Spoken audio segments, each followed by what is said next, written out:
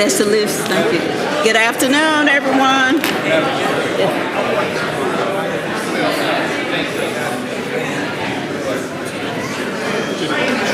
You have to tell probably county administrator. Did you tell Vince?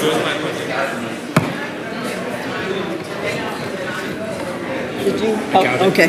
Good afternoon, everyone. May I have your attention? Good afternoon, everyone. It's so great to see so many of you here this afternoon. I'd like to call the meeting to order. And again, welcome all of you that are in attendance here today. It's my pleasure to begin the 2024 installation and reorganization of the Leon County Board of County Commission. But before we begin with the invocation, I'd like to recognize some individuals that have joined us today. I certainly welcome Chief Judge Francis Allman sitting down front, and you will hear from him later on when he swears in our newly elected commissioners. I also like to recognize Clerk Marshall Knight, who will conduct the reorganization of the board later in the program. But we do have some other officials, elected officials that are here. Leon County Supervisor of Elections, Mark Early is here. Where are you? Thank you for being here, Mr. Early. We have Leon County Sheriff, Walt McNeil. Where are you, Sheriff? Okay, Sheriff McNeil. We have our Leon County Public Defender, Jessica Urey. Where are you, our Public Defender? Okay, awesome. We have our City of Tallahassee Mayor, our great Mayor, John Daly, Mayor Daly. We have City Commissioner Curtis Richardson that is here. Thank you, Commissioner Richardson. We have Leon County School Board member Alva Smith. I don't see her, but oh, in the back. Okay, thank you, Ms. Smith. We have Tallahassee Housing Authority Director, Ms. Brenda Williams. Thank you. She's on the front row. We have Leon County Judge-elect, Ms. LaShawn Riggins. Where are you?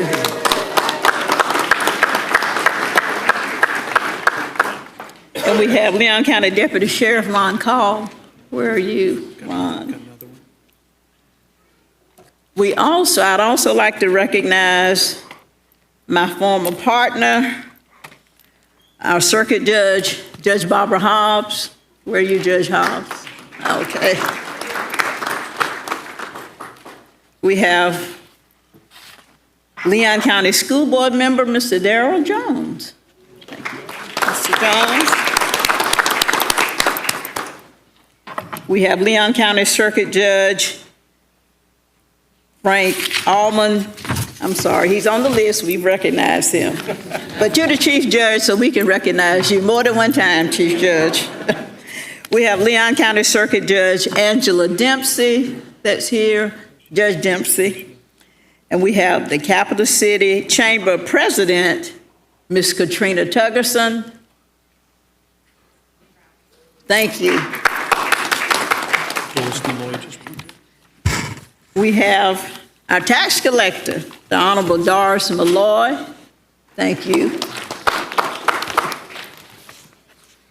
And we also have Reverend McAllister, who is the newly appointed bishop that's here with us. And did I miss any elected officials? Who are they showing? We have former Mayor John Marks that's here with us. I see. Who? Oh, our former county commissioner whose office I now occupy, Commissioner Manny Joannis is here. Thank you. I did. Oh, you did. I did her. Mm-hmm. Did I miss anybody else? Will you all please join me in giving a resounding round of applause to all of those officials who thought it not robbery to join us today.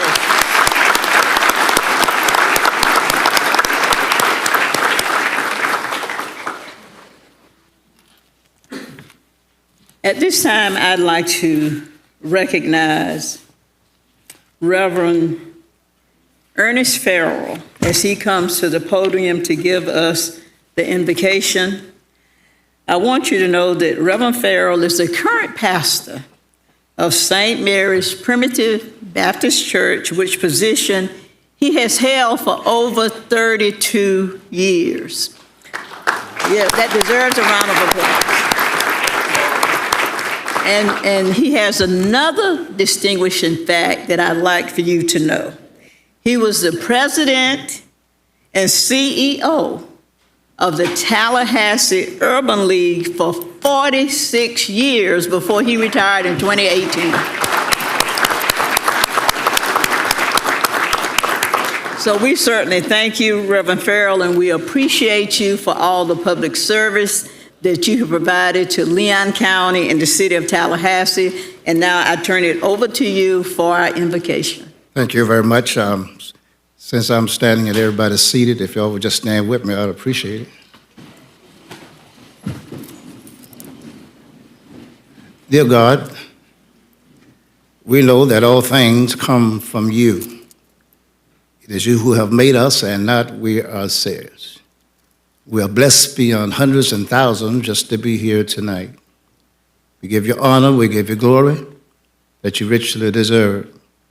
Thank you for this occasion, so important for our community, particularly the county, that as they be installed and reinstalled in the new program for the year began, we pray for their wisdom, we pray for their strength, we pray for their protection in a world that's violent and mean. Pray that you continue to allow your love to abide in them, that they will continue to give you glory and honor for the privilege to serve.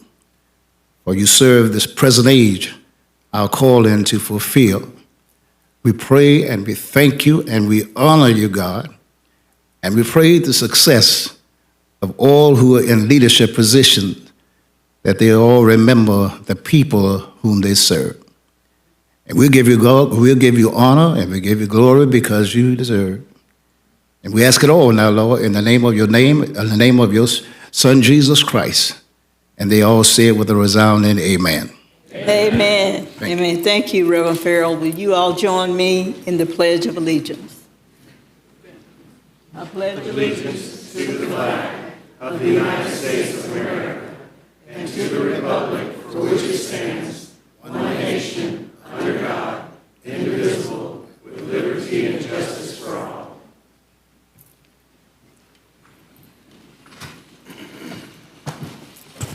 Thank you all so much for participating in our opening. At this time, I'd like to recognize my Vice Chair, Commissioner Welch, and I would like to turn this portion of the meeting over to Commissioner Welch. Here's the gavel. Thank you. Thank you, Madam Chair. And I think we forgot to recognize Commissioner Demp. Commissioner Demp, we're glad you're here. Thank you for being here. And thank you sincerely for all you do for our community. Yeah, let's give him a round of applause.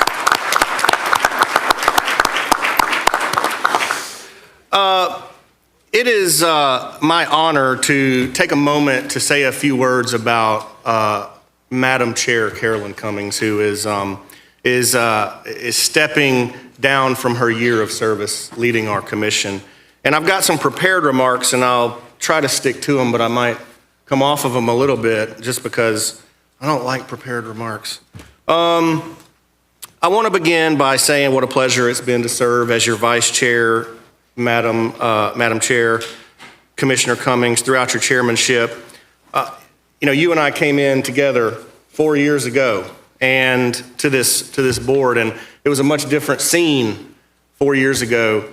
It feels like the longest, but also the shortest 4 years of my life. It's just the weirdest sensation. And 4 years ago, we had plexiglass between us, and we were all wearing masks, and this room was not nearly as crowded. And man, have we come a long way, Madam Chair. And I think it's only fitting that yours and I first 4 years, our first 4 years on the county commission ends with the renewal of a second term, but also the recognition of your service to this board and this community. You have set a high standard for leadership. Your grace and insight and collegiality have been really refreshing to all of us up here. And it says that on here, it really does. But I mean, I think that like, you handle yourself with such a grace and such a peace when things are getting snippy and we're getting heated and Commissioner Proctor's over here nipping at me and trying to get your attention. You handle that so well, and it's like a motherly calm that you bring to this dais, and I think that is invaluable in your service and your voice to this community. During this year of your service, those qualities have been amplified tremendously. You've represented our board so well. You've set an example not just for us as commissioners, but also for future leaders in this community. You are a trailblazer in this community. You are your legacy is going to be untarnished in this community. And if there's anything that we can do about it, I'm sure we will reinforce that.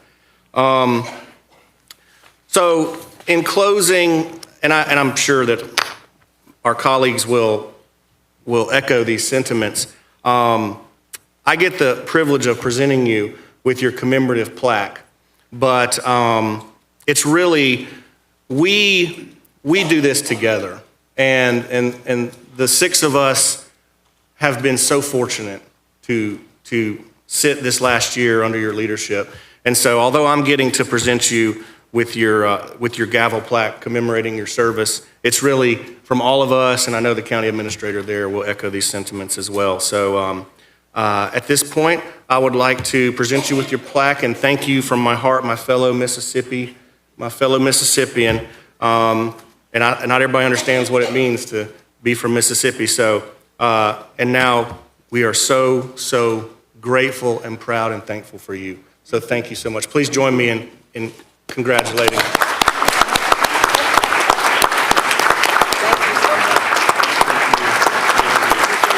Yes, ma'am.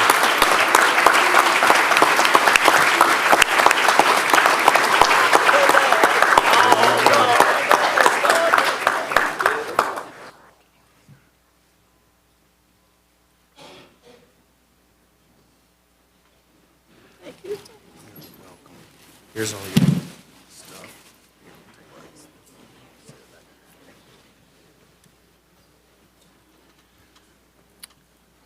Okay. At this time, I'd like to recognize our County Administrator, Vince Long, for some remarks as well. Thank you, Mr. Vice Chairman, Commissioners, Madam Chair.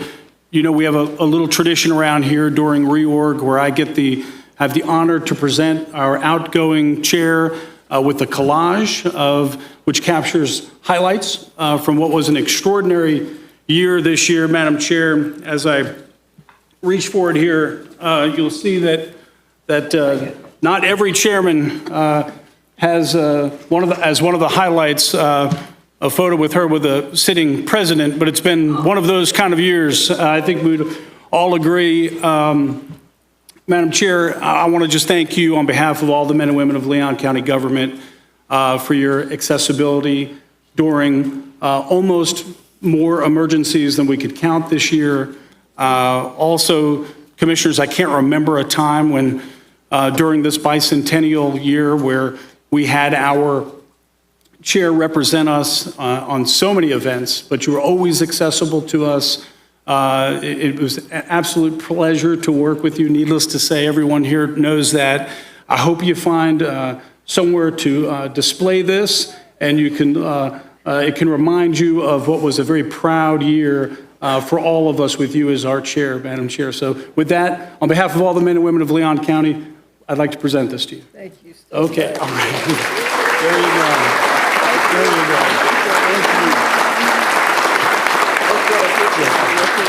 There you go. Thank you. And with that, Madam Chair, I'd like to invite up someone I think you know, Chauncey Haynes. Chauncey, come on up.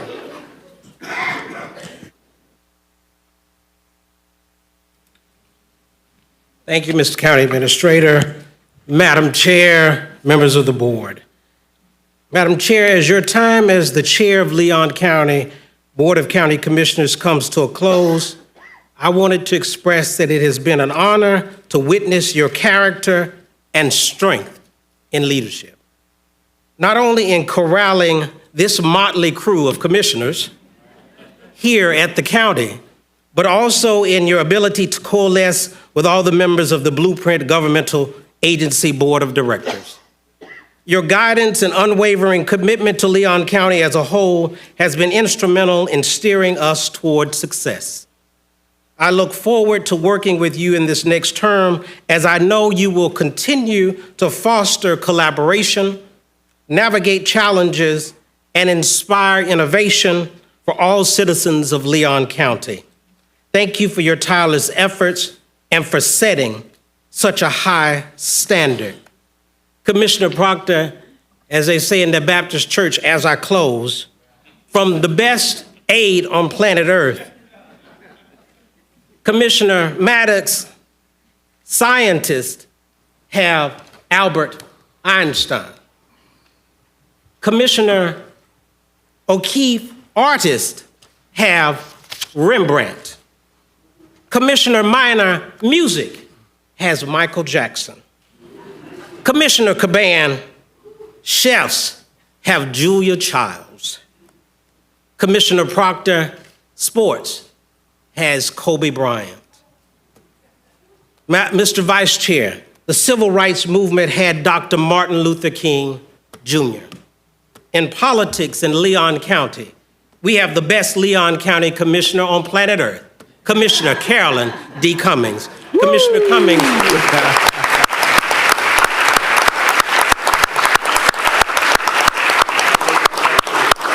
I'd like to honor Commissioner Cummings, if you would come forward.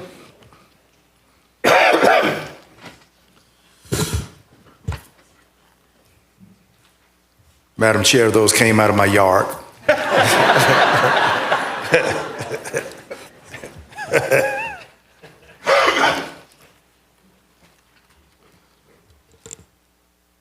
We were talking once before, and I did clear this with the county attorney, so I did tell her, I said, I'm going to have that gift disclosure form ready for her to sign, so they say anything over $100. So I have it filled out, ready for her in the office. So, but, you know, we were talking one day, and she says, well, every woman loves Dillard's. So, Commissioner Cummings, thank you for the pleasure and the opportunity to work with you, and just as a token of my appreciation for you. Thank you so much.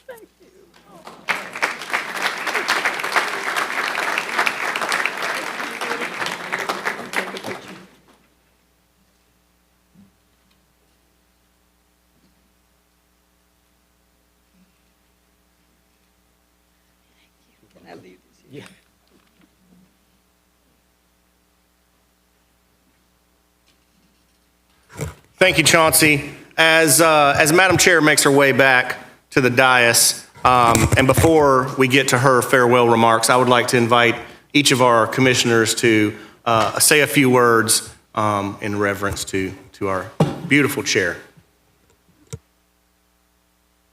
Yes, sir. I'm still new at this, Commissioner Maddox. You are Okay. recognized. Thank you, sir. Madam Chair, it's been a pleasure having you as our chair this year. We've had some of the hardest times storm-wise that we've had in a long time. But what I can say is that from the beginning, you commanded respect from us as your commission, and you even kept us in line when it came to us speaking out of turn, which is hard to do when it comes to Commissioner Proctor. You know, that mouth just goes. I mean, but it's true though, Bill. It's true, man. But we're going to miss you as our chair. Congratulations on your new term, and I look forward to 4 more years of working with you. Thank you, Mr. Vice Chair. Thank you, Commissioner Maddox. Madam Chair, thank you for your year of service and providing a wonderful example of leadership and bringing collegiality and keeping us in line, to put it politely. I think one of the main indicators of someone who's a leader is, does what they've done carry on? And I think that your example as chairwoman here over the past year will play a role in the future chairperson in keeping us during some extreme times and discussions about very important issues, keeping us moving forward, keeping meetings moving forward, and keeping us focused on the issue at hand. Thank you very much. Thank you, Commissioner O'Keefe. Madam Chair, let me start saying this. You know, being the chair is actually much harder than it looks. You've got to run the meeting. You've got to take a look at what all the 6 other county commissioners are doing. It's very difficult. And for those who may not know, we have a little application on our computer screen where the chair sits. And it shows you where the speaker order is. So when someone clicks on a little button here at each of their desks, it shows up on the queue. And you're supposed to use that to kind of gauge, you know, who wants to speak on the dais. The problem is not everyone uses that application. So some people use their hand, you know, raise their hand and all that. All that, you're trying to run the meeting, recognize the folks who want to speak, listen to what everybody's saying, both from here on the dais as well as citizens that come to talk to us. And then you also have to talk about your positions on the issues that we're discussing, all in one meeting. And it is harder than it looks, but Madam Chair, you've done it with poise and grace. During a year where we had almost constant emergencies, hurricanes left and right, and I want to thank you for your leadership because it does set the tone for the rest of this body on how the chair conducts herself. And you did that in an exemplary fashion. I want to thank you for your leadership, and it's been a real pleasure serving with you this year. Looking forward to the next years coming forward. Thank you, ma'am. Thank you, Commissioner Minor. Madam Chair, I think Commissioner Welch nailed it on the head when he said the way you manage this board with such a motherly instinct and with such grace, I think is such an accurate depiction of your chairmanship the last year. You know, behind the scenes, a lot of folks don't know about some of the struggles you had personally through the last year, you know, and we do as your colleagues. And to see you show up every single day with your game face on, out in Fort Braden, during the water food giveaway after the hurricanes, or at Sable Palm Elementary after the tornadoes. Watching your perseverance for our community is truly humbling to watch. So thank you for your service this year. Thank you. Thank you, Commissioner Caban. Madam Chair, Chauncey never stops campaigning. And you are the best chairperson in the whole wide world, but he is not the best aide in the whole wide world. I don't know what has gone to his head, but nevertheless. Madam Chair, I heard our mayor say wonderful, splendid things about you recently. And God knows, John Daly has never said that about a previous chairperson at all. And certainly not about me as chair. But for Daly to say all those things, whew, you got to be cooking with gas. I didn't know, during the 200th anniversary of our county and city, how two people from Mississippi would be the chair and vice chair of our county government. I guess roll the dice. And but you all have done a splendid job, and you've been on the scene. Left and right, all kinds of measures. I had it in mind, really to get some flowers, but I didn't. Rachel or something, miscommunication, and then that the ones I wanted cost way more than those. And I don't know why Chauncey is so cheap. But you probably, the ones I wanted, I'd have had to fill out about 3 forms for disclosure. So that's why you didn't, the ones that I really had in mind. I was asked today who perhaps some of the most memorable county commissioners, and it's just hard to say, but I truly know that the most sweetly loved and sweetly adored by far has been you, Commissioner Carolyn Cummings, and that that your charm, your effervescence, your class, you sure you want to, follow that right there? I don't know. To all that. But I just want to conclude by saying I love you, and Godspeed upon you. We've really enjoyed you, Carolyn Cummings. Thank you. Thank you. Thank you, Commissioner Proctor. Thank you, Commissioners. And now it is time for Madam Chair to share with us some outgoing remarks. Thank you. Thank you, my Vice Chair. And before I begin my remarks, I'd like to recognize a couple of people that have come in. Mr. Reese Gould, who is the city manager, the great city manager for the city of Tallahassee, as well as Mr. Michael Alford, who is the great FSU athletic director, is here. Let's give them a round of applause.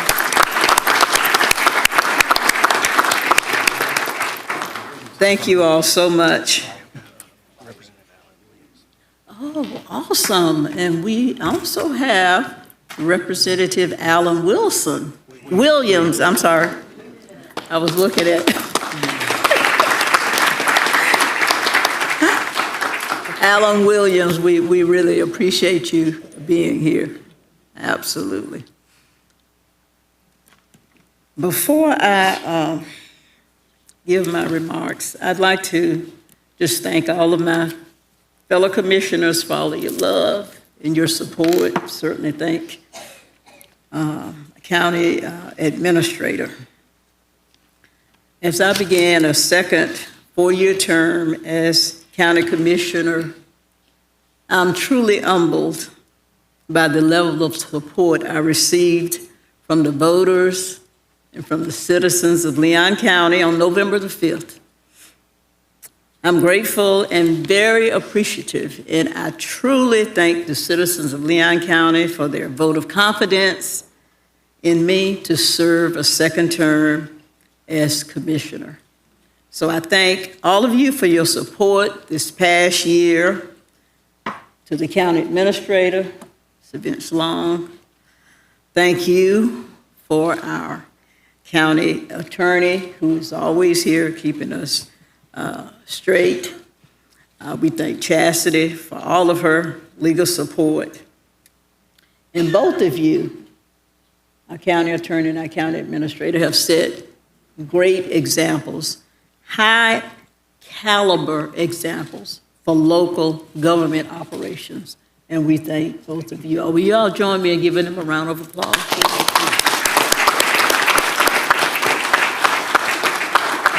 And it goes without saying that we certainly appreciate their staff, county staff, for the county administrator as well as our county attorney. They also demonstrate very high examples for local government operations. I want to thank the citizens of Leon County, again, for allowing me to serve them, because I believe service is not a right, it's a privilege. And it's been a privilege for me to serve the citizens. I want to thank my commission aide, Chauncey Hayes, who is the greatest commission aide on planet Earth, Commissioner Proctor, for his kind words this afternoon, for the beautiful flowers. But I want to thank him for all that he does for me and what he does for the citizens of Leon County, which in many instances, most instances, you don't see, you don't realize it. But he makes sure that we respond, that I respond to every single phone call from citizens, to every single inquiry, to every question. And of course, he does so much more. But I certainly appreciate his dedicated service, not only to me, but to the citizens of Leon County as well. So again, Commissioner Proctor, he's the greatest aide on planet Earth. Yeah, let's give him a round of applause. Thank you so much. And also to my fellow commissioners, and of course, your aides as well. They are great aides. And I thank and I appreciate each of you for the manner that we have worked together this last year on this board to maintain a high level of respect and collegiality among ourselves. And I am honored, Commissioner Maddox, to have been selected as chair after your chairmanship. But it's just been great, and you set a great example for me. And I certainly feel honored to have served on this board with each of you. As I reflect on my time as chair, there are some moments that have been special, and I'll just name a couple. I'm proud of the collective efforts of this board to address affordable housing. And we did so by investing millions in housing developments that have increased the number of affordable housing units throughout Leon County. And I'm proud of the fact that this board led and supported Team Leon in response to the series of tornadoes that devastated our city and our county in May of this year. And this board approved Team Leon and approved the expenditure of $1 million of targeted assistance to businesses and individuals that had suffered loss during those tornadoes. And those funds were delivered to those businesses and individuals in less than 14 days. I'm proud of the fact that this board invested in building and sustaining quality infrastructure that supports orderly growth, improved mobility and economic opportunities in Leon County that benefits all of our citizens. And there are many other actions that this board has taken to address the daily needs of our citizens in our communities that will be very impactful now and for future successes. And those actions, and I won't go into those, it would take too long, but it makes me so proud to be part of this commission and part of the guys on this board.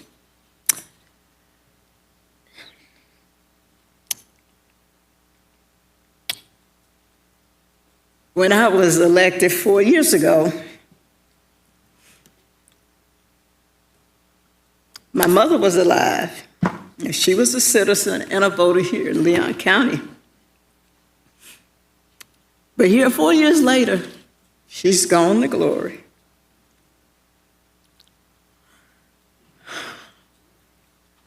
But her spirit lingers on.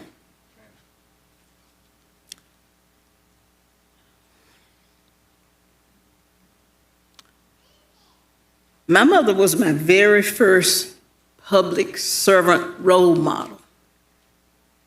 And some of you have heard me say this before.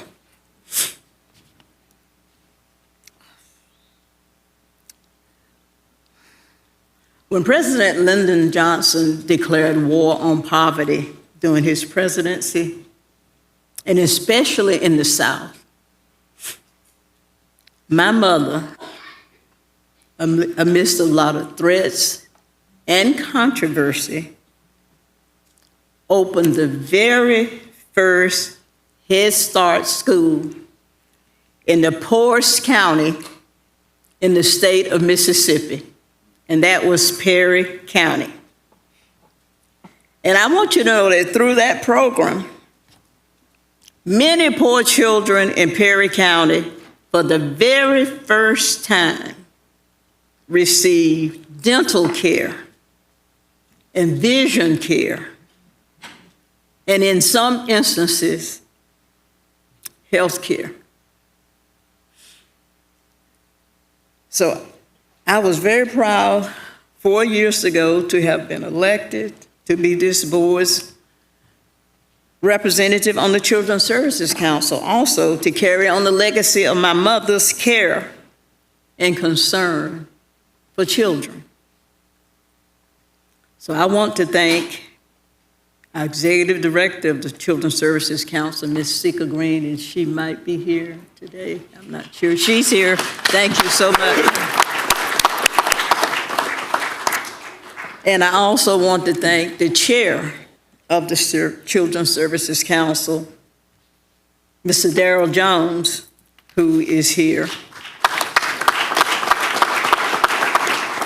And they both share the same care and concern for children that my mother displayed through her bravery in the 60s. I believe that through my public service work, I will continue to carry on my mother's public service legacy. Last year, when I was sworn in and became chair of the commission, I wore purple because purple was my mother's favorite color. Well, this year, during my swearing in for another 4-year term, I'm wearing red in her honor, because she loved her red lipstick. So I've got on my red lipstick to demonstrate what a great public servant and role model that she was for me. So once again, commissioners, I thank each of you for your love, your support, and for allowing me the opportunity to serve as your chair. I thank all of you for coming here today to witness this occasion. And I ask that God will continue to bless each of you, will continue to bless the work of this commission, that He will lead and guide us to do the best for the citizens of Leon County. And I want you to know that I love all of you, and I thank you. May God bless each of you.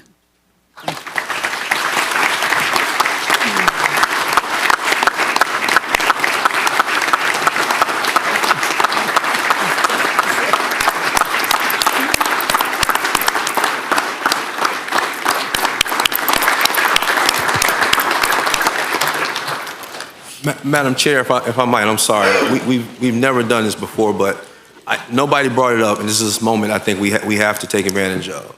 First of all, I got to say, Chauncey asked me to wear red.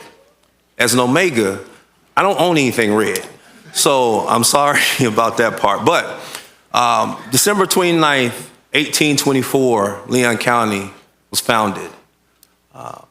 200 years later, sitting as our chair would be an African-American woman.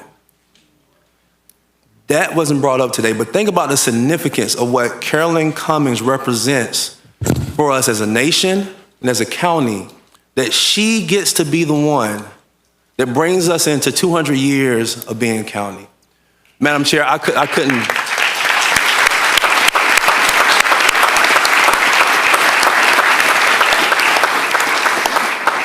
Madam Chair, I say it with pride. I know your mother would be very proud that she was a trailblazer, that you can count yourself as a trailblazer, because you got to represent us as our chair and lead us through a year that's significant, not only today, but for the rest of our history. Let the record show that 200 years from now, that they will be able to say that Carolyn Cummings was our chair for our 200th anniversary. Congratulations, Madam Chair. Thank you. Thank you. Thank you so much, Commissioner Maddox. And if I might just comment, It's been a great year. I've certainly enjoyed representing the county this centennial year, and it's just been a great run with our great mayor, Mayor Daley. He and I have been on the stump together, representing Leon County in Tallahassee's 200-year bicentennial celebration. So thank you for those comments, and I just appreciate the opportunity. And thank you, Mr. Mayor, for being so gracious. Madam Chair, since Commissioner Maddox violated protocol and established a new precedent, I couldn't help but think that you left out an additional point. And aside from your mother being extremely sweet, your mother was an extraordinary dresser and looked good all the time. And I think that, for the record, we need note in your following in her stride that you've always kept pace to look extraordinarily good, and you've always been well-dressed, just like your mother, as we've known you over the past few years. So that part had to be added to go with her mother's comments. Sharp all the time. Madam Chair, I think I'm supposed to hand you back the gavel here for our installation and swearing-in ceremony. So here you go. Thank you, my Vice Chair, Commissioner Welch. And as you all know, we have 3 commissioners to be sworn in today, Commissioner Welch, Commissioner Caban, and myself. So at this time, I would like to ask our Honorable Chief Judge Allman if he would go to the podium, and we will meet him at the podium for the swearing-in ceremony. Thank you, Judge Allman. Thank you very much, Madam Chair. I bring greetings to all of you from the judges serving in the 2nd Judicial Circuit and those in Leon County. I'd like to welcome all of our county commissioners and, of course, their family, our county administrator, Vince Long, and County Attorney Chastity Osteen, and, of course, all honored guests to this installation and swearing-in ceremony. I want to thank you for allowing me the honor of participating in this important occasion. And I do want to thank all of our Leon County commissioners for answering that call to serve your fellow citizens. So let us begin. District 2 Commissioner Christian Caban, can you come forward, please? All right.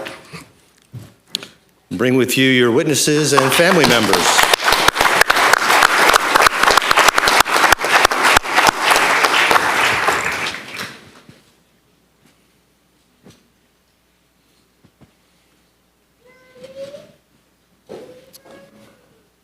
Who's going to do the honor? Honors. Yes, ma'am. All right, sir, if you'd raise your right hand, repeat after me. I do solemnly swear or affirm I do solemnly swear or affirm that I will support, protect, and defend that I will support, protect, and defend the Constitution and government the Constitution and government of the United States and the state of Florida, of the United States and the state of Florida, that I am duly qualified to hold office that I am duly qualified to hold office under the Constitution of the state, under the Constitution of the state, and that I will well and faithfully perform that I will well and faithfully perform the duties of the office of County Commissioner, the duties of the office of County Commissioner, on which I am about to enter. of which I'm about to enter. So help me God. So help me God. Congratulations, sir.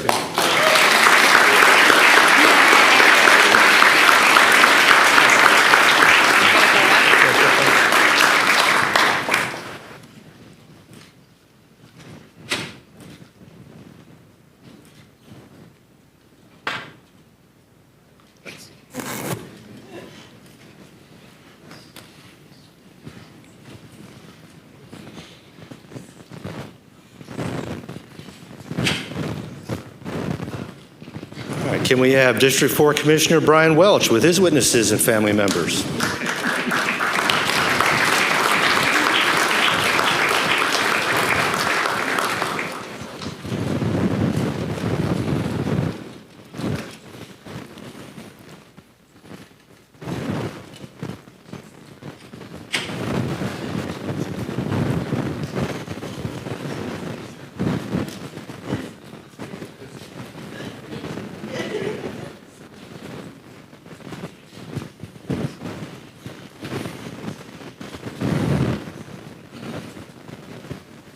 All right, sir, if you would place your left hand on the Bible, raise your right hand, repeat after me.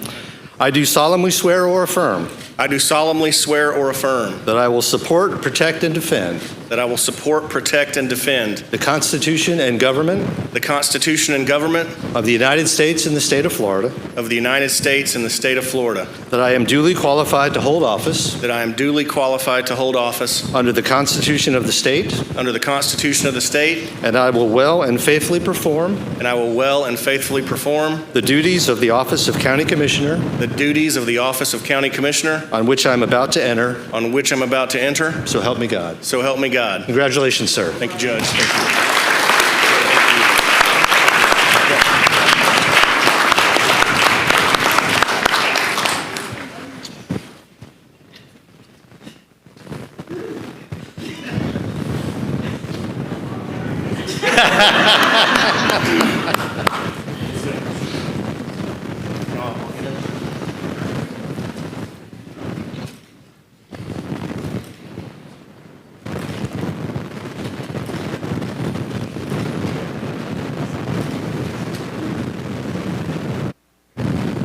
Before we roll out, Judge, I just want to introduce my fam jam, if you don't mind.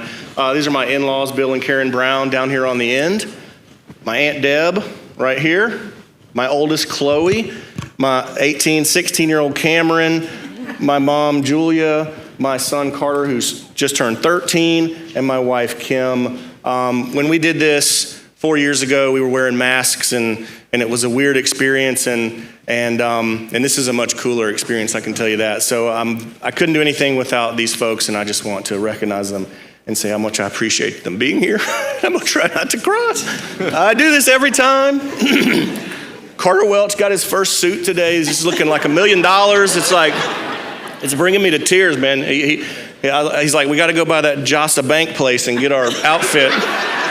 So just want to say thank you to you guys. I love you all very much. And I said this after our election. It takes a lot of people to help win an election, but it takes a small group of really dedicated people to keep you going through the rough days and rough nights. So thank you guys so much. And hopefully we'll get a chance to say a little bit more. But I just want to say I love you and thank you.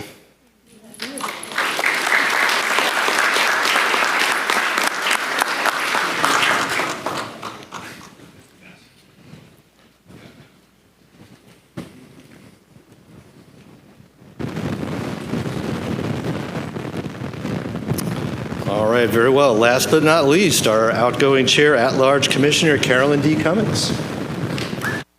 Please bring your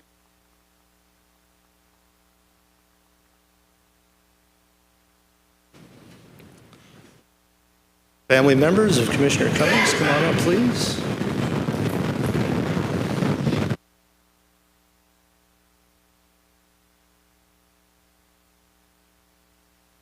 Madam Chair, if you put your left hand on the Bible and raise your right hand. Repeat after me. I do solemnly swear or affirm I do solemnly swear or affirm that I will support, protect, and defend that I will support, protect, and defend the Constitution and government the Constitution and government of the United States and the state of Florida, of the United States and the state of Florida, that I am duly qualified to hold office that I am duly qualified to hold office under the Constitution of the state, under the Constitution of the state, and that I will well and faithfully perform and that I will well and faithfully perform the duties of the office of County Commissioner the duties of the office of County Commissioner, on which I am about to enter. of which I am about to enter. So help me God. So help me God. Congratulations, ma'am. Thank you, Judge Allen. Appreciate you. Thank you. All right, we got to take a picture. Let me get this done. Oh, and Judge Allen, I'd like to introduce my family. This is my brother's son from California. How you doing? Joshua Davis. And this is my sister's son. He lives here, Jace Lindsay, and he's also my godson. Okay.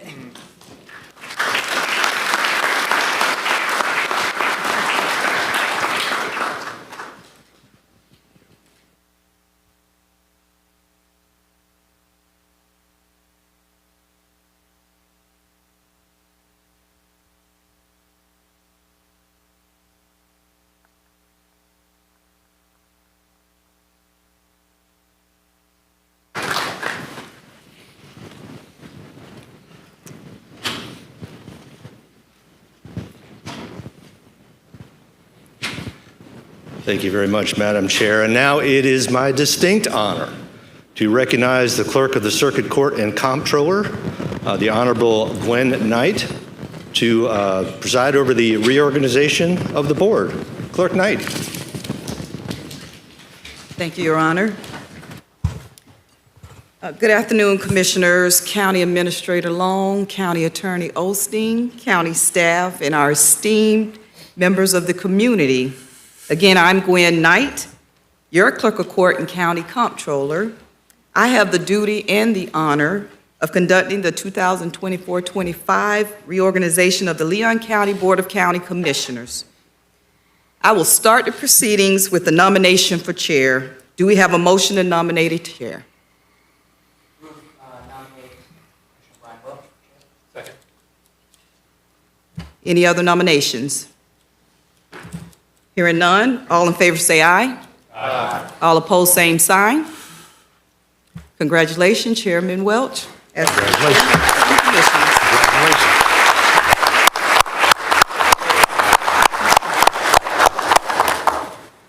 Next, I will open the nominations for vice chair. Do we have any motions to nominate a vice chair? Madam Clerk, I nominate Christian Caban for vice chair. Do we have a second? Second. Are there any other nominations? All in favor say aye. Aye. All opposed, same sign. Congratulations, Commissioner Caban, for vice chair. Congratulations.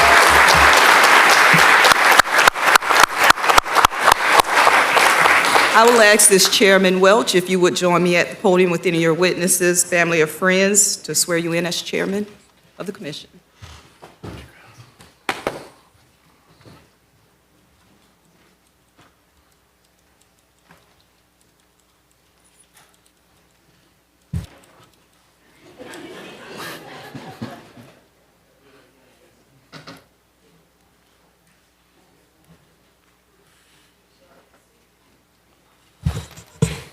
Sister Clerk.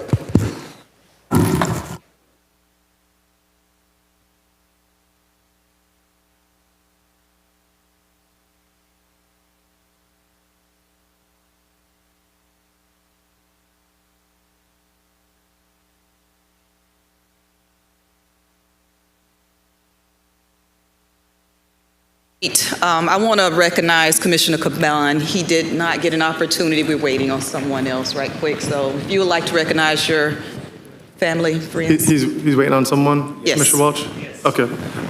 I have a few special people I would like to acknowledge that are here as my guests today. I first have my partner, Alex, who's sitting over there. who is holds the house down when we work lots of late hours and lots of Sundays during the campaign season. So I appreciate you, Alex. I also have my two sisters, Greta Owens and Lindsay Meredith, that are here. My sister traveled from Virginia to be here with two little kids at home, and then my other sister traveled from Ocala, and I'm very, very thankful to have them. They were both very pivotal in my upbringing, so I'm thankful to have them. Lastly, I would be remiss if I did not acknowledge my predecessors, the late Jimbo Jackson's family that is here today. We have Allie Richards, Justin Richards, Ashley Rutherford, Lucas, Beth, and I believe that all the kids are here, so I really appreciate you all coming today in support. Thank you. That's all I have. Thank you.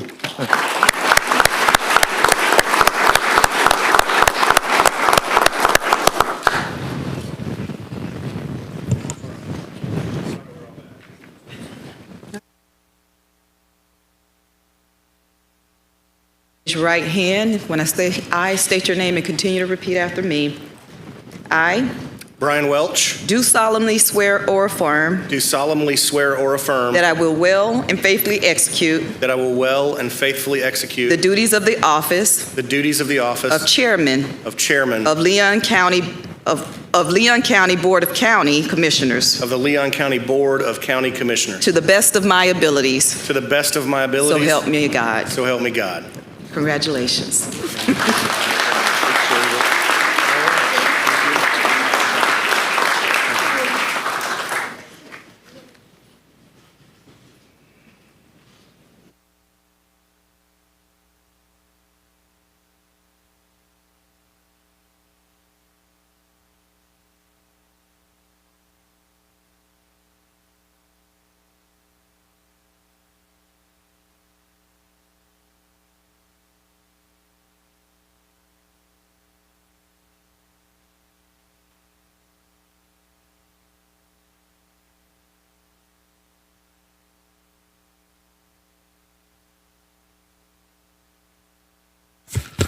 All right.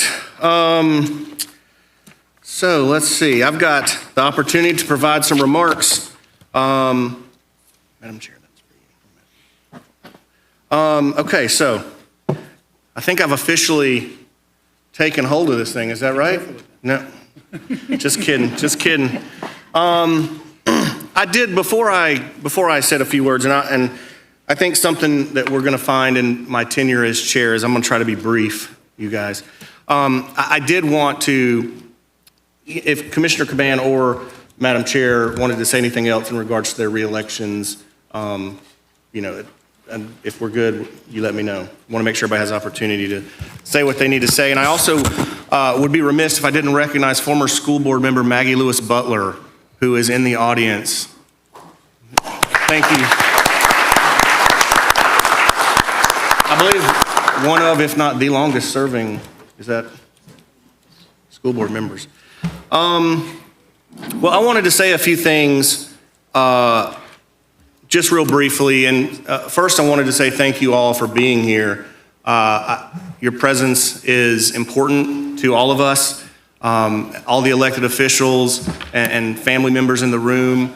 This is an important day for us as individuals, but also for our government and our community. And one of my themes you're going to catch on to here is I really try to embrace the privilege that is our opportunity to serve. You know, running campaigns and running elections, we all owe the community at large, you know, a huge debt of gratitude for the opportunity to serve on this dais. These are not our seats.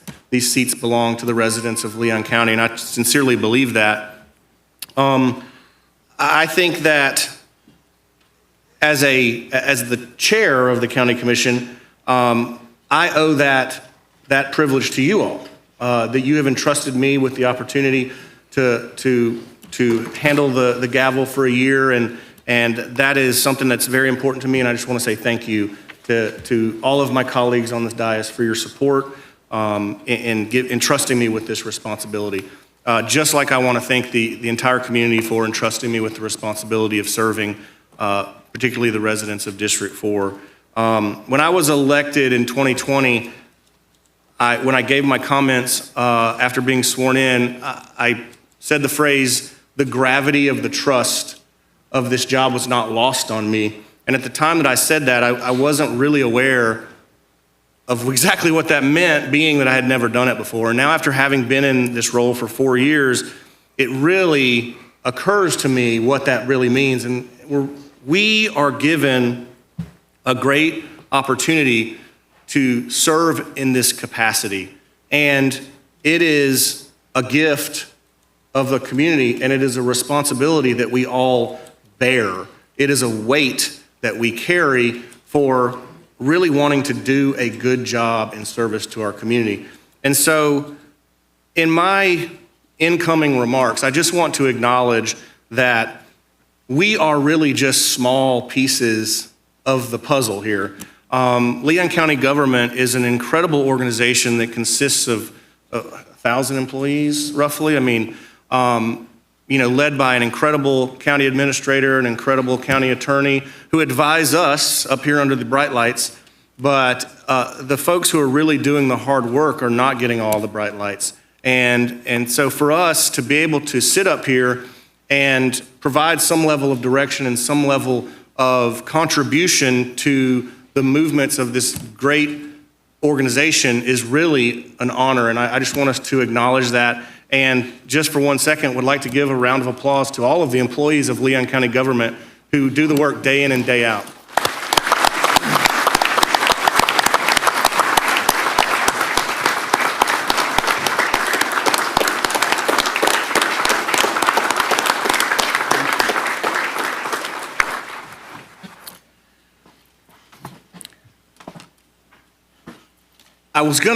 I wanted to say something about each of you just real briefly and what you've meant to me in the time that I've known you. Some of you for 4 years and some of you for a couple years. Commissioner Maddox is out of the chamber right now. But if he's listening, I've told him this before. He's like, he's younger than I am. Even though he acts way older than I am, I call him kind of my younger big brother. Because Commissioner Maddox, in the 4 years that I've served with him, has been he's really a deft operator on this dais. He provides a voice of reason in times when we are discombobulated. He really is a steadying force, and here he comes. He's been on, I think he's going on 14, 15 years or something like that of service to Leon County. So I just wanted to thank Commissioner Maddox for his support throughout the years. Commissioner O'Keefe, I've had the opportunity to serve with you for a couple years. There's Commissioner Maddox. Can we give him a round of applause? Yes, sir. Thank you.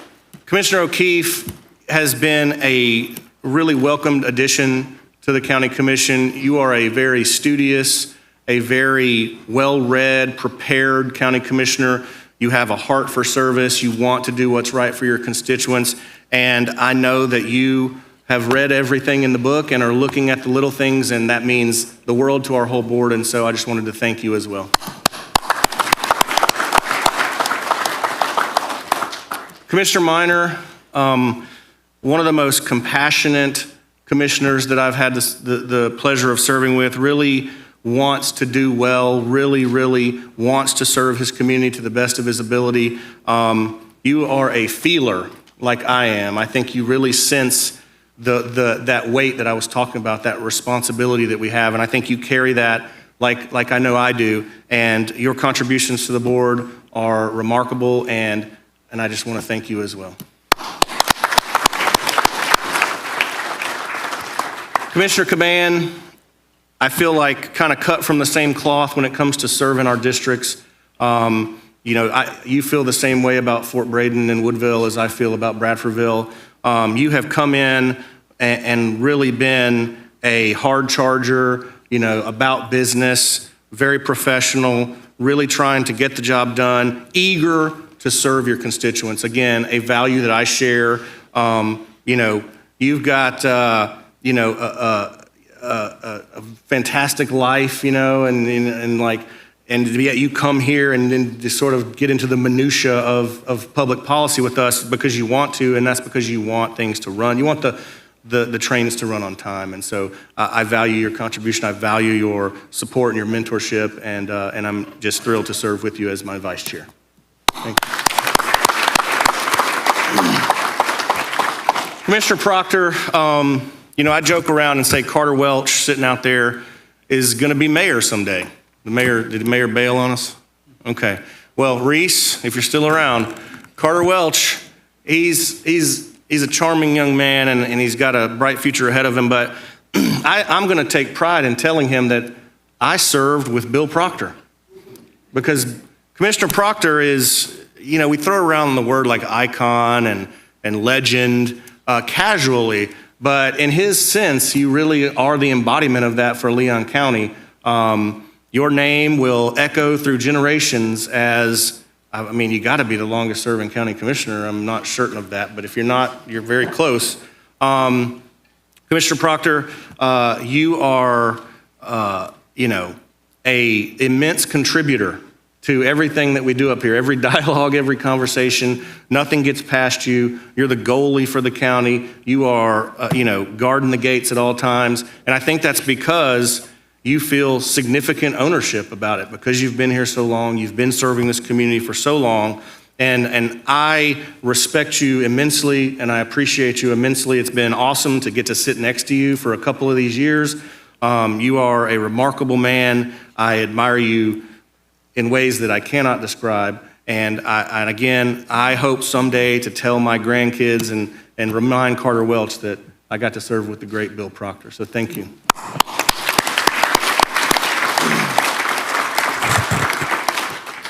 And outgoing Madam Chair, Carolyn Cummings, I know I said a little bit of this earlier, but you are like our den mother up here. You keep us, it can be a little jocular, I think, without you. So you are the embodiment of the grace that we so desperately need sometimes, and the calm and the patience when we're like a bunch of kids throwing food at each other. You're the one that goes, calm down, children. We're going to get through this. And so tremendously appreciate your support, your mentorship. Having come in with you in 2020 has meant so much to me, and I'm just privileged to serve with you, so thank you.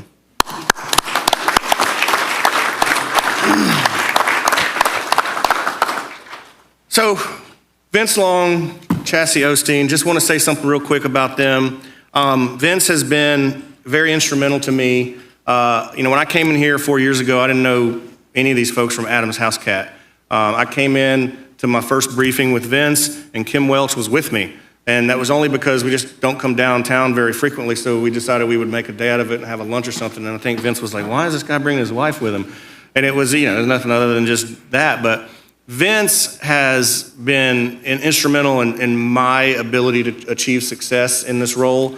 Chastity is constantly measuring me and keeping me on track, to make sure that I don't do anything wrong, and giving me just really incredible advice. And so you guys really make the trains run on time around here, and none of us would be successful without your commitment and your dedication. And certainly in Vince's case, he's also been here a long time. I believe your tenure kind of coincides with Commissioner Proctor's roughly, which is really a remarkable testament to your service to our community. And so I think it's very important that all of us acknowledge the role that Vince and Chastity play in making Leon County a wonderful organization. So thank you, guys.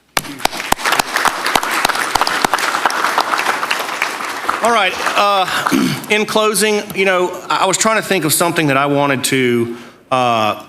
to emphasize in my year as chairman with the gift that you've given me. I said something to this effect in Vince's most recent analysis. What do we call it? Job evaluation. Thank you. See, Madam Attorney. Evaluation. How do we put a value on Vince and Chastity, right? It's evaluation. Evaluation's off the charts. And it was, Leon County, in my experience, and I work in the school district as well, Leon County does a really good job, guys. I think that we all acknowledge we do a really good job here of providing services to our community, being responsive to citizens, solving problems. I mean, we're here to solve problems. We're here to sort of see problems before they get to us and try to solve them. And one of the things that I challenged Vince with in his last evaluation was, that can breed complacency. So I want us to continue to innovate at the county. I want us to continue to find ways to improve, whether that means in how we provide parks and recreational services or how we provide permitting services to our community. I am committed to the idea that we need to grow a private sector in Leon County. We need to create jobs. And I'm proud to say that in my 4 years on this commission, with Vince's big time help, we brought in Amazon with our blueprint, with our targeted economic development program, and we were able to, really create really a big job mover. And I think that's had a ripple effect across our economy. And I want to see us do more of that. I want to see us double down and commit to recruiting companies to this community to provide jobs, to grow a private sector, so that we can create a standard of living and a quality of life for our citizens that moves them. Nothing moves the needle more than economic prosperity, right? Getting people out of poverty and providing safe homes for them and safe communities. And so I want to see us commit to doing that. I also feel like there's an opportunity that we may be missing out on as a board of Leon County Commissioners, and that is building bridges across the street. Not necessarily to the city, who I think we have a good working relationship with, and I look forward to that continuing, but to the big building across the street. The state capital of the third largest state in America is right across the street from us. And they have a $1 billion budget over there, and we are the home of the state capital of the third largest state. I want to see us build bridges across the street. I want us to go over there, and I want us to talk to the governor. I want us to talk to the Speaker of the House. I want us to talk to the Senate President, and I want us to say, hey, the governor lives here 365 days a year, right? The legislators and all of the people over there who make very important decisions for our state live here for a vast majority of the year. I feel like we have a responsibility to break down ideological barriers and try to get over there. So people might call me naive. People might call me hopeful or wishful, but I'm going to try and get a meeting with the governor. I'm going to try and get a meeting with the Senate President. I'm going to try and get a meeting with the Speaker of the House, and I want to sit down with them and say, hey man, do your kids enjoy playing baseball at Myers Park or Levy Park or city facilities? Do you enjoy, getting around town and the events that we have? We need your help to make Tallahassee the greatest state capital in the country. Right? We are kind of torn between this small town state capital idea or this, are we going to be a big city state capital, a big state state capital? And I don't think we have to choose between those two, but we do need to commit ourselves to growing and moving the needle down the road. So I feel like those people across the street are a great resource that we need to build more relationships with. So I'm going to try and do that. I think that's a step in the right direction. Nothing may come of it. I might get the door shut in my face, but I'm going to try. I'm going to try to reach out and impress upon the decision makers across the street what a beautiful place Leon County is, and we're proud that they're here. We're proud that that legislature's here. We're proud that they create a sense of place and an economy in Leon County and an identity that we want to embrace. So that's kind of the gist of my comments, you guys. I appreciate, once again, the opportunity to serve with each and every one of you. You are all mentors to me. You are all friends to me, all colleagues to me. I couldn't be here without your support. Same goes to the folks on my right. Here's the prepared remarks. Thank you, commissioners, for your support, and I look forward to working with each one of you over the next year. I am confident through the board's vision, the leadership of the county administrator and county attorney, and the dedication of our county staff, we can continue to effectively address the needs of our community and serve the citizens of our great county. Thank you once again to everybody who's here. We are going to recognize Dr. Ernest Farrell to conduct our closing prayer and benediction. So Dr. Farrell, if you would not mind, once again, stepping to the podium. Thank you very much as we stand for the closing.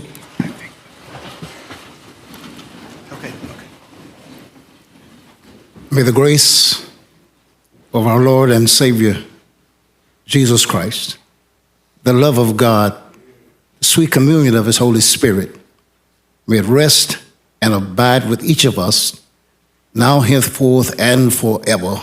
And we all said amen. Amen. God bless you.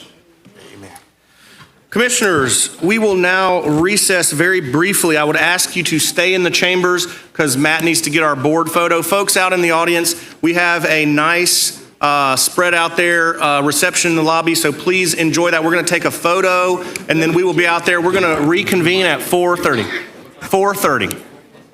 That was the county administrator's recommendation, so 15 minutes. So don't go anywhere, Commissioner Maddox. Good job. Good job. Thank you so much.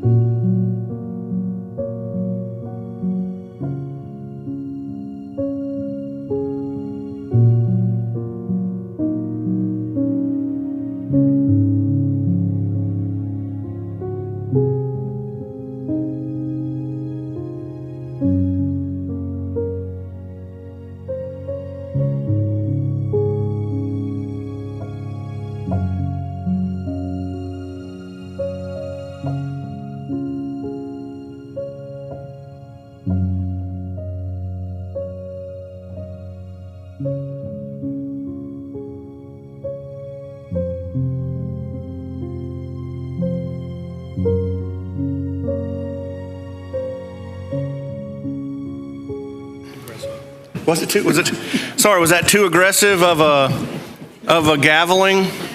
About right? Okay. So we will call this meeting of the Leon County Board, regular meeting of the Leon County Board of County Commissioners to order at close to 4:35. Okay, sorry. Let me get myself right here. Oh, bless it. We already had the reorg. Okay, Mr. County Administrator, take it away. Thank you, Mr. Chairman. I believe we have awards and presentations. Up first, it looks like we've got Commissioner Maddox recognizing the 32nd Annual Big Bend Minority Enterprise Development Week Award recipients. Commissioner Maddox, you're recognized to present your proclamation. Thank you. Yes, sir.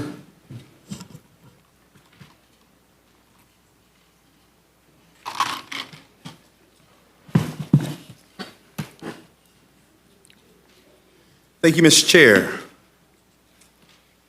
I have about 5 proclamations to present, Mr. Chair, if you'll be patient with me. Yes, sir. Go ahead. Okay.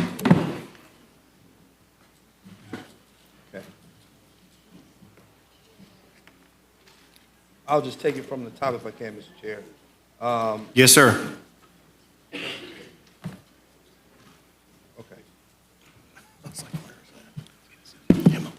My first proclamation, I proudly get to present, Mr. Chair. Well, no, I'm going to say that for last. My baby. All right.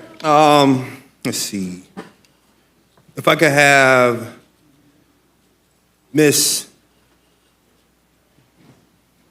DJ Layla J.P., please come on.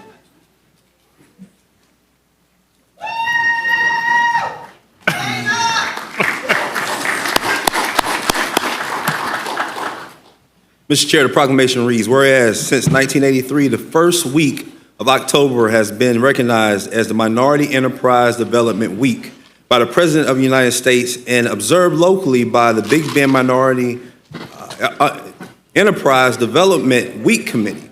And whereas the Big Bend Med Week Committee, including partners such as the Tallahassee-Leon County Office of Economic Vitality, Florida State University Office of Supply and Diversity, Leon County Schools, Florida Office of Supply and Diversity, Florida A&M University, Small Business Development Center, and local chambers of commerce promotes business development and entrepreneurship in this community.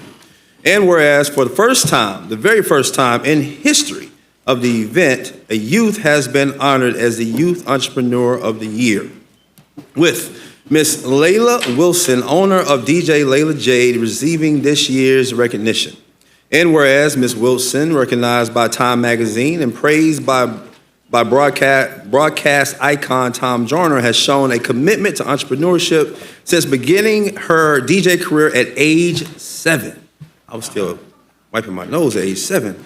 She continues to manage a busy event schedule while pursuing a bachelor's degree in broadcast journalism at Florida A&M University.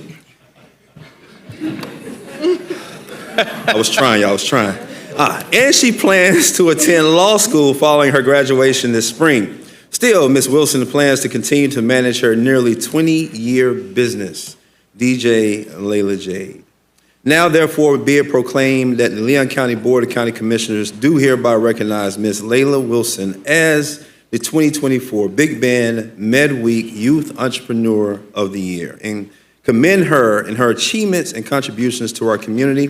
This is signed by the chair as well as the rest of the commission and attested to by the county administrator.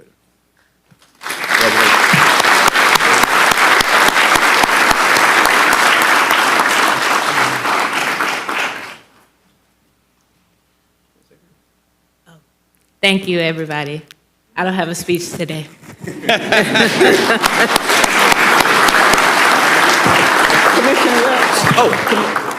Welch. Commissioner Welch. Yes, ma'am. Ms. Wilson, I just want to say that we are immensely proud of you, and we thank God for you and your father, Mr. Van Wilson, and his mother. I was getting ready to say that. Your mom and your dad have invested a lot in you, and it shows. We appreciate your parents, we appreciate you, and we know the best is yet to come. So thank you, congratulations. Yes.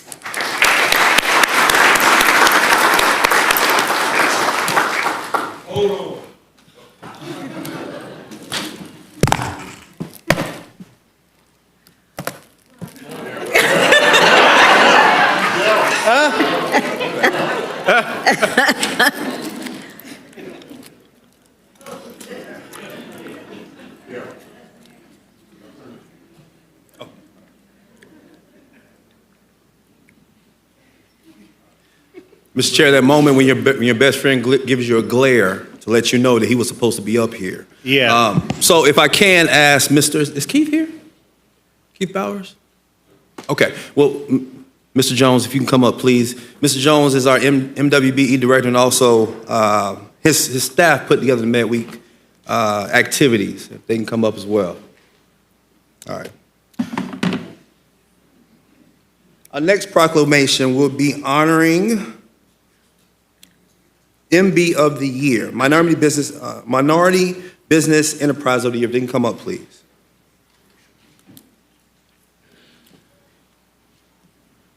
This is Ms.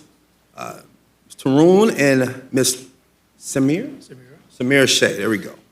The first week of October has been designated as Minority Entrepreneur Development Week by the President of the United States in 1983, observed by the Big Bend Minority Enterprise Week Committee. Whereas an important activity of Med Week observation is a selection of the prominent male and female entrepreneurs for recognition as the Minority Business Enterprise MBE of the Year. The Med Week Committee is proud to have Ms. Tarun Tony and Mr. Tony and Ms. Samira Shea, owner of Enterprise Express Printing and Copy, as this year's MBE of the Year. And whereas the Shays bring over 36 years of prestige as small business owners in Tallahassee community, they begin their business journey by providing sweet treats to the community via 31 flavors of ice cream at Baskin-Robbins. The enjoyment of embracing the community by acquiring Express Printing in 1999. Express Printing provides printing, binding, and mailing services. These services enhance the support local communities in Leon County. And whereas the Shays attribute have successful business to their businesses and professional acumen. Mr. Shea has extensive experience in business as he has served as president and CEO for several entities. Ms. Shea has a professional background in the financial industry, serving as the financial services officer and a member services representative. The combined experience provides a solid foundation for the Shays, and it is evident in their success over the past 36 years. And whereas Mr. Shea relishes the opportunity to embrace and serve the community, he also serves as a member of the Tallahassee Chamber of Commerce, Business Network International, and the Tallahassee Club 100. Additionally, he serves on the Executive Advisory Committee of the Med Week, the Minority Business Experience Office, and Salvation Army of Tallahassee. Mr. Shea is also founding member of the Indian Association of Tallahassee. It is a true testament to his dedication and commitment to deliver exemplary services to the Tallahassee community. The Shays are quite simply Tallahassee proud. Now therefore be it proclaimed that the Leon County Board of County Commissioners do hereby recognize Tony and Samira Shea as the 2024 Minority Business Enterprise of the Year, signed by the chair as well as the rest of the commission and attested to by the county administrator.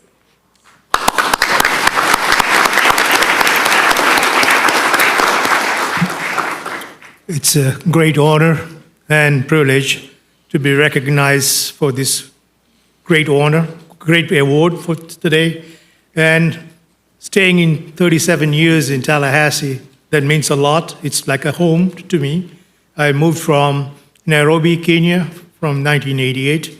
And 10 years we had Baskin Robbins stores, multiple stores in town, and working 7 days, employing almost like 40 school kids, mainly, and also college kids. And then thereafter, in 1999, we acquired Express Printing. That's also about 25 years old now. Thank you, and we really appreciate this award. Thank you.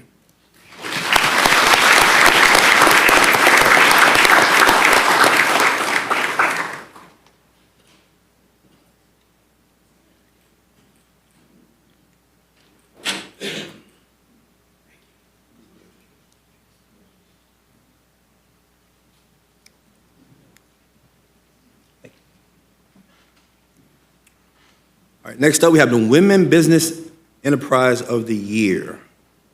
Ms. Hankier. Hankier? Come on. All right. Whereas an important activity of annual Med Week observation is the selection of the prominent women entrepreneur for recognition as the Women Business Enterprise of the Year, the Med Week Committee is proud to have selected Ms. Linda Hunkier, owner and founder of Bannerman Landscape LLC, as this year's WBE of the Year.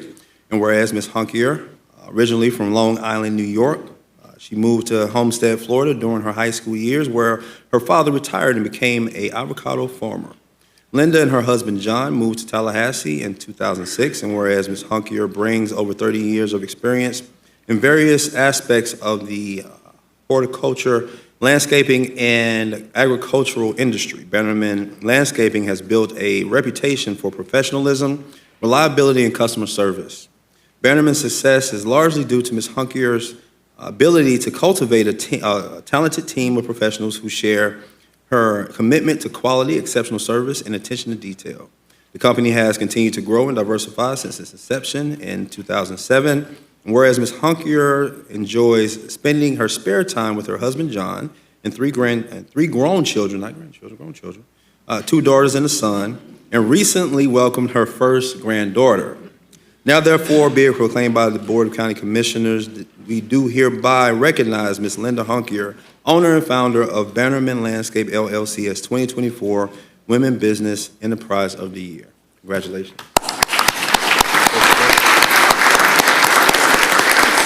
Thank you very much. We're honored to receive this award. I did want to thank the Minority Office and Darrell Jones, and the whole staff has helped us tremendously through the years.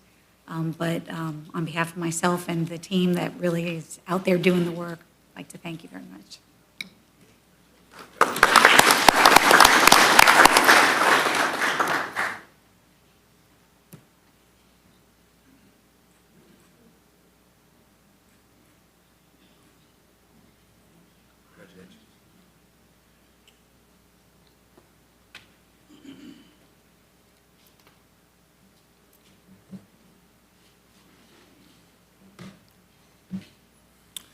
Now, I'd like to recognize the 2024 Reggie L. Roll Economic Development Champion of the Year, Ms. Brenda Williams.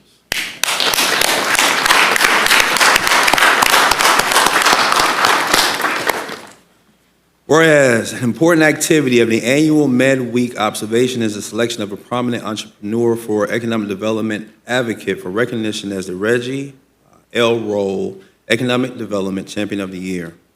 The Med Week Committee is proud to have selected Ms. Brenda Williams, Executive Director of the Tallahassee Housing Authority, as this year's Economic Development Champion of the Year. And whereas Ms. Williams earned a MA in Sociology, Social Work, and a BS in Sociology from Lincoln University, Jefferson City, Missouri. Upon graduating from college, she joined the St. Louis Housing Authority as a manager in the Public Housing and Section 8 Department after graduating from college. She spent 12 years at the agency and rose to the position of Executive Director of a very large public housing authority. And whereas Ms. Williams has had outstanding efforts at the St. Louis Housing Authority, she was recruited to serve as Chief of Staff at the New Orleans Housing Authority, which was plagued with operational mismanagement and was placed in receivership by HUD. where she served successfully for over 5 years. Towards the end of her term with New Orleans Housing Authority, she was recruited by the Under Secretary of HUD to improve the operations of the Camden, New Jersey Housing Authority, which also was in trouble status with HUD. Again, she was successful. After 15 years of operational experience of directing relatively large housing authorities, she began a career as a consultant, providing technical assistance to public housing authorities throughout the country. And whereas, prior to joining Tallahassee Housing Authority, Ms. Williams was president of a consulting firm that provided services including assisting the Board of Commissioners, executive personnel, and local government officials in improving the delivery of affordable housing and supportive communities services to their constituent population. Ms. Williams is dedicated to providing a decent and safe environment for all housing authorities residents.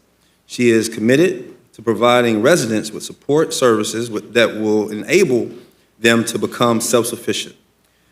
Our resident service staff stands ready to help for education, job training, counseling, etc. Now, therefore, be it proclaimed that the Leon County Board of County Commissioners do hereby recognize Ms. Brenda Williams as the 2024 Reginald L. Road Economic Development Champion of the Year.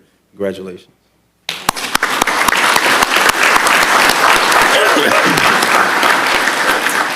I don't have a speech either, but I do want to thank the commission for your support and for this award. And on behalf of the team at the Tallahassee Housing Authority, we are grateful for your ongoing support as we continue to provide affordable housing within the county, within Leon County. Thank you.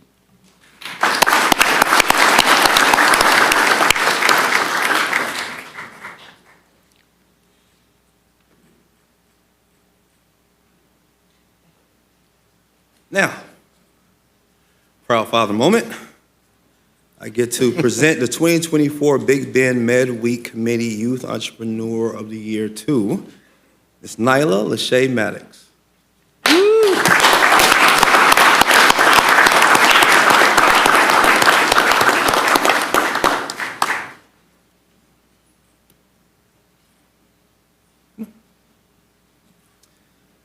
All right.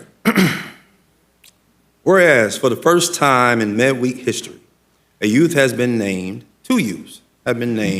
Youth Entrepreneur of the Year, with the year's honorees being Miss Nyla Lachey Maddox, co-owner of Maddox Youth Dance Company. And whereas Miss Maddox has demonstrated her dedication to dance as a choreographer and co-owner of Maddox Youth Dance Company, as well as through her involvement with the Golden Dolls of James S. Rickards High School, where she is a graduating senior, a National Honor Society member, and an outside linebacker on the James S. Rickards flag football team, where she wears number 20. Number 20 now, as her father did a long time ago. Now, therefore, be it proclaimed by the Board of County Commissioners in Leon County that we recognize Ms. Nyla Maddox as the 2024 Big Bend Med-Week Committee Youth Entrepreneur of the Year. Leon County commends her for her achievements and contribution to our community. This is signed by the commission chair, as well as the rest of the commission, attested to by the county administrator. Congratulations, baby. Woo!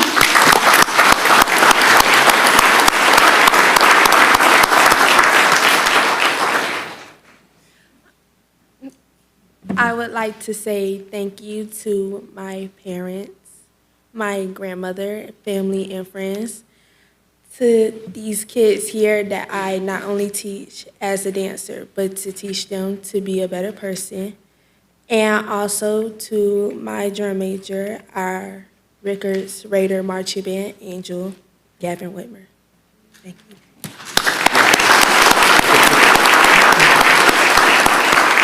Madam Chair, I did want to take this opportunity to recognize her mother, Tina Maddox, who had the insight to make her daughter, Nyla, a co-owner of the studio and is celebrating 10 years of the Maddox Youth Dance Company being open. That's quite the accomplishment for her to have. So congratulations to you as well.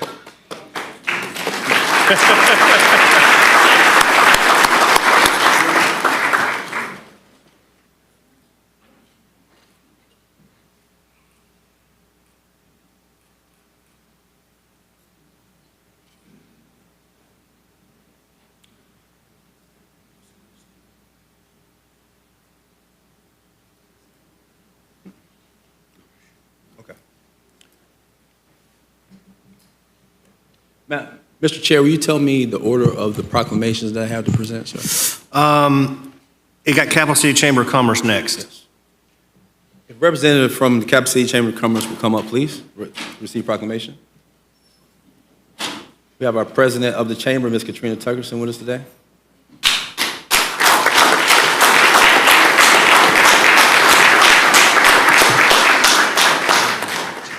And she brought her whole team, who she's going to introduce when she speaks.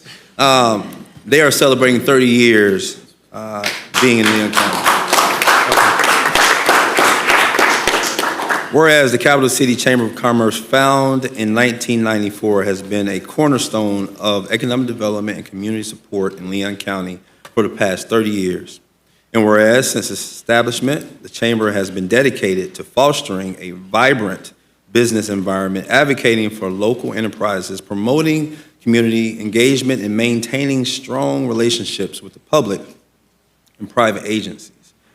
And whereas the Capital City Chamber is the go-to organization for business development and the community outreach partnership and advocacy opportunities in this community we call Leon County. The Capital City Chamber is dedicated to supporting underserved small businesses in the area of education, certification, and assessing contracting opportunities and capital.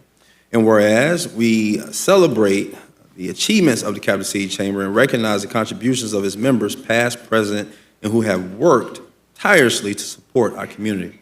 Now, therefore, we, the Leon County Board of County Commissioners, do hereby recognize the Capital City Chamber of Commerce in Leon County, Florida, in honoring of 30 years, and their 30th anniversary, and its unwavering commitment to our communities. It's signed by myself as well as the rest of the commission, and attested to by the county administrator. Congratulations.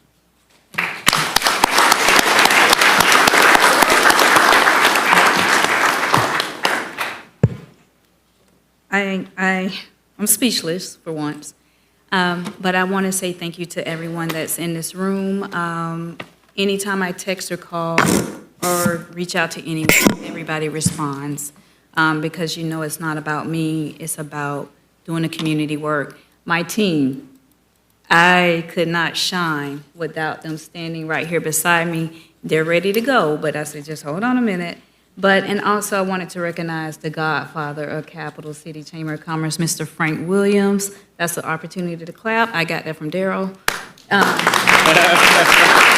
He's actually one of the founders of Capital City Chamber, but we have been very, almost the glue for small minority business right along our other two chambers. But I just want to thank Vince. I never said it publicly. When I text and said, hit the initiative for the micro lending program, and I called him on a Friday at 4:45, and he know I just, we ready to go home. He answered, and I said, I got an idea, and I got, and because we had been talking about it in other meetings, and you responded, and I said, we're gonna do it anyway, but I want you to help me, and he said, no problem, Katrina. That was his response. And so since then, I've been working right along with Shinkton. I cannot not mention Shinkton, and we just been joint, hip, hand in hand. He ready to let me go, but I won't let him. But again, I appreciate everybody in here, and thank you, Commissioner Maddox, for this opportunity and recognition. Thank you.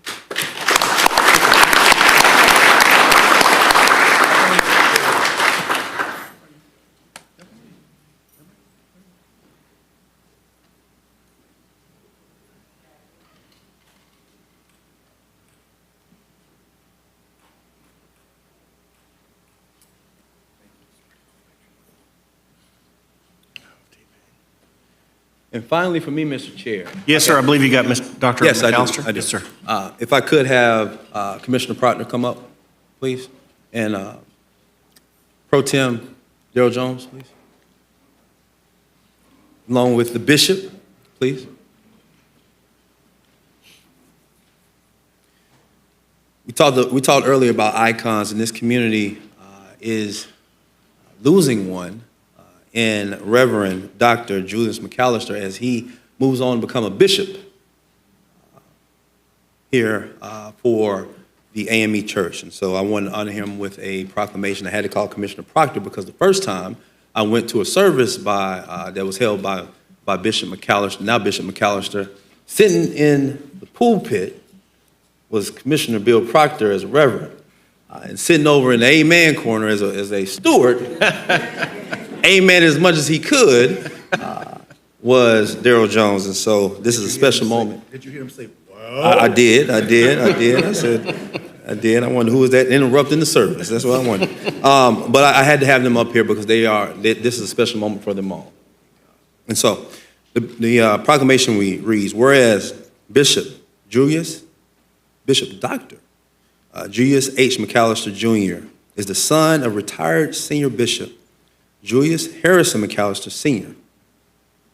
and retired Supervisor of Mission Joan Marla McAllister.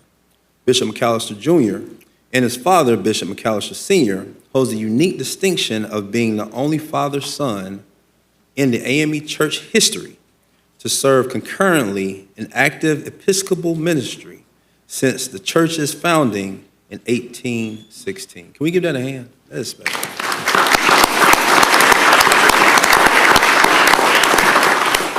And whereas throughout his ministry, Bishop McAllister Jr.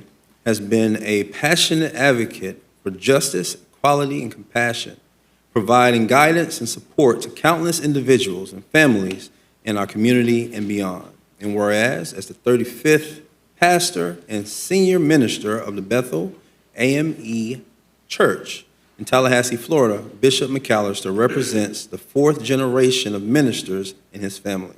Answering his call to ministry in 1992, he served various pastoral roles, initially as a youth minister at Oak Grove AME Church in Detroit, Michigan, followed by pastorates at Payne Chapel AME Church in Chicago Heights, Illinois, and Greater Institutional AME Church in Chicago. Whereas, as pastor of Greater Institutional AME Church, Bishop McAllister, dedicated to community development, led the establishment of the Come Home for Christmas Military, which provided critical support to nearly 5,000 homeless adults, 2,000 children, and raised $700,000 to aid families in need during the Christmas season in Chicago. And whereas at Bethel in Tallahassee, Bishop McAllister emphasized compassionate ministry, urging his congregation to show the caring end of ministry. As chairman of the Bethel Community Development Corporation, Bethel CDC, he directed initiatives that included the construction and rehabilitation of 85 homes for low-income families at a cost of $15 million, alongside the development of 10 single-family rental homes. And whereas Bishop McAllister has ardently pursued the AME Church's mission of serving the needy, encouraging parishioners to engage in ministries addressing hunger, homelessness, literacy, substance abuse, and more. And whereas Bishop Julius Harrison McAllister Jr.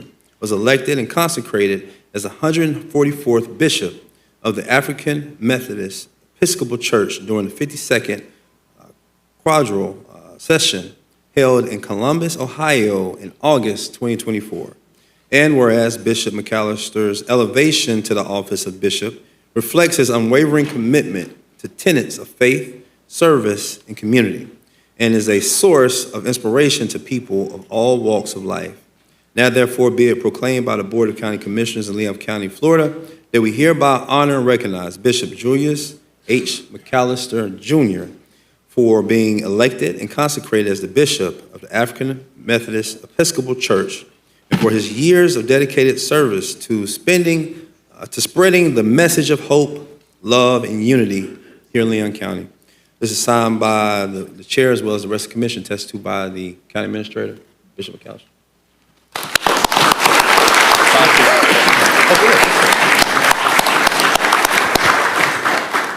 Let the church say amen. Amen.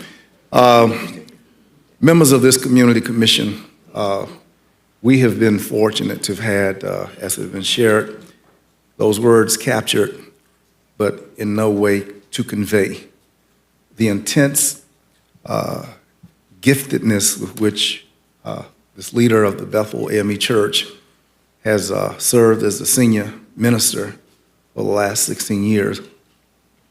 Since 1985, I have served on the Bethel AME Church ministerial staff and know a thing or two because I've seen a thing or two at Bethel AME Church. But I say that with the services of Bishop McAllister, this is not a brag when it's true, but in Columbus, this summer, he was elected. He was elected on the very first ballot of balloting.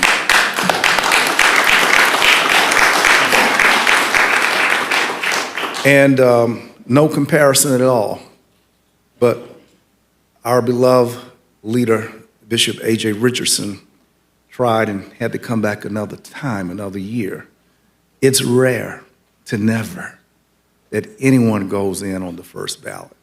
But in his first run for bishop, our church was so enamored by his service, distinguished leadership, that they thought it not robbery to receive him and take advantage of him offering his services to the African Methodist Episcopal Church.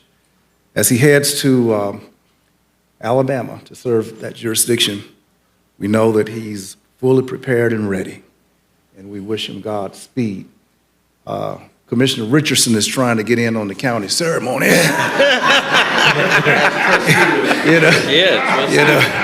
You can tell I'm city commissioner, but as a long-serving trustee of the church, he knows very well ministerial efforts and focus. And Brother Darrell Jones, as our, usually start the Baptist parlance of head deacon, but our steward pro tem, has been a wonderful undercurrent and wind beneath the wings of a great leader. Nick was kind enough to let me share this moment, Pastor McAllister, but I've shared so many moments with you, and you've allowed me so much in serving alongside. And to that, we give God the glory, and thank you very much.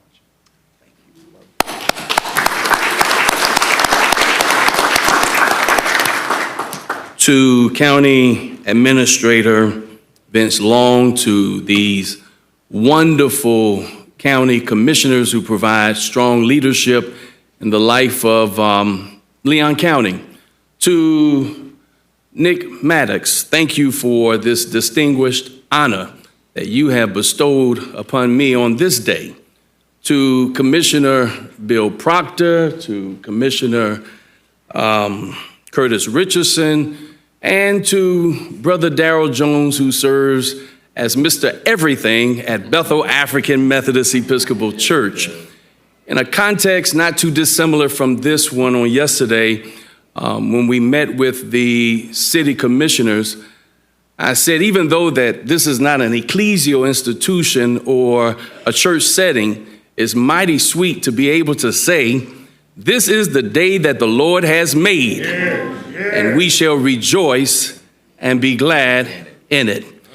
I'm grateful for the opportunity to serve one of the greatest churches known to humanity, and that's Bethel African Methodist Episcopal Church right here in our beloved city, Tallahassee, Florida, where we believe is a place where it's easy to find God and hard to forget him, and where eternal things really do happen. It was 16 years ago that me and my family, we left Chicago, Illinois, for Tallahassee. And it has been a tremendous spiritual journey. Our lives have been enriched exponentially by all of the wonderful men and women, boys and girls that we have met. I can tell you that our work at Bethel, even though I am being honored today, but the 1,700 members of Bethel African Methodist Episcopal Church, they too, they're being honored as well.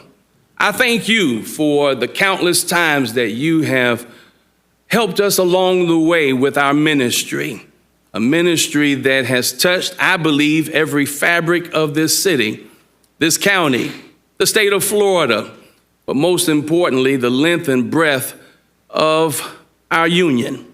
I'm grateful again for yet an opportunity to serve in so many capacities, not just as the senior pastor of Bethel AME Church, but I was given the opportunity to serve as a commissioner for the Tallahassee Housing Authority under the tutelage of Ms. Brenda Williams. I was given the opportunity also to serve as a board member for United Way, and also had the opportunity to serve the Boys and Girls Club of America. But most importantly, my greatest job as a human being is being the husband of Dina Young McAllister, and our three greatest investment, being a father in this day and age. So I'm grateful.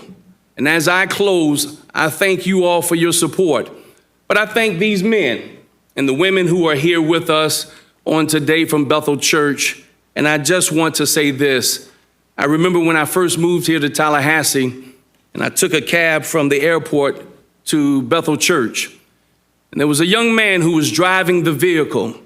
And I told him that I was the new pastor of Bethel AME Church. And he knew that Bill Proctor, Reverend Proctor, was a member of that church as well. And he asked me, "Do you know Reverend Bill Proctor?"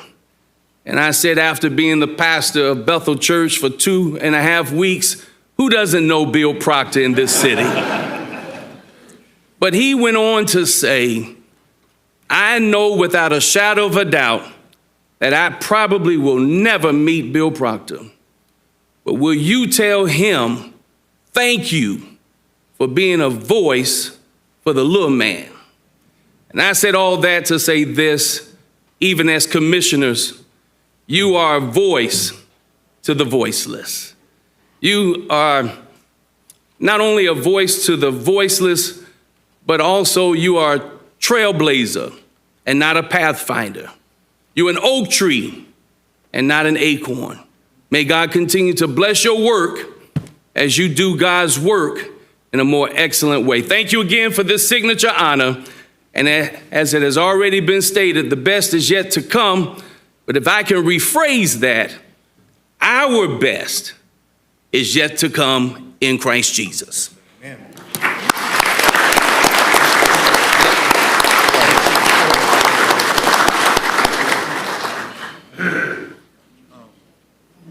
Move up. All right.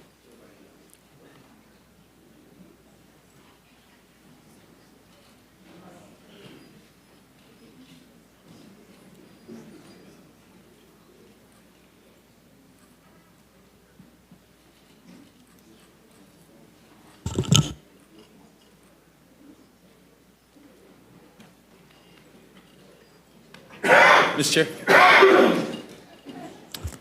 Yes, Commissioner Maddox.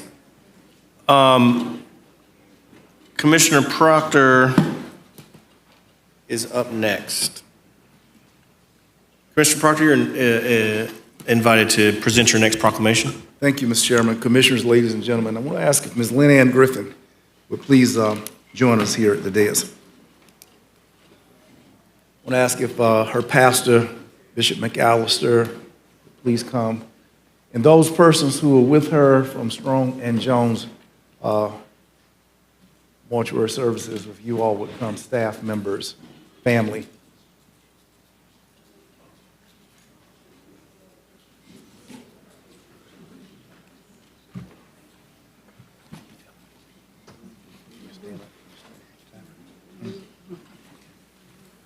All right, staff persons.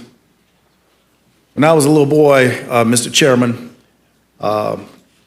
folk proposed to have a fight and would declare that they would beat somebody so bad that they would need to call Strong and Jones to preserve your bones.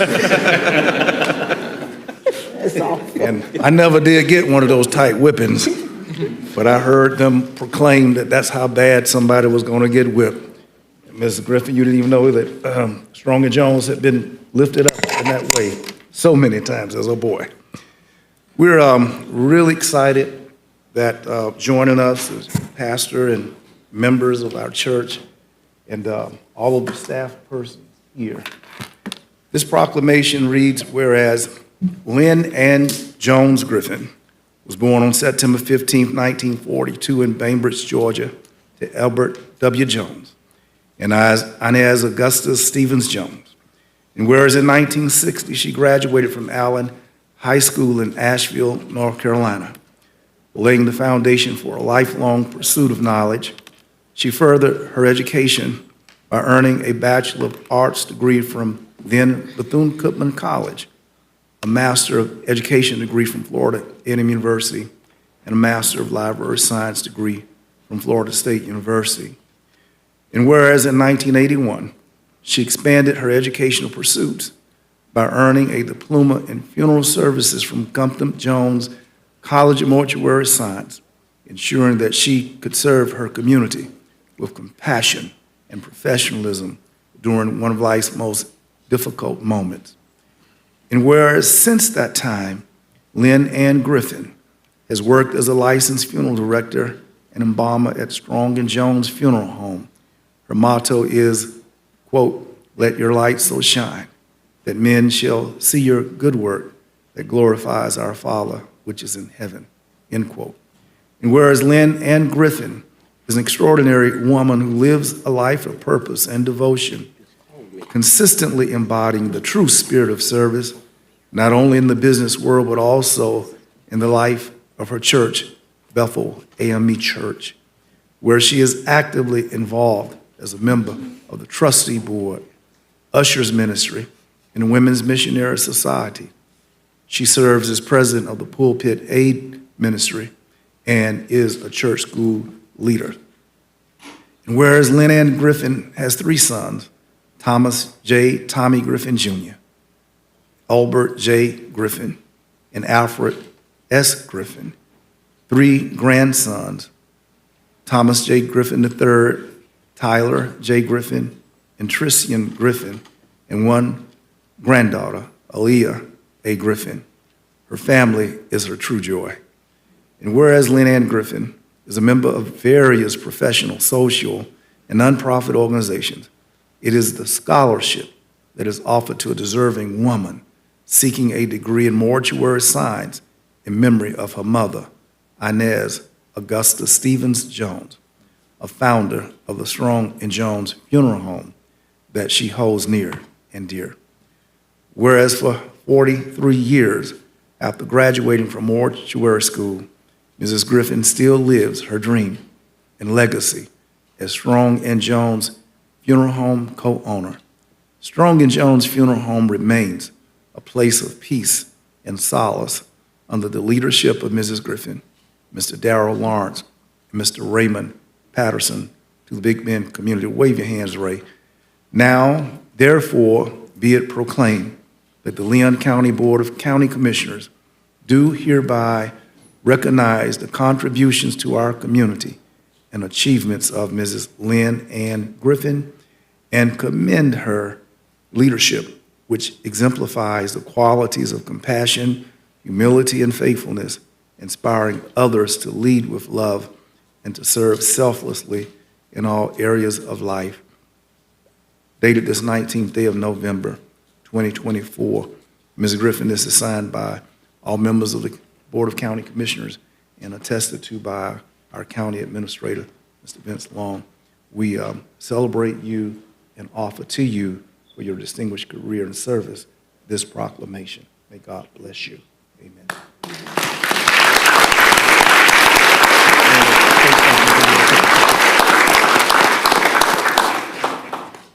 To God be the glory. When my staff called me to tell me about this honor, I was very surprised. I've had a long illness, lengthy illness. God caught me off guard, but he brought me back to life. And I'm so thankful. My pastor was right there with me, and I'm thankful to him, and I'll always be eternally grateful to him.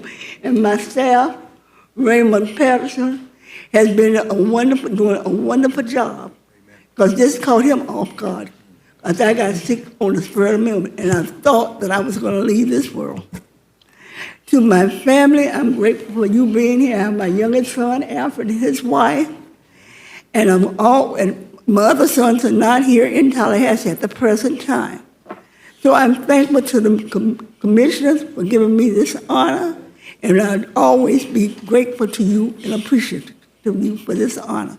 And I do thank you. I can't stand too long, so I'm just going to say thank you, my neighbor Curtis. I'm here, my godson, my godchildren, and I didn't realize all of them were coming. So they really fooled me, and then they bought me in a limousine. That really shocked me.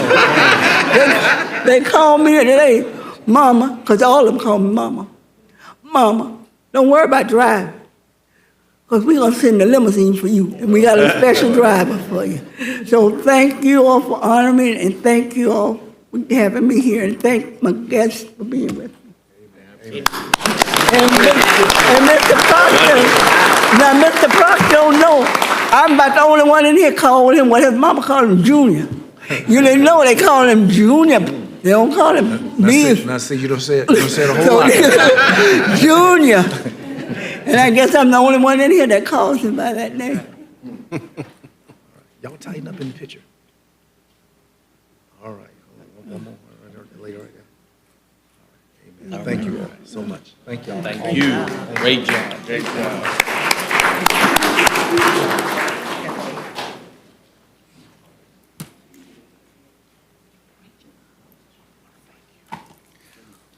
All right, at this time, we'd like to recognize Mr. Tom Napier to give us a presentation regarding Leon County's continued support of Honor Flight. Tom, are you here?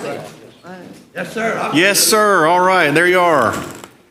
Always great to see you, Tom. Appreciate everything you do for Honor Flight, man. Thank you, Mr. Chairman. Congratulations on chairmanship. Thank you, Yes, sir. Leon County Commissioners. I'd like to bring a little history for. I want to thank a lot of it. Fitz, you look good with gray hair like my hair. That's a lot better than mine. But anyway, we go back 10 years. We're going on to complete our 10th year on Honor Flight. This past trip.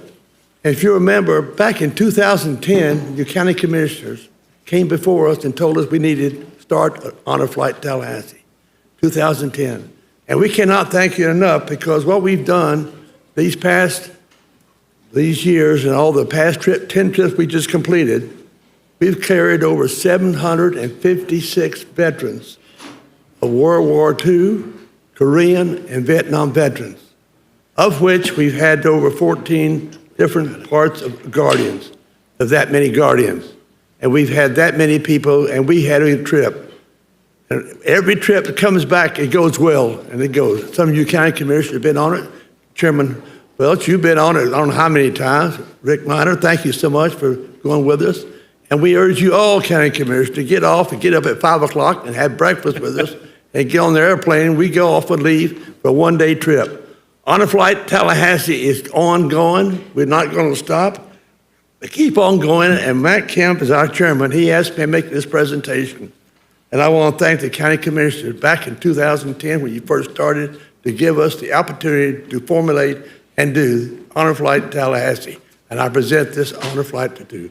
The Leon County Commissioner 2024, Chairman Welch, would you come and get the pen? Yes, sir.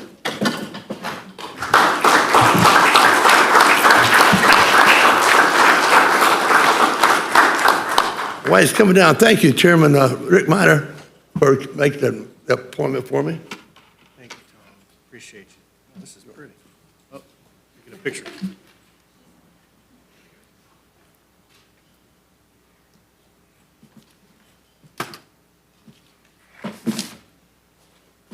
Awesome.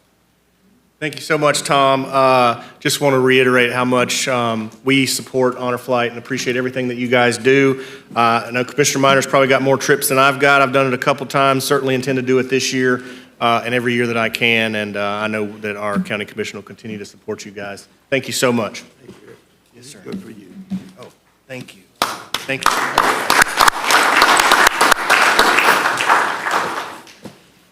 Mr. Chairman? Yes, sir.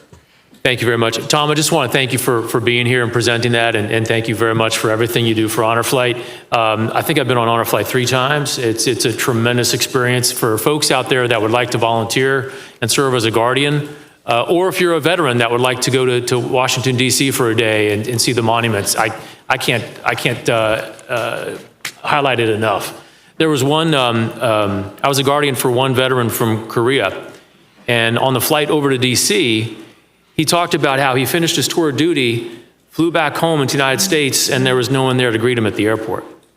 And you could tell that for 50 years, this had been kind of eating at him. And one of the greatest memories I have of Honor Flight is he didn't know that on the way back home to Tallahassee from that day in D.C., he was going to get the homecoming that he deserved.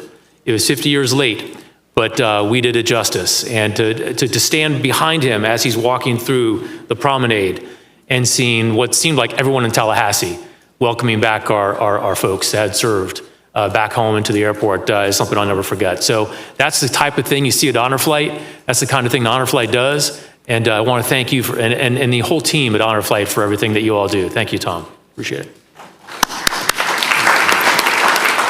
All right, thank you again, Tom. Now, Mr. County Administrator, do we have any citizens to be heard on consent and non-agenda items? We do, Mr. Chairman, we have several speakers to be heard at this portion of the agenda. First speaker, Renee Perez, to be followed by Kathy Davis. Renee Perez. Is that, we pronounce that right? Rena. Renan. Rena, like renegade? Rena. Okay. Rena Perez, please state your name and address for the record. You have 2 minutes. My name is Rena Perez. I live at 11700 Evergreen Hills Court. I'm here this afternoon on behalf of myself and my neighbors with regards to a variance request that Leon County sent to use Salina Road for heavy machinery. Specifically, I'm here because they plan to build a sand mine in the property just 20 feet away from my house. And the project brings significant concerns about the health, safety, and welfare of our community. Our road was never intended for the support for the heavy trucks and equipment. We've already faced localized flooding in the end of the road where the dirt road meets. The increased traffic would just cause that to be worsened. Our children use this road every day. The school buses don't drive into the road, so they have to walk up to Woodville Highway in order to get to the school buses. And along with several family members and neighbors that use that road fairly often to bike ride and get their exercise there. All of that just poses a serious risk to our kids and neighbors. The issues as well, along with the sand mine, would introduce dust and pollution to our neighborhood. There'd be a significant decline in the value of our homes. And for many of us, that's our largest investment is our homes. You know, a drop in our value could go beyond what our loan would be. And I'm just urging that we try to find a better location for the sand mine. I've gone around the neighborhood, I've gotten about 45 signatures. Just about every home I've knocked on says this would be terrible for them. Nobody wants this in the neighborhood. So, God willing, we can find a different location for this sand mine project, and I'm just hoping that you guys could just help us find a better solution for this. That's it. Thank you, Mr. Perez. Next speaker, Mr. Administrator. Kathy Davis, to be followed by Reverend Sylvia Jones. Yes, so I am right next door to Rena, and so we live really close to the area that they're looking at. Mine's just kind of like some bullet points, and the bullet points are, first, the trucks. An average weight of the dump trucks is 50 to 80,000 pounds full, 20 to 35,000 pounds empty. Dump trucks will run all day, night long, which will create a loud amount of noise. Dump trucks can begin work as early as 4 a.m. in the morning. Our neighborhoods around the Salina Road have children from young babies to older. Children also play on the roads in front of their homes. Salina, from my understanding, is a county road and has not been maintained by the Leon County properly already, so it is not prepared for this kind of weight. The way the trucks will continue to add a further damage to the road. And I'm also fearful that Leon County would want to make an additional access point down the Evergreen Hills Court to the sand mine. Again, we have families with children and pets that enjoy spending quiet time in their homes and yards. The location of the sand mine variance is located by the power lines, which are located on the back side of our homes. This is all private property that is owned by the people on Evergreen Hills Court. When we purchased our property, we were told that only the City of Tallahassee Electric would be allowed to access this area. Some people have their property fenced in this area as well. So in order for City of Tallahassee to come through, they have one lock and then one key. Both the owner owns it, and then, of course, City of Tallahassee has it. On notifications to the residents, the letters were received on a Thursday and only gave people that did receive the letter till the following Thursday to contact a county staff member. That means that the people did not receive the letter, only had 5 working days to contact someone because weekends don't usually count. The meeting was set on Thursday at 1 p.m., so the few people that did receive the letter didn't have enough time to take off work in order to attend the meeting. Some of the following information on the letter was incorrect. Example, on the front page, the email for Anna Richmond project was richmonda@lecon County, Florida .gov. So if you emailed her, she wouldn't have received it. And on the back page where it says for more information about how to participate in this meeting, the website shows as www.leonpermits.org. If you go there, that is actually a website out of Hong Kong. Sorry. And so, again, failure to be able to contact properly at that time. So. Thank you, Ms. Jones. Davis. Davis. Yeah. Oh, never mind, sorry. It's okay, thank you. Next, I think, Mr. Administrator, is Ms. Jones. Mr. Jones. Before I begin, I would like to, on behalf of the Capital Area Justice Ministry, would like to congratulate all of you who have been sworn in and the new leadership and the new commissioners. And we look forward to working with you this year. My name is Reverend Sylvia Jones, retired pastor of the AME Church. I'm a member of Mount Zion Church. I serve as co-chair of the Capital Area Justice Ministry's Affordable Housing Committee. I reside at 4250 Woodbridge Road, Tallahassee, Florida. Today I was asked to relay a message to you from one of my fellow Mount Zion members, Ms. Shay Smith, who is a teacher at Pineview Elementary School in Tallahassee. Shay is also a Glenn Howard Distinguished Educator recipient when she was at Conley Elementary School. She says, "Good afternoon. I want to talk to you from a teacher's viewpoint on behalf of students that are in transition, homeless or otherwise in an unstable home environment. These children are not able to get the best education possible because of the lack of attendance and consistent instruction. Through no fault of their own, they lack a fixed, regular, and adequate nighttime residence, including those who are sharing housing, couch surfing, so forth, due to loss of housing, economic hardships, those who live in motels, hotels, cars, parks, due to a lack of alternative accommodations. At the beginning of the year, or whenever we receive students, teachers begin building rapport with them that can take weeks to accomplish. We began learning about their stresses and weaknesses, doing interventions, meeting with parents and other stakeholders to figure out what's the best way to educate the child when there are gaps in their education. The children in these unstable environments are not able to receive the amount of education that they need because of their truancy. It takes at least 6 weeks of data collection and interventions by the teacher to get them on the list to be staffed if there are needs beyond the teacher's control regarding their educational gaps. Students that attend multiple schools throughout the year have to restart this process every time they go to a different school. This does not give them an adequate amount of time in any circumstance to gather enough information. The students have to relearn procedures and routines in each class that they attend. The parents have to get to know the school environment, the teachers and staff, which takes time.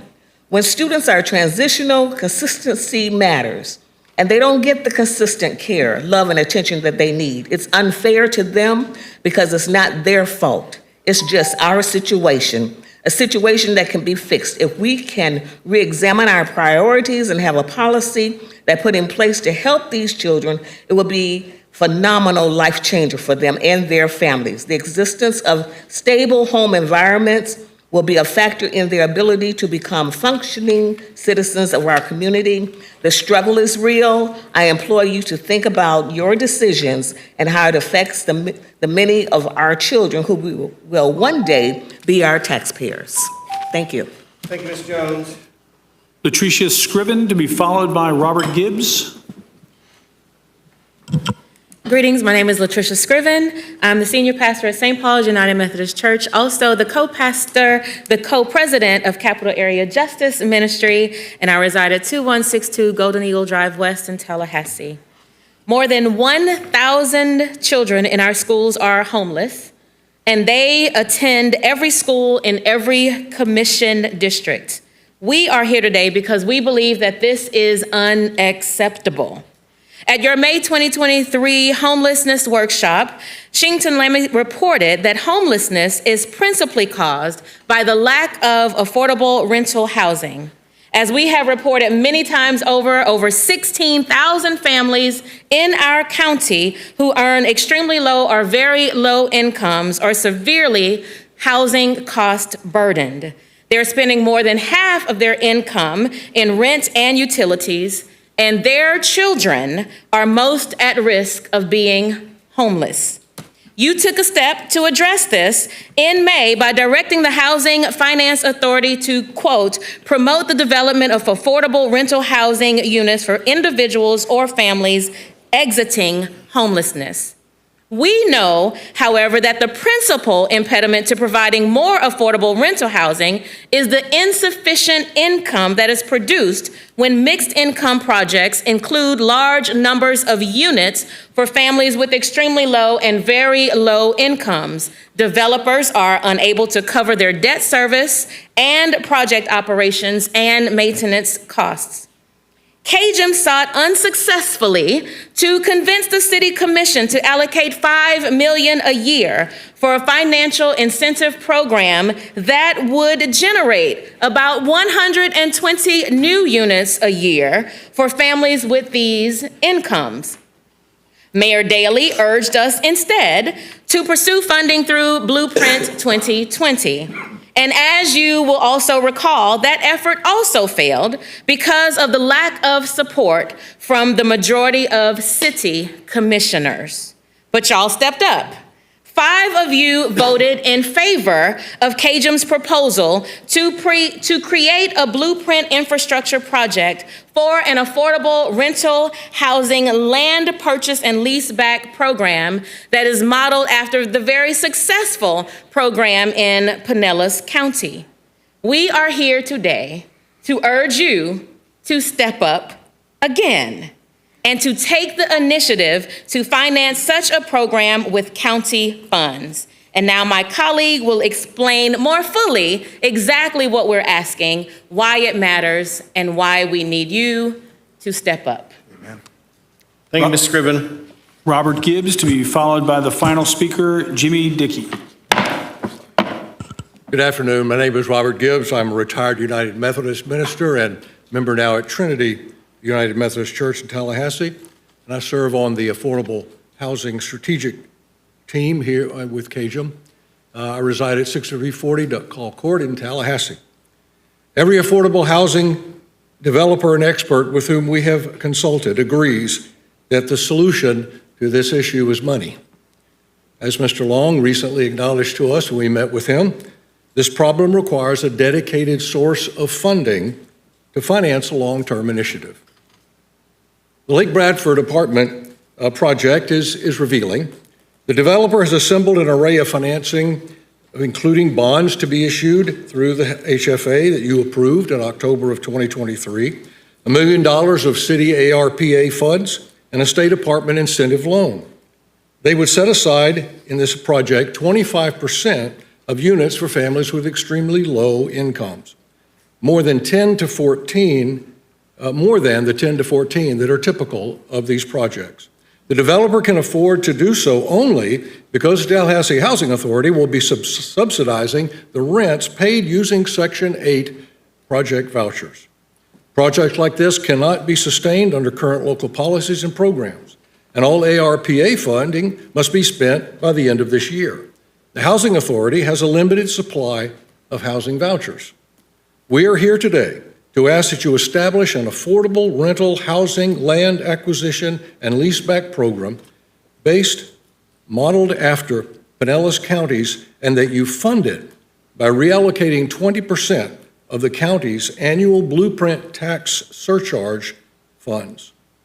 Doing so would yield about $1.3 million in 2026, enough to produce about 33 new rental units for families earning extremely low and very low incomes.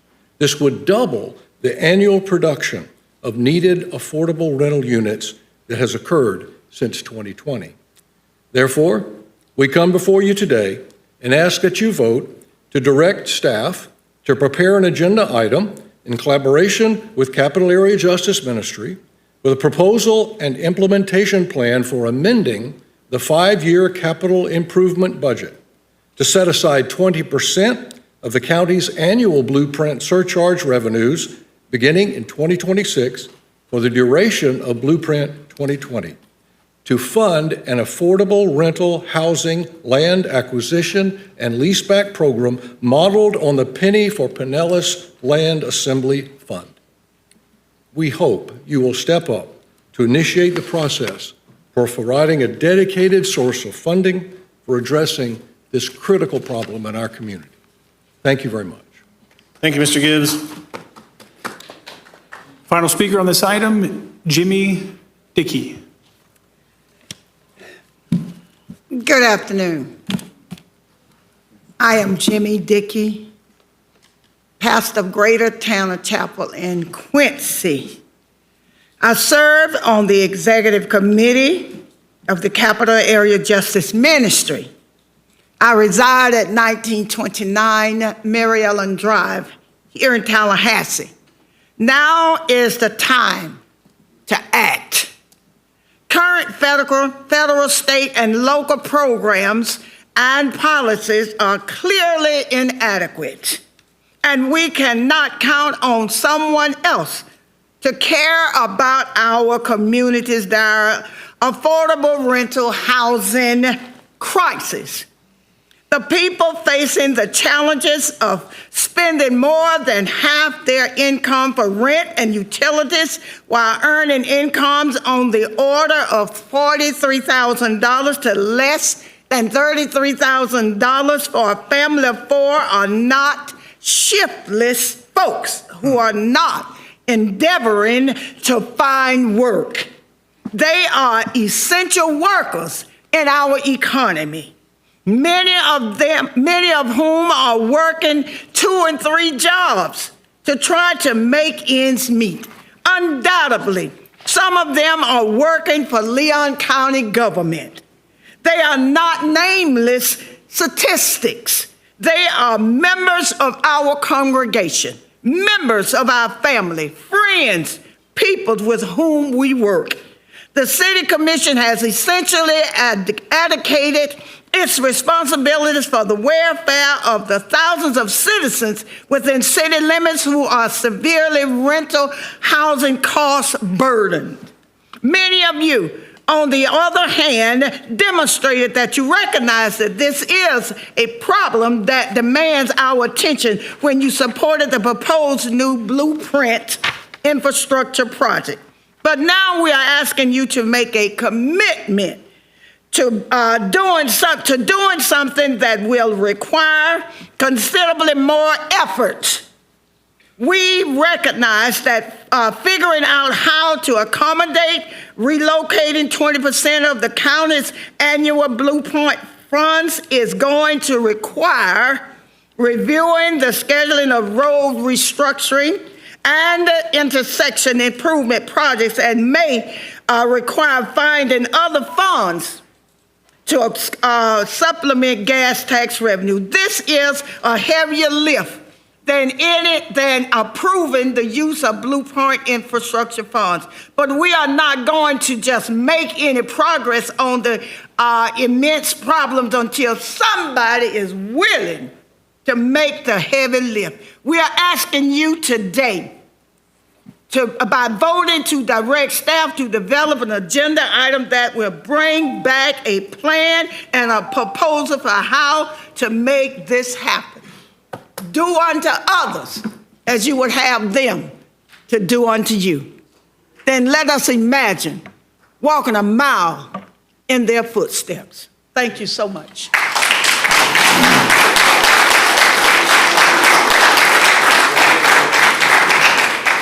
Thank you, Ms. Dickey. As a reminder, you guys, the board doesn't engage on citizens to be heard in conversation, so obviously, we'll consider whatever comes before us.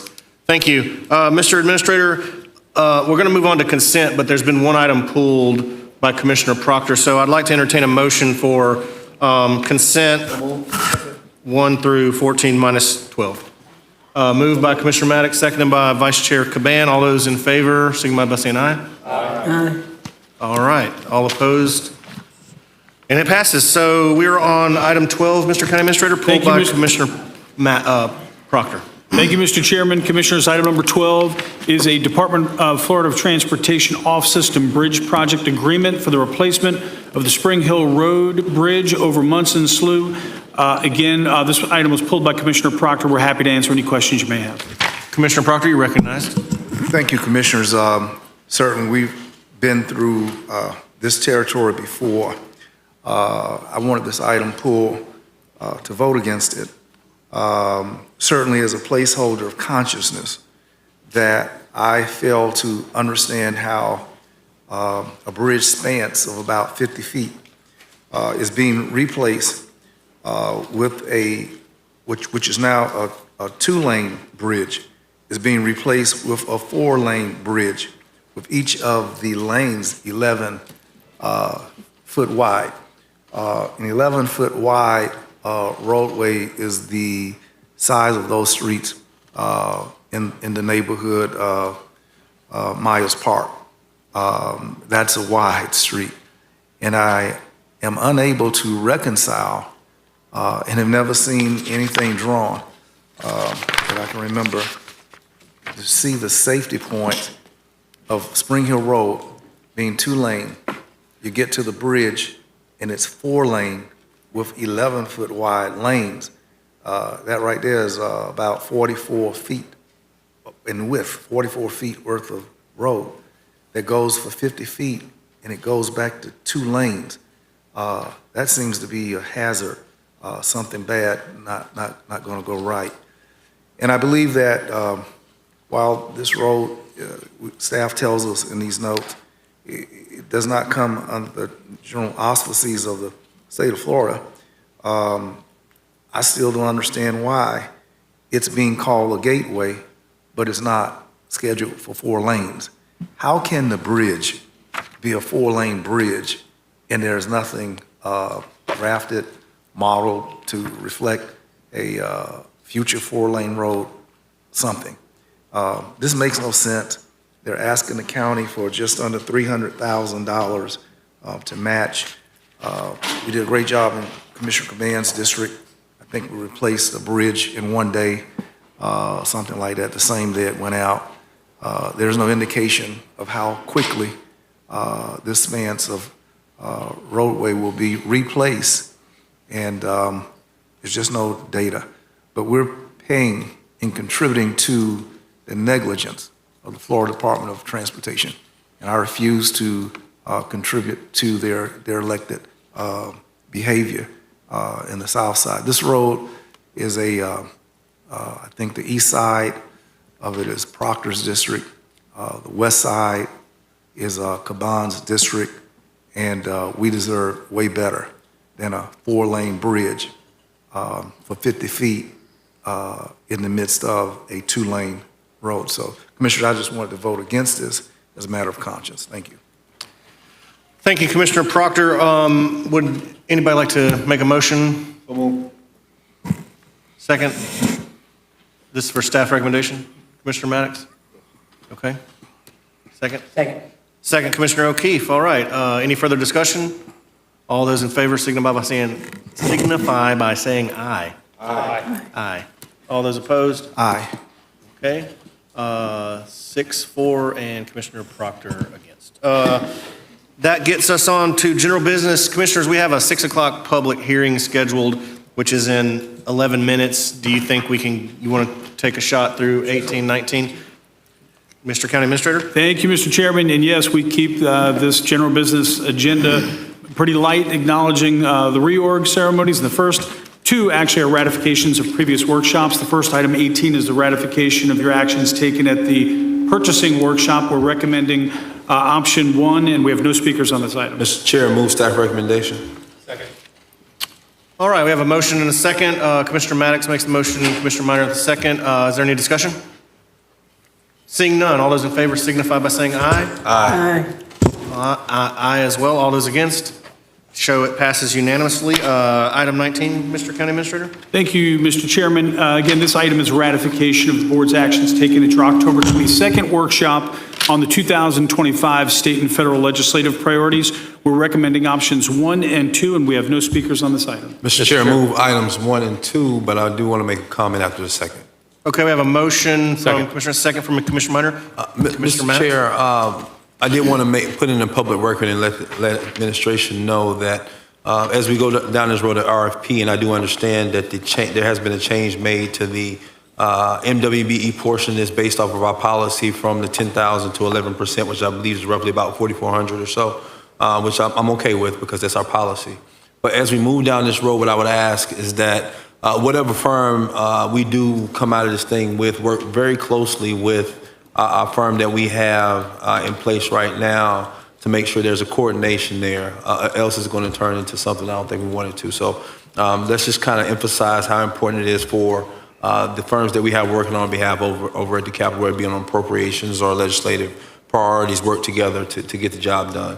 Secondly, I recognize too that our federal contract may be coming up, and as I understand it, the folks who we worked with in the past may no longer be with the firm that we've used for our federal contract. I want to let the commission know that I'm looking, if we're also looking to put out our state contract in the spring, I'm looking to put out federal, given the fact that folks that I've known here and Commissioner Proctor's known here since we've been on the commission will no longer be the folks that we work with for our federal lobbying efforts. And so I'm open to that discussion when that time comes. But just for the purposes of what we're voting on today, want to make sure there's a cohesiveness between the appropriations lobbying group that we have, as well as our main lobbying group, which is Mr. Sharkey's group as well. Thank you, Mr. Chair.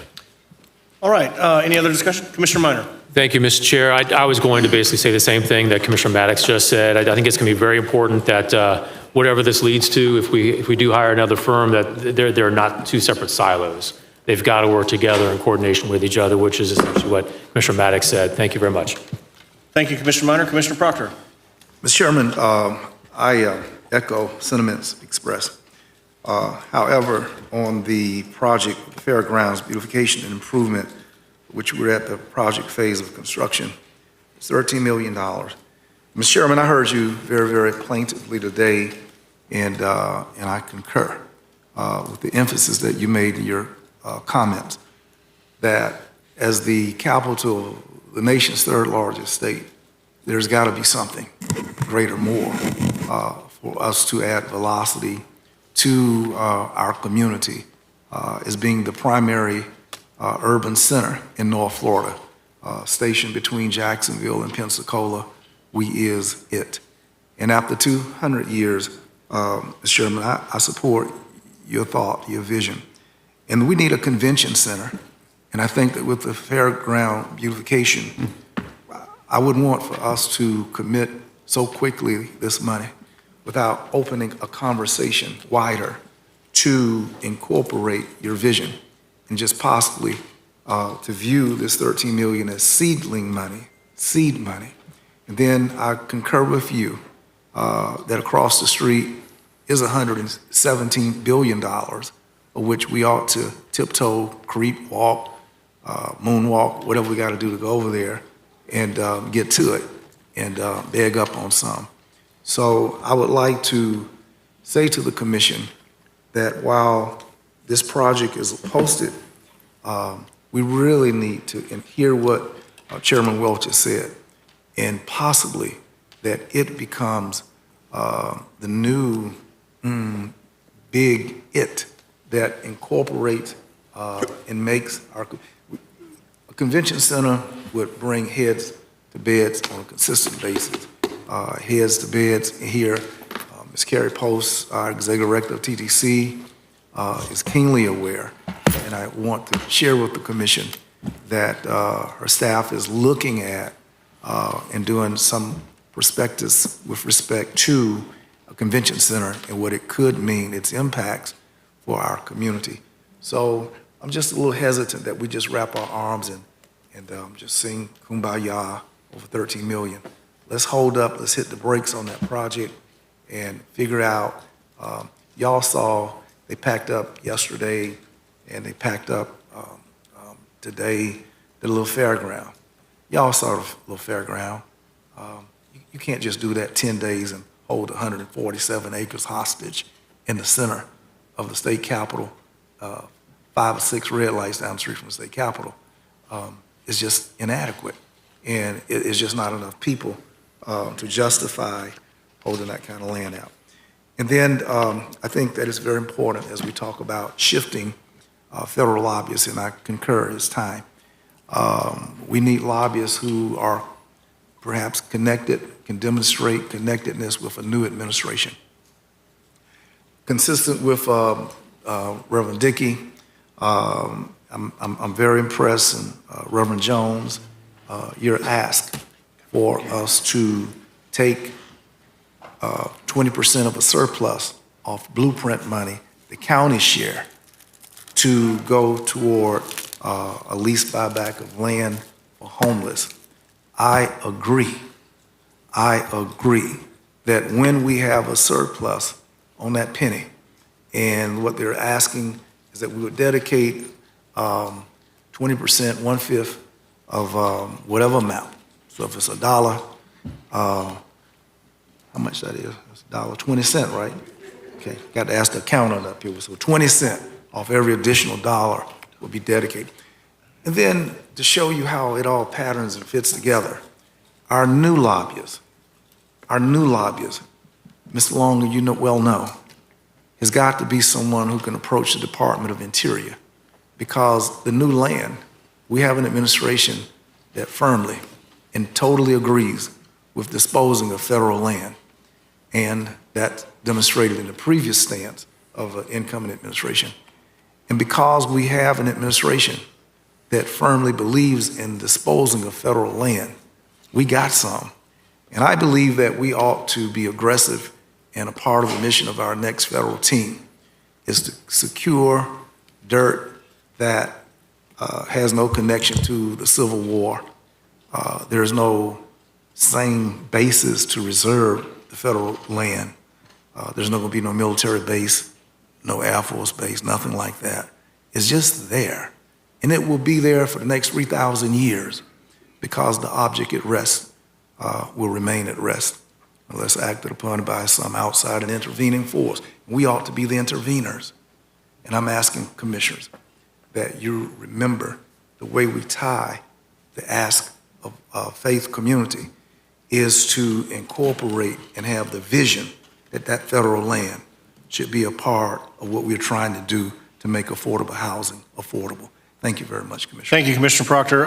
We got a couple minutes to take a vote on this and get to our public hearing, so is there any other discussion?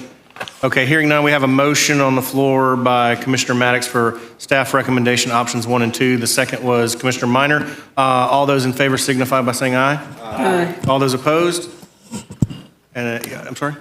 Yeah, and I was going to be aye as well, so you have some more comments on it? Yes. Mr. Chair, I think we can get through. We got 2 minutes. I can make a motion for 20 and 21. I'm willing to entertain motions for 20 and 21. We have one person on 21, I think, that needs to be reappointed, right? Yes. So if you guys are okay with that, let's do it. I'll make a motion for staff recommendation on item 20 and to reappoint Michelle Personnel on item number 21. Okay, we have a motion and a second on items 20 and 21. Point of information on readiness. Madam County Attorney, these are separate issues. I like to see them as single voted matters. Okay, we can revisit it, Commissioner Proctor, after the public hearing, if that's okay with you. So, okay, motion is rescinded. We have passed item 19 unanimously, and thank you for your debate. Commissioner Proctor, we'll come back to you on those issues I'm good after with the our motion, public just separate them. We're Yeah. on Single subject. Option Staff recommendation. Okay, all those in favor of staff recommendation on option 20, on item 20, signify by saying aye. Aye. Motion was Commissioner Maddox, second was Commissioner O'Keefe. All those in favor of staff recommendation option 21, motion was made by Commissioner Maddox, second was Proctor. Commissioner Department. Cummings. Yeah. All those in favor say aye. Aye. Aye, all opposed. Okay, both passed unanimously, 20 and 21, and at 6 o'clock, we're time for our public hearing. Let's rock and roll. Thank you, commissioners. Good. Thank you, Mr. Chairman. Item number 22 is your first and only scheduled public hearing to consider abandoning a portion of Singleton Drive right-of-way. This item requests the board to conduct this public hearing to formally abandon the portion of Singleton Drive, a platted, unimproved right-of-way located within a residential subdivision as requested by the adjacent property owner to incorporate a portion of the right-of-way into their property. Commissioners, we are recommending option 1. There are no speakers on this item. Happy to answer any questions you might have. Any motion? Move option 1. Okay, we've got a motion for option 1, seconded by Commissioner Cummings. All those in favor signify by saying aye. Aye. Aye. All those opposed? Showing none, passes unanimously. We are on item 23. Thank you, Mr. Chairman. Item number 23 is the first and only public hearing to consider an ordinance to amend Chapter 6 of the Leon County Code of Laws related to hearing, procedure, and administrative fines and liens, and Chapter 14 of the Leon County Code of Laws related to appeals. Again, this item requests that you conduct the first and only public hearing, and we're recommending option 1, and we have no speakers on this item. All right, do we have any, Commissioner Proctor, would you like to make a motion on the item? No, not yet. I want to comment, Okay. sir. You have the floor, Commissioner Proctor. Thank you. Commissioners, I apologize that my notes, I don't have before me. I have another unmarked book. The concerns that I have with fines and liens. First of all, I believe that I don't like section J on page 3 of 6, that whole new paragraph. I'm dealing with the ordinance now. J on page 3 of 6. And at the bottom there, the fines established by the order imposing fines shall constitute a lien against the property and upon any other real or personal property owned by the violator. I think that goes too far. I think the property that is in question, I think that the lien should go there. It should stay there and not magnify out to other. What are we trying to do as a county? Other than to bring compliance. But this, for me, goes too far, it's too wide, it crosses the line. And I'm pondering, whose great thinking is this new paragraph? Then at the bottom there, the old B under section 6-34, I don't know why we are eliminating what to me is a notice, and it may be relocated someplace else. And it seems that the appeals process has been compromised against the violators. The language of staff keeps saying this is goody, goody, goody, goody, but the reading here does not, in my opinion, I don't see how it complies. And then with the nuisance abatement and the Code Enforcement Board, combining both these entities make them judge and jury. And due process is a problem when they are both the judge and they are also the jury. I have other concerns, but I wanted to ask staff more specifically as to what policy are we upholding that we want to take more from people and place a lien against their property and not stop there.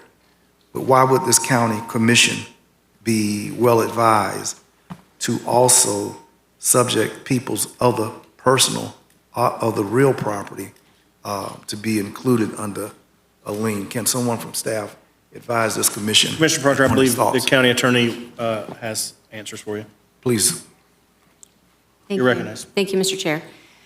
So under our current ordinance, that's permissible. That is consistent with state law and what is permissible under state law.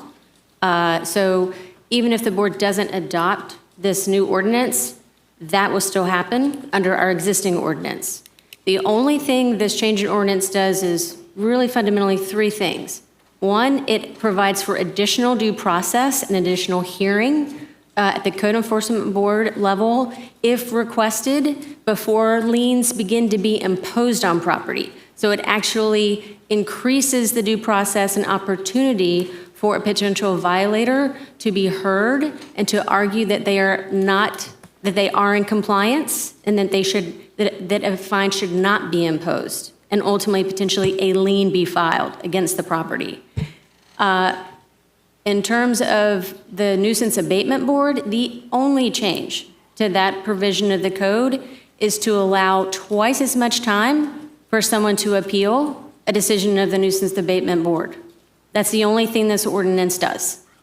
How is the notice to appeal and the burden placed on the violator to make the steps of appeal? Are they notified? Are they told what steps? Because I imagine some of these people are not lawyers. They are told. They are told and they're Correct. given specific instructions on, Correct. on what to do. Yes. The fact that the state has a law to draw blood and to see people's everything that they have with a lien is no reason that we're not compelled as a commission to do the same. I believe that the spirit of code enforcement is to bring compliance and for community violators to merely be brought back up. I believe that when you dump too much threat and you apply a lien more broadly to everything that people have, I believe it frustrates them. It places a psychological and emotional burden that's not required. And in terms of when you've fallen and you don't believe you can get up because the magnitude of these legalities applied to all of your possessions, sometimes it's very weighty and people don't have the psychological or emotional strength. Commissioners, I'd like to see us eliminate the addition of all personal property and all real property because of one real estate piece of property that citizens may have. They shouldn't have to be subject and lose. And then when that lien applies, it strangulates them. They cannot refinance. They cannot get another mortgage, anything like that, until those liens are taken care of. We're going too far. And I know the state of Florida don't give a damn about poor folk and what happens in many ways, in many cases. But we're not the state of Florida. We're the county of Leon, and we do. And I think that we should stop that period mark right there against property and delete and upon any other real personal property. So I'll make that motion, this motion to adopt this with the modification of our not adding and upon any other real or personal property, and that we not be that draconian in our outreach over cutting the grass. Thank you, Commissioner Proctor. Commissioner Minor, are you in the queue? I'm still learning this whole system over here, so I'm gonna just clear that out of there. Okay, so Commissioner O'Keefe. Wait, there's a motion made. Oh, I'm sorry, we didn't I do made a a motion to adopt this with the deletion of liens. Got it. Expanding beyond the Okay. subject property. Is there a second to Commissioner Proctor's motion? Second. Seconded by Commissioner O'Keefe. For discussion, go ahead. Thank you, Madam Chair. Thank you, Commissioner Proctor, for catching this. Don't let it be said that I'm the only one who does homework. Thank you. So I, for periods of my life, my family's home would have been one that would, if our neighbors called code enforcement, that would have been put through this because of what was going on in there. So a lot of times when you're talking about a personal home, nobody gets code enforcement issues because they just don't want to deal with it and they hate their neighbors for the most part. They're in the middle of some kind of crisis. So I want to always stand by giving them as much opportunity to good faith correct it. And so if this truly does add a new ability to put a lien against other real property or personal property, that is why I would do this. That's my understanding, but I want to confirm that's the case, that this isn't just a rephrasing, and we've always been able to attach a lien to other real and personal property. And say, personally, my limit would be different if it's, I would go to all real estate. If you got multiple real estate, it's fine. But when you're going to other property bank accounts, that's not the case. So I second this for discussion, and I just want to find out, is this a new end of sentence, or is this always been what we do? Madam County Attorney? Thank you, Mr. Chair. This is what we've always done. Okay. Okay, so we have a motion on the floor by Commissioner Proctor, seconded by Commissioner O'Keefe. Okay, yeah, go ahead, Commissioner Maddox. This is a public hearing, correct, Madam Attorney? Yes, ma'am. That's correct. If we decide to change language in the public hearing, does it have to come back for another public hearing? Not if the board doesn't want it to. That's what the public hearing's for. I almost, Commissioner Proctor, public hearings, in my opinion, are the opportunity for us to put out policies that we are going to make, for all intents and purposes, law, and give the public the opportunity to come and speak their mind on it. I'm not sure I'm comfortable approving this today without another public hearing.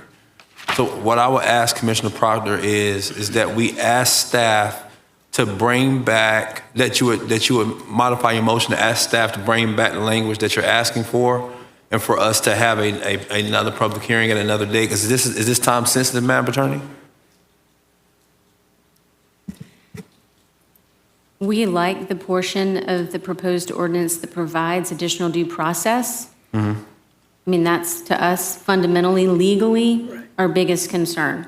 To the extent we delay it and hold another public hearing, we wouldn't be necessarily doing that under a new ordinance, but it's at the discretion of the board.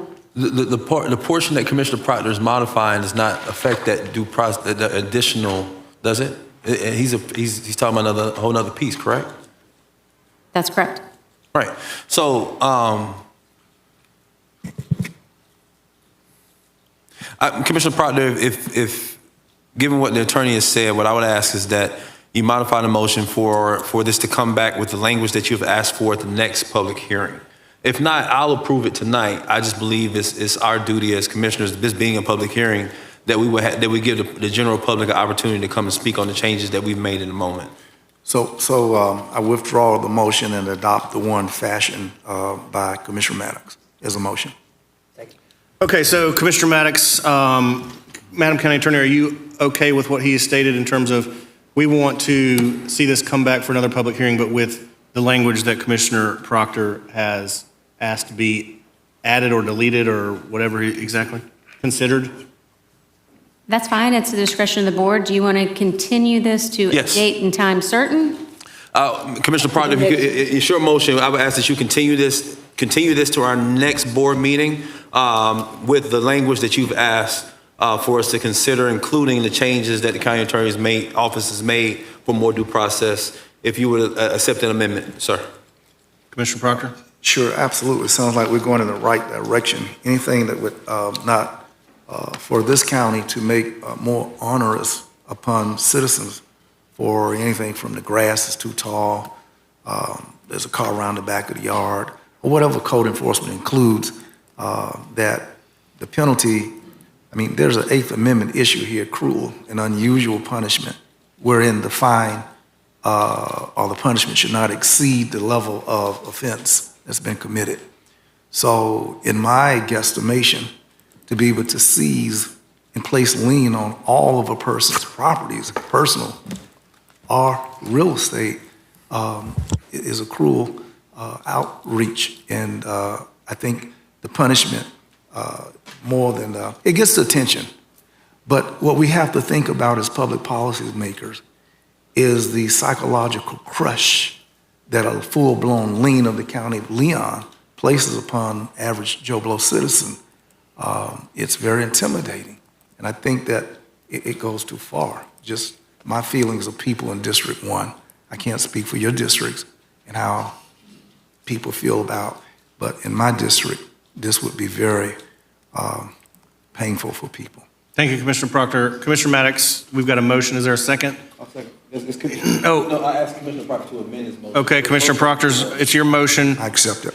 Okay, the second is Commissioner O'Keefe on Commissioner Proctor's amended motion. Any further discussion? Just for clarification. Yes, ma'am. Mr. Chair, is to bring it back for another public The next hearing. meeting, I believe, was the direction. Okay, but not to take away any of those protections or procedural protections Okay, that are included in there. Right. Commissioner Cummings, I'm being told, and Commissioners, by the county attorney, we're not going to have time because we have our next meeting is December 10th. So can we say January? That's fine. Okay, Commissioner Proctor's okay with that. So we've got a motion to table this, to come back at our January meeting to consider the language that Commissioner Proctor has suggested. Any further discussion? Commissioner O'Keefe? Thank you. Thank you, Mr. Chair. Since the next public hearing, again, Commissioner Maddox is right, is not meant necessarily to make changes, but to let the public hear, I would like to ask if the county administrator or the county attorney would like to explain to us what they think the importance of that section is, that why they put it in, so that we can know this since before that draft comes back. Okay, County Attorney, do you have the instruction that you need or direction? I'm good. Okay, so County Attorney's all good. Seeing no further discussion, all those in favor signify by saying aye. Aye. All those opposed, I am also an aye, so passes unanimously. I think we are now on to citizens to be heard.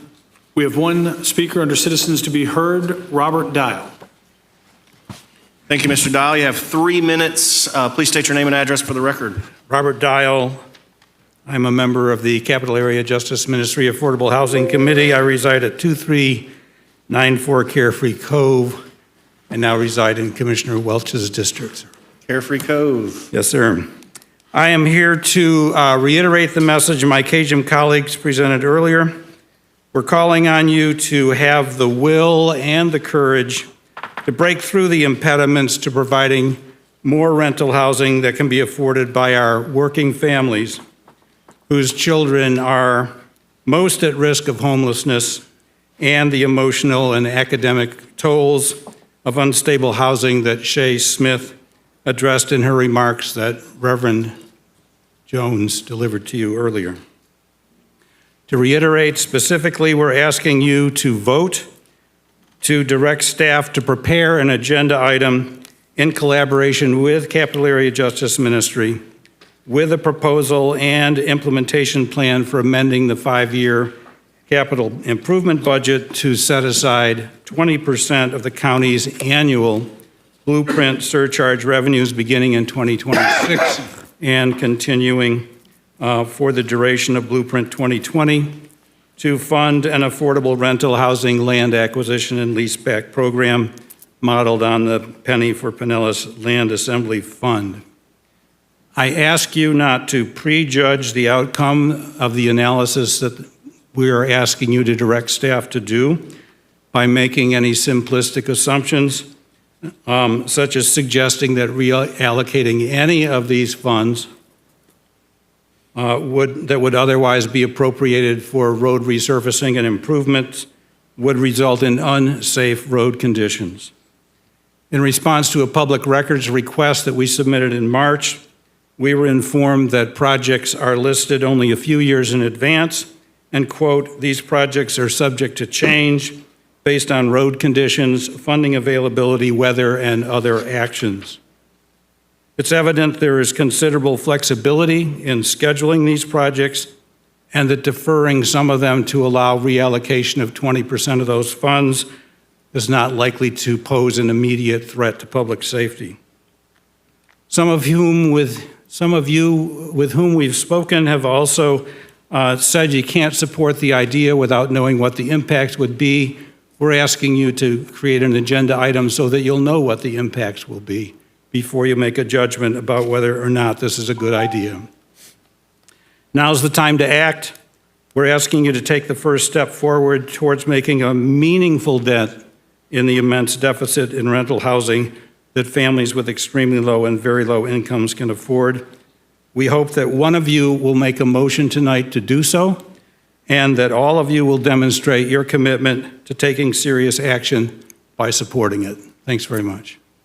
Thank you, Mr. Dial. We are on to items for comment discussion. Anything from the county attorney? No, Mr. Chair. Thank you, Madam County Attorney. Anything from the county administrator? I have nothing, Mr. Chairman. Thank you. All right, we are on to discussion items by commissioners. We'll start at the end of the dais and work our way around. Commissioner Proctor, you're recognized. Thank you, Mr. Chairman. Commissioners, we enjoyed, I believe, the 40-year anniversary of the Bond Community Health Service. That was a wonderful celebration. Those of us who had opportunity to attend. And I wanted to ask Board if we could get an agenda item that looks at the Bond Neighborhood Health Clinic mobile unit and Second Harvest going to the Woodville Community Center for residents who are in need, and that we facilitate food, health, which is mobile, the food being brought in, and that we somehow institutionalize the presence of medical care down in the Woodville area. And I'd like an agenda item brought back that we can see how to put Bonds at tentacles with 40 years of experience and their reach to Woodville. That's the desire, my motion. Okay, we got a motion from Commissioner Proctor, seconded by Commissioner Cabana. Any discussion? Okay, do you understand? Okay, seeing none, all those in favor signify by saying aye. Aye. Aye, all opposed? None, and it passes unanimously. Commissioner Proctor? Commissioners, I want to thank Mr. Andrew Riley and the members of the Leon County Public Works Department who joined with our office, Rachel Holmes, on October 26th. We gave away about 30,000 pounds of food. It was a wonderful, beautiful morning. Sheriff McNeil's office was a co-host of this event, and the men of the Beta Nu chapter of Alpha Phi Alpha fraternity, the Florida State Caribbean Association students, and Leon County Clerk of Courts were all persons who volunteered, and we're very, very pleased by that effort. I want to underscore, I don't know what index that we use to measure hunger, but I don't want this commission to go to sleep, that hunger exists. One of the speakers tonight told us that there are 1,000 students who are homeless in Leon County schools. And I imagine that if public education is dismantled in the United States of America, as it has been discussed, I just imagine that without a school free lunch program, that it would be more than 1,000 children who will languish in hunger. So hunger is real. We need to keep our eyes on it. And in every way that we can fight it and make food accessible, I ask our collective thought in that direction. And then I want to bid a very, very pleasant welcome, best wishes to our incoming chairperson. Those comments that you said about each of us were astoundingly good. And those ones that you said about me was just, I'm glad you couldn't know, but my heart was stopping, it was skipping beats. So I'm like, why he want to play me like this, you know? Why this dude buttering me up and teasing on me like this right here? That was some good stuff. And if you got notes on that, you know, I just think that I like a copy of it. Well, we can probably get a transcript to you, Commissioner Proctor. Oh, that was beautiful, man. Meeting minutes. Yeah, absolutely. Just make sure that, Rachel, we get some of that. That's our Christmas reading this year, those words. And then Commissioner Caban, you, man, we excited to see you as our co-chair. We know it's going to be a great year. And certainly to our outgoing chair, you have been regal, just absolutely royal and representing this board. Great work. And to all of my colleagues, as we re-up and recommit to the goals of this community, hearing the voices and ask of those who come. And I want to wait because I don't like to be greedy and hog it up. But no, I know Bishop McAllister personally. I guess it falls on me that the faith community has come tonight. And I'd like to ask, in the spirit of what they have asked us, not only tonight, but in previous times, that we would afford, and I make the motion, that we ask our staff to review every possibility of what we would need to do to assist affordable land lease buyback plan, and that we do the planning and come up with a proposal of how to make it happen. I know that Rome was not built in a day, and even if we made a gradual implementation of a phase 1, phase 2, step 4, all like that, but bring us some modeling capturing what we've heard tonight about affordable housing and rental, all of that. So that would be my motion. Commissioner Proctor, would you mind if we move through the commissioner time and then come back to your motion so we can just end the night on that? Because I assume there will be some discussion on that item. Is that okay? Certainly, I will withdraw my motion. Awesome, thank you. Are you all good, Commissioner Proctor? Yes. Okay, Commissioner Minor?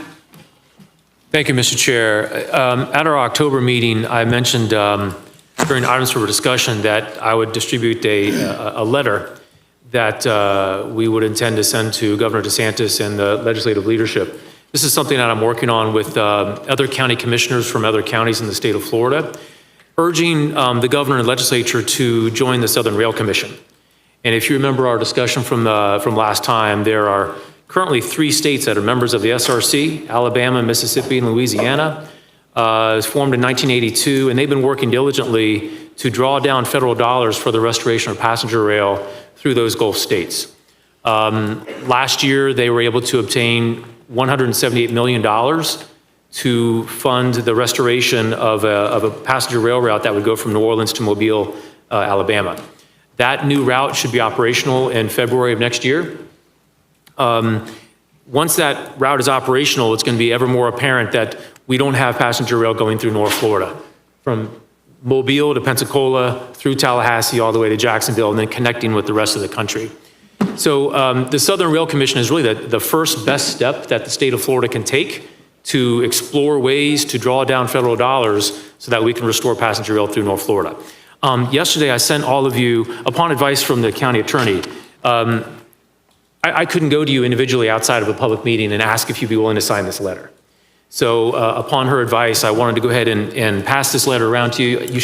You may have had a chance to read it yesterday, want to send it to you. But if you would be willing at this moment to see if you'd be willing to have us add your signature to the letter, we'd be really grateful. This letter is consistent with what we've already adopted as a legislative priority. So it's something that we've all discussed and voted on before, and it's going to be part of our legislative priority agenda for the coming session. It's also something that has been proposed within the Florida Association of Counties as a proposal for the next legislative conference that we have in early December. It's already been recommended for adoption by the FAC staff, and it's scheduled to be on the consent agenda in the federal committee at the legislative conference at FAC. So that's something that FAC as a body has been, up to this point, looks like it will pass as one of the agenda items for FAC's legislative agenda. Don't know for sure yet, but it looks like it's on consent for approval at the December meeting. What we intend to do with this letter is to get Florida local elected officials from around North Florida and Central and South to sign this letter, send it to the governor and legislative leadership probably in January, prior to them meeting for the next legislative session. What is required for Florida to join the SRC is simply a resolution from the legislature passed by the legislature and then approved by the governor. And then at that point, it then goes to the SRC for the next step. The cost for Florida joining the SRC is $70,000 a year, which is a lot of money, but in the big picture, in terms of the millions of dollars it might bring down from the federal government for restoration of passenger rail, we think that's a rather reasonable amount. So I'm going to go to a couple other things here. So if you hadn't had a chance to read the email that I sent you yesterday, feel free to take a look at the letter. I've got a couple more things real quickly I'm going to go through, and then I'll ask each of you if you'd like to sign on to the letter. Number two, I wanted to thank Brent Pell and the Public Works Department and County Administrator for working on agenda item 11. This is in our consent agenda, but I didn't want to pull it to slow things down. I did want to thank the County Administrator and Brent Pell and his team for working with Florida Gulf and Atlantic, the railroad company, to work out the repairs for 7 remaining railroad crossings that we have throughout the county. If you all know, I'm sure some of you have these in your districts, the repairs and some of these crossings are needed. And so very thankful for Brent and Vince for working with Florida Gulf and Atlantic to expedite the repairs of those crossings. And then the other thing I wanted to ask you is I want to request or make a motion for a proclamation for Ricardo's. This is a family-owned restaurant in District 3 that's been open now for 25 years. And when I called the owner, John Acevedo, and basically said, I'm going to make this proposal to my colleagues, he couldn't contain himself. I mean, the family, they work blood, sweat, and tears at this restaurant every single day. They've been doing it for 25 years. They've got a very devoted clientele. It's a great restaurant. The article covered them. The Democrat did an article that covered that 25-year anniversary just a little bit ago, and we want to recognize them with a proclamation. So I'd like to make a motion for that. Second. All right, so we have a motion and a second to honor Ricardo's 25th anniversary. Any discussion? All those in favor signify by saying aye. Aye. Aye. All opposed? All right, passes unanimously. Thank you. And then there's really not a motion necessary for this, but I did want to do it at a public meeting, just to ask all of you, would be willing to sign. Commissioner Minor, would you be cool if we just signed this piece of paper and gave it back to you? What I'd like to do is that we're going to actually format this into a different version with signatures from all over the state, from elected officials. So if you are willing to be signatories to this letter, what we'll do is we'll work with your aides to, if it's all right with you, to take your image of your signatures and put those along with the others that we collect. Do you want to deal with the aides individually, or do you want us to sort of enshrine this right now by saying we're cool with it? Commissioner Cummings. Mr. Chair, I just have a question. Sure. Is this something that we as individual commissioners can decide on, or should the board vote to support this, Madam? Whatever y'all prefer. Madam Attorney, Yeah, I think we would probably vote unanimously, but It's up to the board. I mean, I think what Commissioner Minor has been doing is getting commissioners from different jurisdictions, but if the board wants to as collectively, that would be fine. I think if a motion would be in order and just say we're cool with it. absolutely. Okay, well, I think Commissioner Maddox made the motion. I'll second that with enthusiasm. Why don't we go backwards? Commissioner Minor, you make the motion. Commissioner Maddox will second it. So moved. Boom. Any discussion? Commissioner Caban. Thank you, Mr. Chair. My recommendation was going to say is, can we just get this as a consent agenda item next meeting with like an outline of analysis of the background, the details? I'm willing to support this right now, but I just obviously don't like getting a letter proposed at the meeting and then jumping out and supporting it. I'll do it if it's the board's will, but if it's a consent agenda item next meeting, all the background, it's an option. I understand. I mean, I'd like to try to move on this expeditiously, and I did mention it at the October meeting, and I sent it to you yesterday, which is, I know it's not, I mean, we're all busy, right? And it is part of our legislative agenda for Leon County for the next session. So if you don't mind, Commissioner Caban, I'd like to move forward and see if the individual commissioners would like to support this motion. All right, Commissioner Proctor? There's no doubt that we support this motion. I think that with the realignment of the federal administration, we have a new transportation secretary, and that's why we need to look at our lobbying firm, all of that. We have seen Florida, the state of Florida, reject federal funds for high-speed rail and rail connectivity when Obama was president. It matters who's president, and we should act quickly as possible before we have the right alignment of the Senate, the House, and the executive branch. And because your letter indicates The SRC currently consists of Alabama, Louisiana, and Mississippi. Well, if that ain't way down in Dixie, what can be? So this is the moment to strike. We want to be all down in Dixie and secure from this brand new administration, along with Florida's legislature, which is also way down in Dixie. I would suggest that in the first paragraph, that we would strike restoration of passenger service. I would take through North Florida with connectivity to the rest of the state. I would take out through North Florida with connectivity in the rest of the state. I would just suggest that the restoration of passenger rail service to the state and nation. I think that the bias of our being a blue county, we don't want to talk about North Florida like that. And the majority of the money and the people who are going to ride is in the rest of the state of Florida, not North Florida. If you say North Florida, it doesn't warm my appetite. So I think that we enhance it by taking that limitation out. But we do support it, and now is the time. We need to move quickly. Commissioner Minor? Thank you, Mr. Chair. I appreciate the comment, and I understand the motivation behind it. This letter's already been going out to some other county commissioners and some other local elected officials, and they've reviewed it. And so this letter has been reviewed by the representatives from the Southern Rail Commission, who've been working with us on the content of this, as well as FACT staff. I think with some of the work that there's already some connectivity in Central and South Florida now with Brightline, as well as another Amtrak route that goes from Miami through Jacksonville up to Washington, D.C. So some of that connectivity is already there. If you take a look at a map of the state of Florida in terms of passenger rail routes, there's a big gap between Pensacola and Jacksonville. And you've got some other routes that are going from Jacksonville along the eastern seaboard down to South Florida. So you've got some connectivity with that. It's mainly having North Florida connect with that connection in Jacksonville, as well as going west into Mobile. Once we have that, that connects the rest of Florida with North Florida, and it connects us with the rest of the nation. So I hear what you're saying, and I don't discount it at all. I think that the target of this letter is to add that connectivity, which right now does not exist in North Florida, whereas the argument could be made that it does exist in Central and South. Well, I agree with you, and those people way smarter than me, so I concur with the SRC.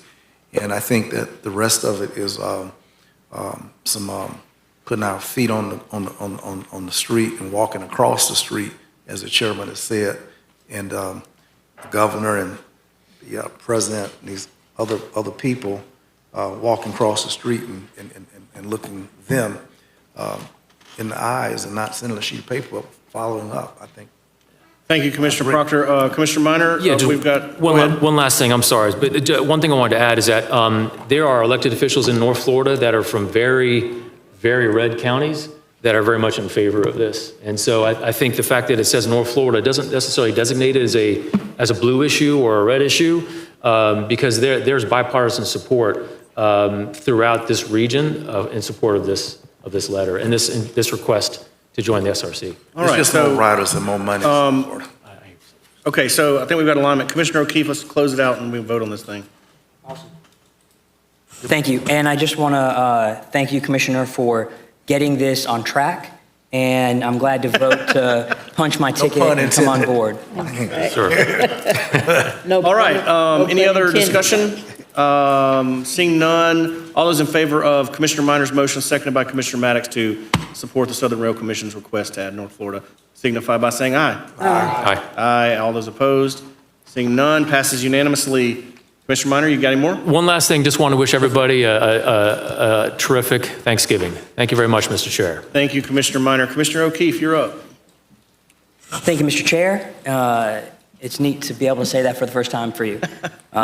First, I want to thank Carrie Post and the entire Visit Tallahassee team for landing our own Tallahassee hero, T-Pain, at the Adderley Amphitheater a few weeks ago. A few of my colleagues, Commissioner Minor, Commissioner Cummings, I think I saw Commissioner Proctor there, but they were in my row. Just blame it on the alcohol. We had a blast, and For those who don't know, T-Pain throws an annual Wisconsin Fest in Wisconsin, and he mentioned at the concert he would love to bring that annual Wisconsin Fest here. I emailed Kerry Post from the concert, and I just want to put on record that I want y'all to pull out all the stops to get that annual Wisconsin Fest here.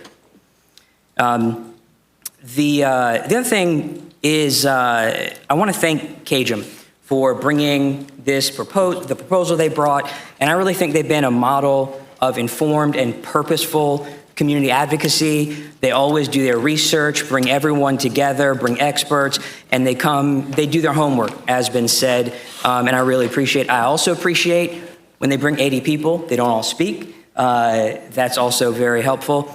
And so this is one that I was excited to make the motion about and to make it very specific in working with them, as I have. And so I think they have developed this specific motion and initiative because we have had workshops and we have a committee that look at general ideas and things we can do, and I think they are really inserting a specific, previously successful program that I think it's worth specifically asking what they're for in this.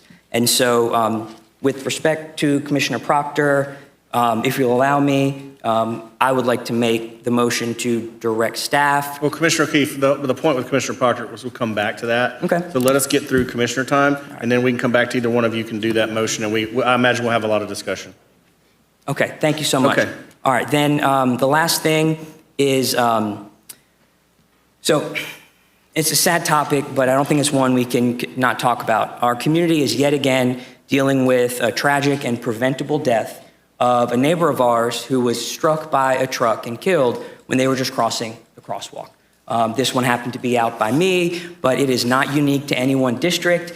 It is a thing that we do have sidewalk programs, we do have life programs, we have CRTPA, we are doing things, but I think that we need to increase the urgency of this because unfortunately, the likelihood is that we'll have at least had one more by the next time we meet.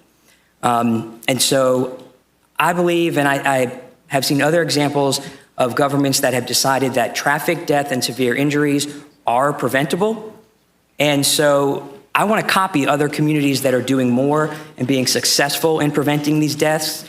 For example, I just Googled and we found, that's horrible when a commissioner says that's what they're bringing up, they just Googled. But Hoboken, New Jersey, set a goal and a plan, put an action plan to get to Vision Zero, which we talk about, but they actually achieved 0 traffic fatalities within 4 years, and they have continued to have 0 traffic fatalities in Hoboken, New Jersey for 6 years. Now, they have their own unique characteristics, but they have, I believe, 1 million people. They're no small town America. They're big too. And so I think we should follow examples of cities like that. There's no reason if Hoboken, New Jersey can do something like that, that Leon County can't do something like that. And so their action plan, they did new things that required a perspective shift, that human error is inevitable, so our transportation system should be forgiving. Speed is recognized as a fundamental factor in crash safety, and human life and health are prioritized in all aspects of transportation. I'm not saying we don't do this, but I'd like to focus more on it and see if we can increase our focus. And a lot of these things are not high cost. They use many low-cost tools and new policies and changing new behaviors for their community to achieve that 0 traffic deaths. And so I'm moving to request an agenda item identifying new actionable ways to prevent pedestrian-related severe injuries and fatalities in all of Leon County, incorporating lessons from successful example governments. All right, we got a motion by Commissioner O'Keefe for an agenda item dealing with traffic fatalities, pedestrians. Second, Commissioner Proctor, any discussion? Madam. Yes, Mr. Chair. Yeah. Previous past chair. Is there may I ask the county attorney, is there a jurisdictional issue, Madam County Attorney, as far as traffic in city limits outside? I know most of the fatalities, and the one most recently at the corner of Capitol Circle and Appalachian Parkway is within the city limits. So is there a jurisdictional issue? Potentially, depending on, we would have to identify what we could and couldn't do within our jurisdiction in response to the request and the request for the agenda item. Certainly, I mean, some of these roads are state roads. Some of these roads are city roads. We don't have jurisdiction over those. So that's something that would have to be considered by staff and addressed in the agenda item that's brought back. That'll be analyzed. Okay, I understand. Okay, any other conversation, discussion? Commissioner O'Keefe? That's an excellent point. And I just wanted to add that I had that in mind if, when the analysis comes back in the agenda item and it tells us like we would need to coordinate this with this group or this area, but we could be the leaders to pick up and identify possibilities. And then if that leads to agreements or workshops or whatnot with other entities, I think an agenda item hopefully is a good kickoff point. And that's my thought. Thank you. All right, any other discussion? Seeing none, all those in favor of the agenda item signify by saying aye. Aye. Aye, all those opposed? And it passes unanimously. Commissioner O'Keefe? Thank you. That's it, Chair. All right, thank you, Commissioner. Commissioner Cummings? Thank you, Mr. Chair.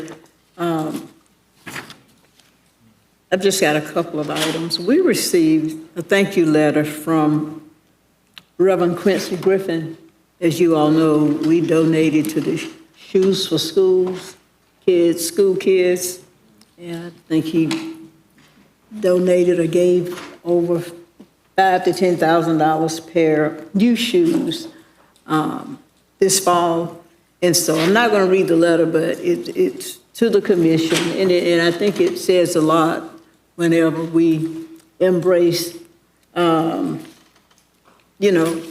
certain items or functions that benefit our children, and then the beneficiary turns around and writes a thank you letter. But I'm not going to read the whole thing, but he just says, "Thank you once again for your continued support. We are truly grateful for your partnership and eagerly look forward to the positive outcomes of your sponsorship as well as the potential for future collaboration." So that's from Reverend Griffin, and I certainly hope that we will continue on an annual basis contributing to the Shoes for Schools. I also just want to echo Commissioner Minor when he congratulated our bicentennial committee. And last weekend, we dedicated the replica of the first Florida Capitol at Cascade Park. And as part of that dedication, the mayor presented me with this particular plaque. And I'll pass it around to everybody. And I told him, I said, well, I'll present it to the county administrator. He said, no, it's for you for participating in the centennial celebrations all year long. So it actually has a copy from the Pensacola Gazette back in March 1824. Wow. Okay. And it's hard to read, but it's really indicating the first legislative meeting that was held once Tallahassee was dubbed as the capital of the state of Florida.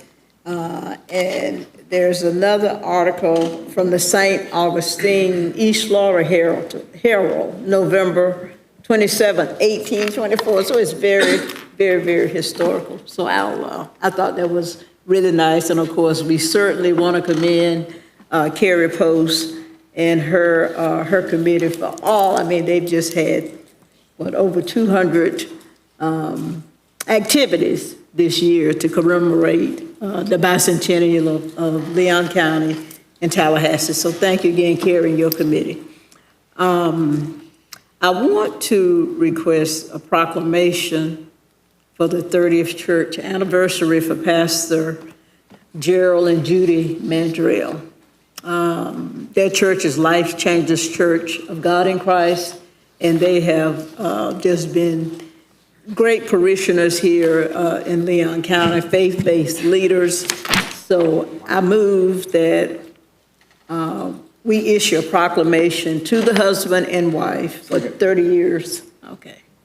Madam County Attorney, can I second a motion or no as a chair? I can't. Hey, can I second that one? Because Dr. Judy Mandrell is my LT classmate. Oh, and I love her to awesome, death. So awesome. I will second that motion, Commissioner Cummings, if that's Thank okay you. with you, Commissioner Maddox. Thank you, man. I appreciate that. All those in favor signify by saying aye. Aye. All opposed?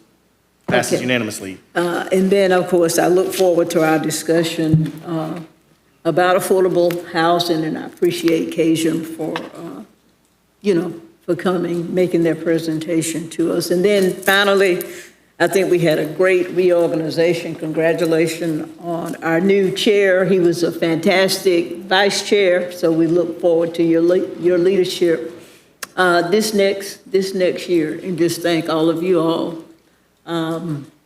Audience included, county employees included, for your presence and all of your support. So, thank you. Thank you, Commissioner Cummings. Commissioner Maddox? Thank you, Mr. Chair. First things first, I want to congratulate our new chair. Thank our immediate past chair for the service that she's given our commission over the past year. We enjoyed your leadership. Want to also congratulate our new vice chair and all those who were reelected this campaign season, as I know how big that is to be able to come back and sit with us and make policy. Wanted to thank Commissioner Minor. Your efforts at FAC and running things in between FAC and us and bringing those initiatives to us for us to be able to take on as our own does not go unseen. So we appreciate those efforts.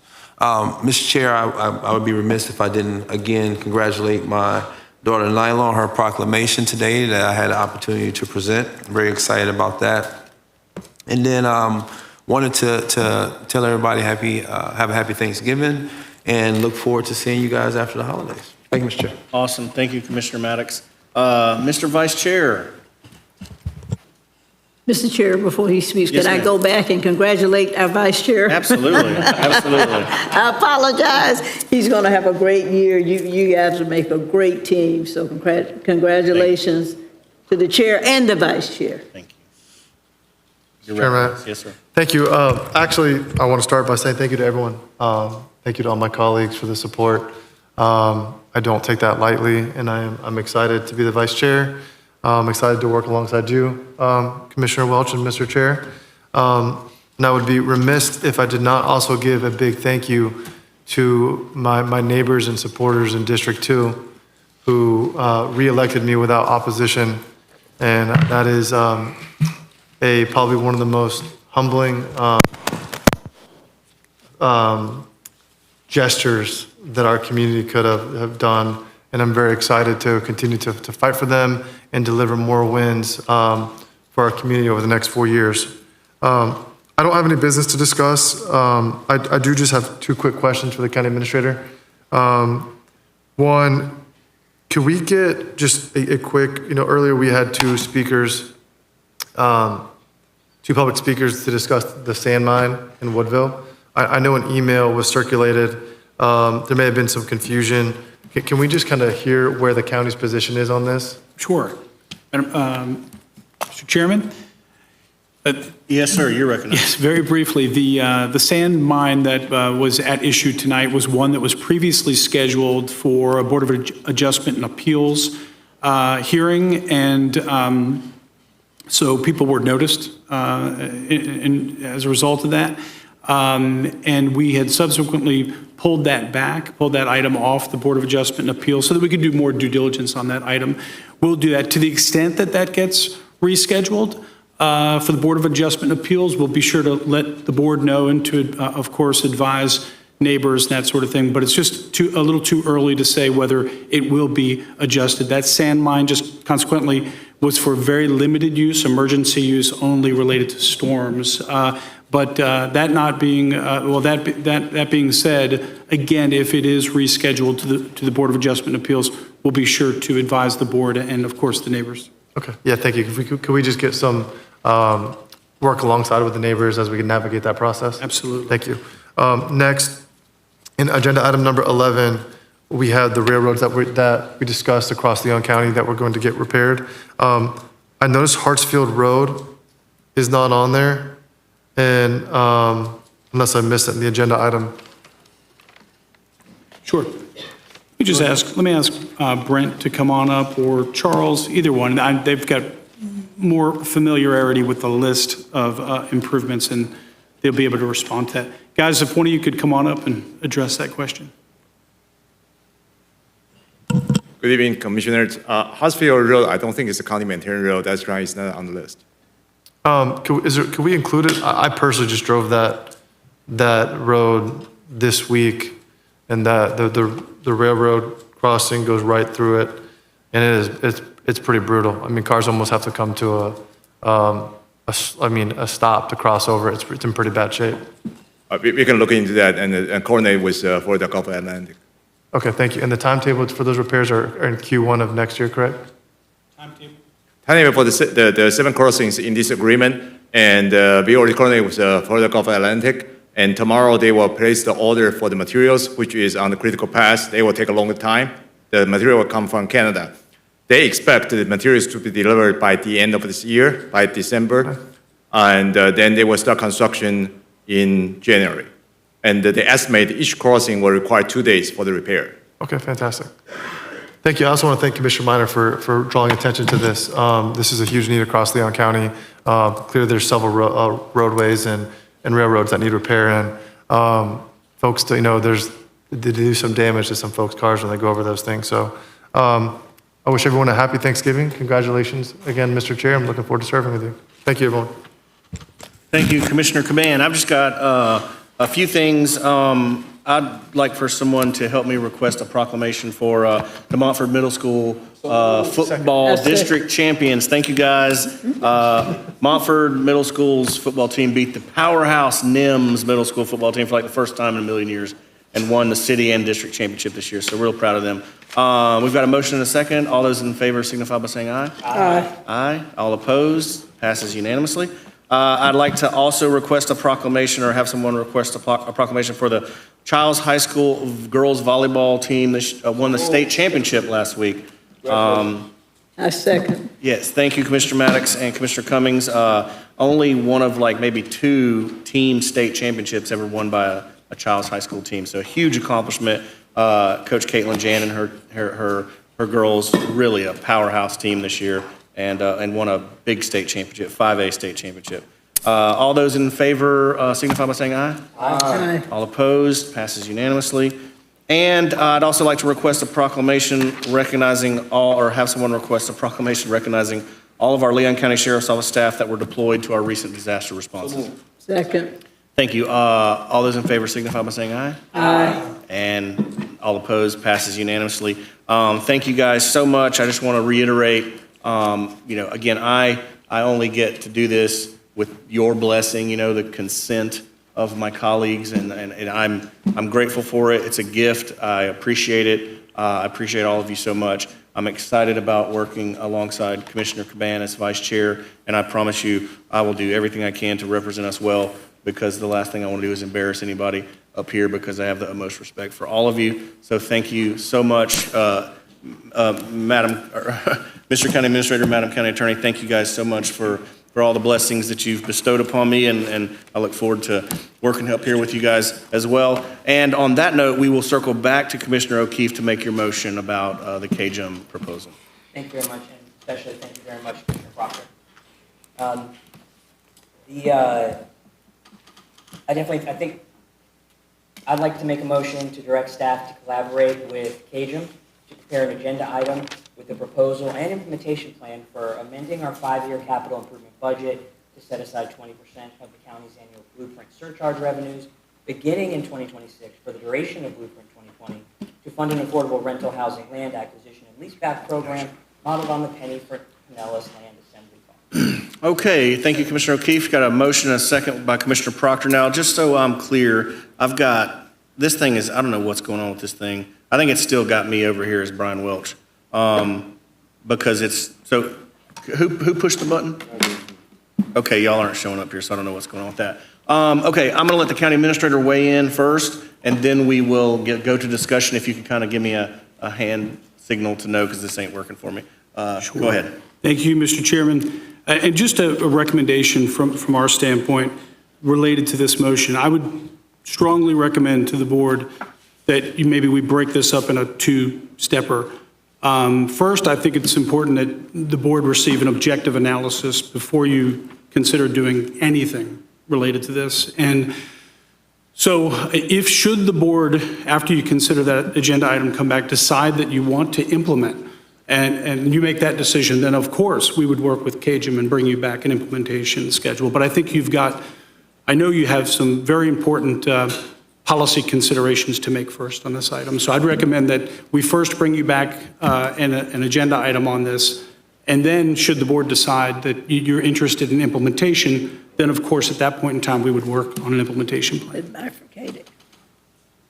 Yes, I would amend my motion to read, to prepare an agenda item analyzing this proposal and remove an implementation plan. That would follow if we decide. Right. Okay, Commissioner Proctor, do you?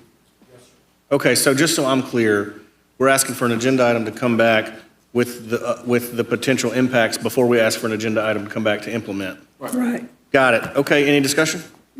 Commissioner Cummings, I saw your hand. Yeah, I just I support the motion, but just for clarification, I believe Commissioner Maddox had asked for an agenda item to come back on affordable housing.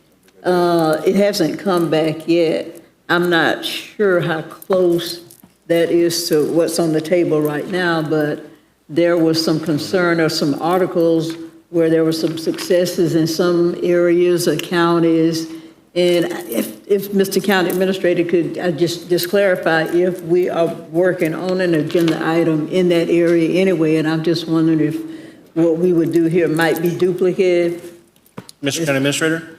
Yes. Just defer to Shankton in terms of the timing on those issues. Yeah, actually, at your next board meeting, we're bringing an item at the board's request regarding transitional housing specifically for those who are experiencing homelessness. So we will be bringing that at their meeting in December. And as far as this item is concerned, we will not need a whole lot of time. We'll push, we'll see what our timelines are like, but it could be between the next, or at the very latest, January, in terms of this next item. So the two doesn't really overlap then? Not It could, we'll make sure they talk to each other. bifurcated? Yeah. Point of information. Hold on 1 second, Commissioner O'Keefe. Commissioner Maddox, were you in the queue? Yeah, if it's a point of information, I could, Mr. Chair. Okay, go ahead, Commissioner O'Keefe. The item as mentioned from prior was specific to transitional housing based on other cities' examples. This proposal is specific to land leaseback purchases that support multi-income developments. Right. Two different styles. And he said they would be bifurcated, Yeah. two separate? Sure. Okay, I'm clear, thank you. Okay, Commissioner Maddox, you're right. Thank you. So this is probably a discussion that will come back during the meeting, but I just want to make it very clear that I appreciate the efforts that CAJM has made in this way of in trying to get us to address affordable housing. I think he made some efforts at the city, he made some efforts at Blueprint, and now you're making efforts with us. I believe that, and the reason my support was there for Blueprint was because this is a countywide problem. This is something that I think that all governments should be involved in when it comes to solving the problem. When it comes back, I'm not sure I can go to 20% fully. I can maybe go to 10 if we get there, but I do believe that, and you know what, before I go there, I'll ask some questions if you don't mind, Mr. Chair. Sure. Mr. Administrator, those dollars that we have that we use for those road projects, just right up top of your head, 20 million, as they say, is about $1.3 million, correct? Correct. Okay. Within the 5-year plan that we have, how much of that, or let's say the 2-year plan that we have, how much of those dollars do you have already programmed? We need to take a look at that, Commissioner. It's something we bring back. I need to let you know, obviously, it's a considerable amount of money. It's probably, I think last time we looked at it, it's something like 20 road projects, 20%, 8 per year. Right. These are small road projects. We're talking about shoulder repairs. We're talking about potholes. We're talking about intersection improvements. Right. Commissioner just talked about intersection improvements related to pedestrian safety. This is the money we use for that. to be clear. And so it would be substantial. Like I said, the board would have a lot of policy decisions to make based on the information that we bring back to you. It was asked that you commit funding. This would first require you to uncommit funding from previous commitments that you have made. And so, again, all of that would be involved. And again, we'd be happy to bring that all back very clearly for your consideration. So, well, I guess what I'm saying to the Cajun group is I'm not opposed to going down that road of seeing where we decommit funding and we commit funding here, because I do think it's a worthwhile and a big initiative that needs to happen here in Leon County. What I'm saying is that just as much as we have to dig down deep and try to find that funding and do the hard work there, I'm asking that our partners in the community do the same. And if we're going to do, if the ask there is 20%, I'm settled on 10%, and that we would ask that our partners try to find the other 10. Now, if the board wants to go with 20, I can get there too. I just believe that at the end of the day, if we're going to share in the struggle of trying to find the dollars, that was a great part about it being at Blueprint. We all shared in that struggle. It took sacrifice from Blueprint, which was everybody's money there, whereas we've got things that we budgeted.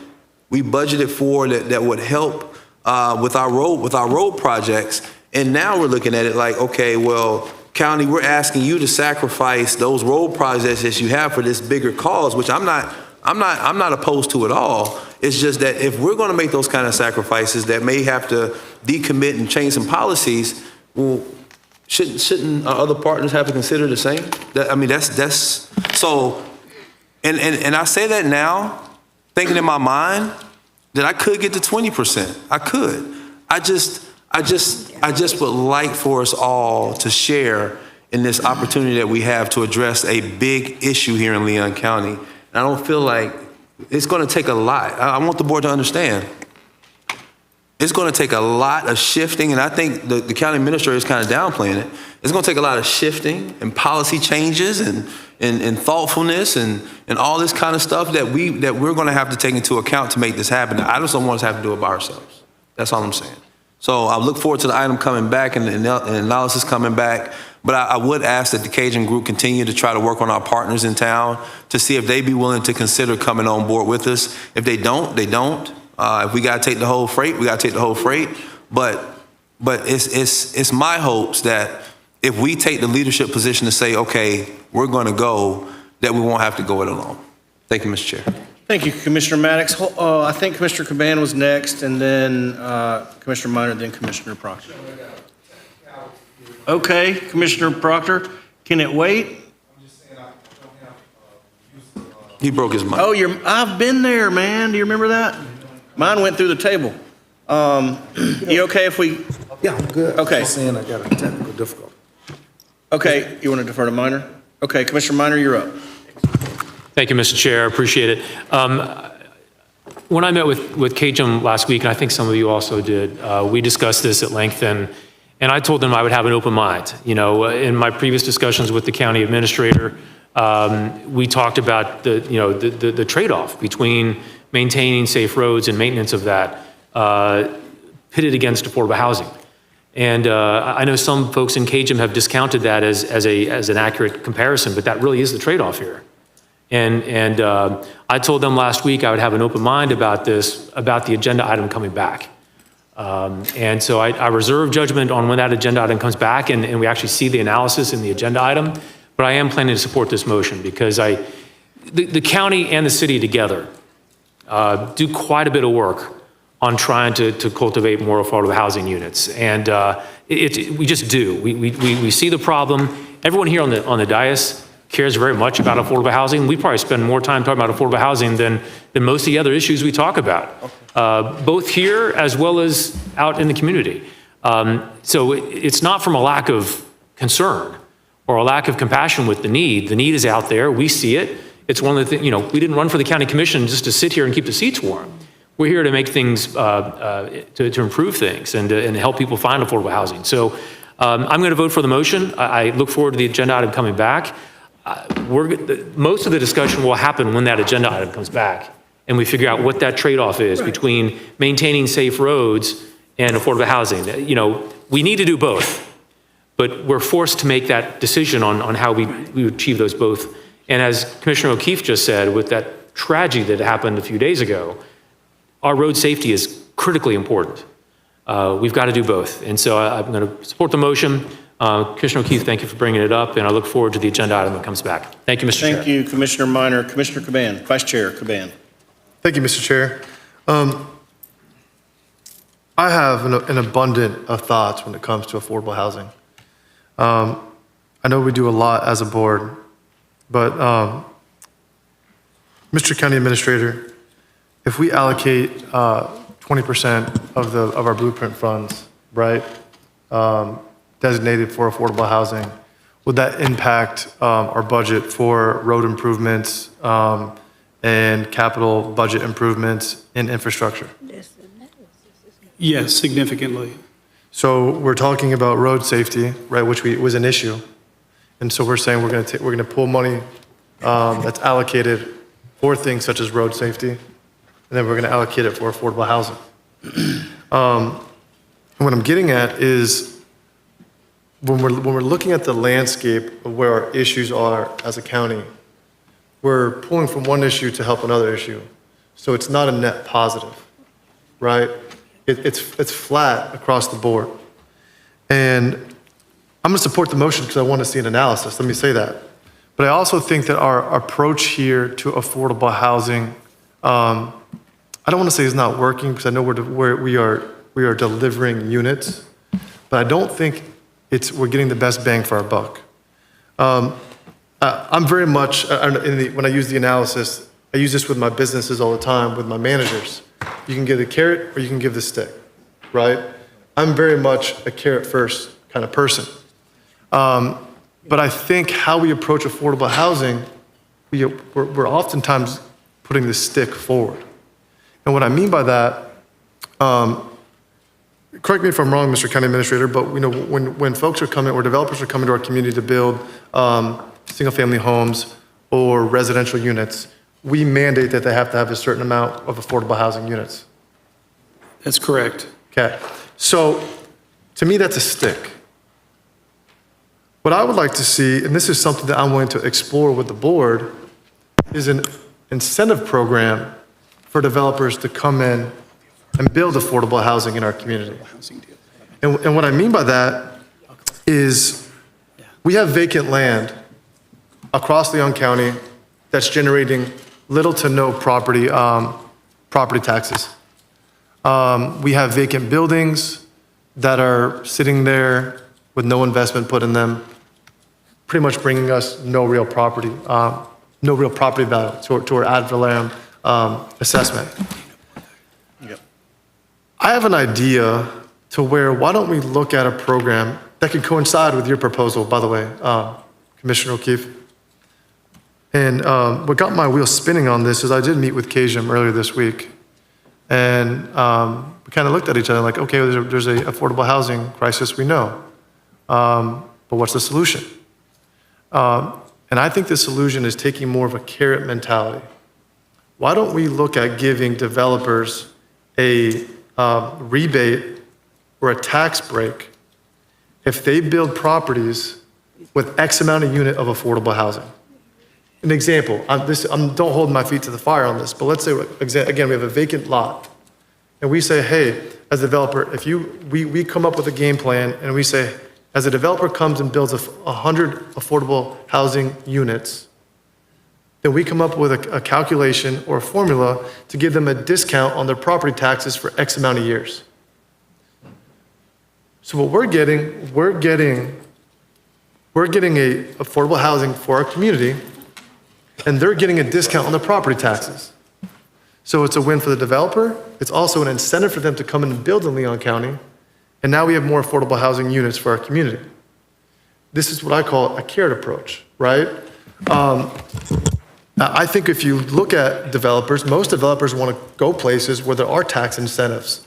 They want to go and say, okay, this is an opportunity zone, so I want to develop an opportunity zone because I'm not going to pay capital gains tax after 10 years when I flip that property, right?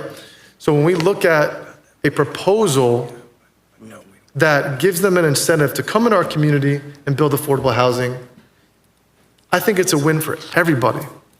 And I'm not saying this also I'm not saying this is either or, but I also want to say, let's look at every avenue and let's be creative and let's make it incentivizing for developers to want to come into our community and build affordable housing. I also will say, I think that we need to make some adjustments to the comp plan. I think when we look at zoning in city limits, I think we should be looking at increasing densities wherever we can in city limits, and even certain pockets of the communities in the rural community. I think we need to have a joint work comp plan with the city. I know we tried to do that last spring and it got canceled. But I think every avenue when it comes to affordable housing, from zoning changes to looking at how do we incentivize developers to want to come to Leon County and build affordable housing. Because I will say this, I have met with affordable housing developers who have vocally said that they do not want to build in Leon County. And some of the feedback I've gotten is permitting, property taxes, and us just being not as easy to do business with. And so I know there's a sentiment that's very anti-development in our community. But what I'm saying is we need developers to want to build affordable housing here, and let's look at ways to incentivize them to come to our community and build affordable housing. Thank you, Mr. Chair. Thank you, Mr. Vice Chair. Mr. County Administrator wants to provide some clarity. Thank you, Mr. Chairman. I'm going to do this Madam Chair thing for a while, but thank you, That's all Mr. right. Chairman. I just had to clean up one thing that I said in response to Commissioner Caban's question. He was asking about what we require of our developments for affordable housing, and I answered too quickly. My answer had to do with those developments that we approve through the HFA for conduit financing and the requirements that are on those. We don't require our general developments for development approvals to have a certain portion of affordable housing, just our affordable housing deals. And but Commissioner Caban's, to his larger point, which I think is something that we will look at closely when this agenda item comes back, it has to do with what KJM's proposal is on this land leaseback program. And it goes to Commissioner Caban's issue of what's really the problem. And notwithstanding the good work that KJM has done, we have not seen that the land issues are the holdup on affordable housing deals in Leon County. These affordable housing deals are all done a very specific way. This is an industry. There are people in this business who are very successful. They leverage existing tax programs that are in place at the federal and state levels. In some cases, there are gap financing, the gaps in the financing that need to be made up. And you've seen a lot of those, and you've approved a lot of those. So this would give us the opportunity, too, to take a look at this and say, what are our challenges here locally? We recognize in Pinellas County, they may have issues related to land leasebacks, not an issue that we've seen as a challenge thus far in our community, but we would, this would give us the opportunity to bring that back to you. Just quickly on point, Commissioner Caban, Vice Chair. So for point of clarification, you're saying so there's not, so zoning in Leon County is not an issue, it does not, with affordable housing? No, well, I was just saying that we don't require a certain number of affordable housing units on our existing approvals with respect to our development approvals. In the analysis, could we look at programs to incentivize developers to come into Leon County to build affordable housing? Yes, we can. That's what, you guys okay with that, commissioners? Okay, so, hold on one second. I don't know if that was a rhetorical question, but can we get to Commissioner Proctor and then Commissioner Maddox, and then I've got some thoughts on it, and we'll circle back. My light has been on for 20 minutes. Has it? I can't, it doesn't show up, I'm It sorry. doesn't show up? Commissioner Proctor's been waiting a second. Do you want me to, you going to defer? Yeah. Madam Immediate Past Chair. go ahead. No, just very briefly, Sure. Mr. Chair, I support the motion, and I support the fact that it's going to be in a bifurcated process. We're not going to initially look at anything specific until we get the analysis and the impact of the specific request about the 20%. I appreciate KJM coming before us. I know I have met with them several times, as well as other commissioners I know have met with them. and I think we all share the same sentiment, and that is to address homelessness in our community. And I don't think any of us are closed-minded about it, but I think we have to look at this from a holistic standpoint, get the analysis from staff, and then decide if we're going to move to the next step in the process. And I'm not trying to prejudge. I want to wait. I want to wait until we get the analysis back from staff, if it comes in January or December. And then I think I will be able to make an informed decision about 20%, or as Commissioner Maddox said, 10%, or no percentage maybe from that particular area, but we might be encouraged to look at some other area based on the agenda item that Commissioner Maddox requested a couple of months ago, and they're working on that now. But I think this certainly opens up the conversation. I think it shows that we are certainly, as commissioners, are concerned about affordable housing, homelessness, and we are certainly concerned about families that are spending over 50% of their monthly income on housing and utilities, which leaves very little to live the American dream. They clearly are not living the American dream, and I think we have to be concerned about the least of these. So I'm very patient. I don't want to prejudge or speculate.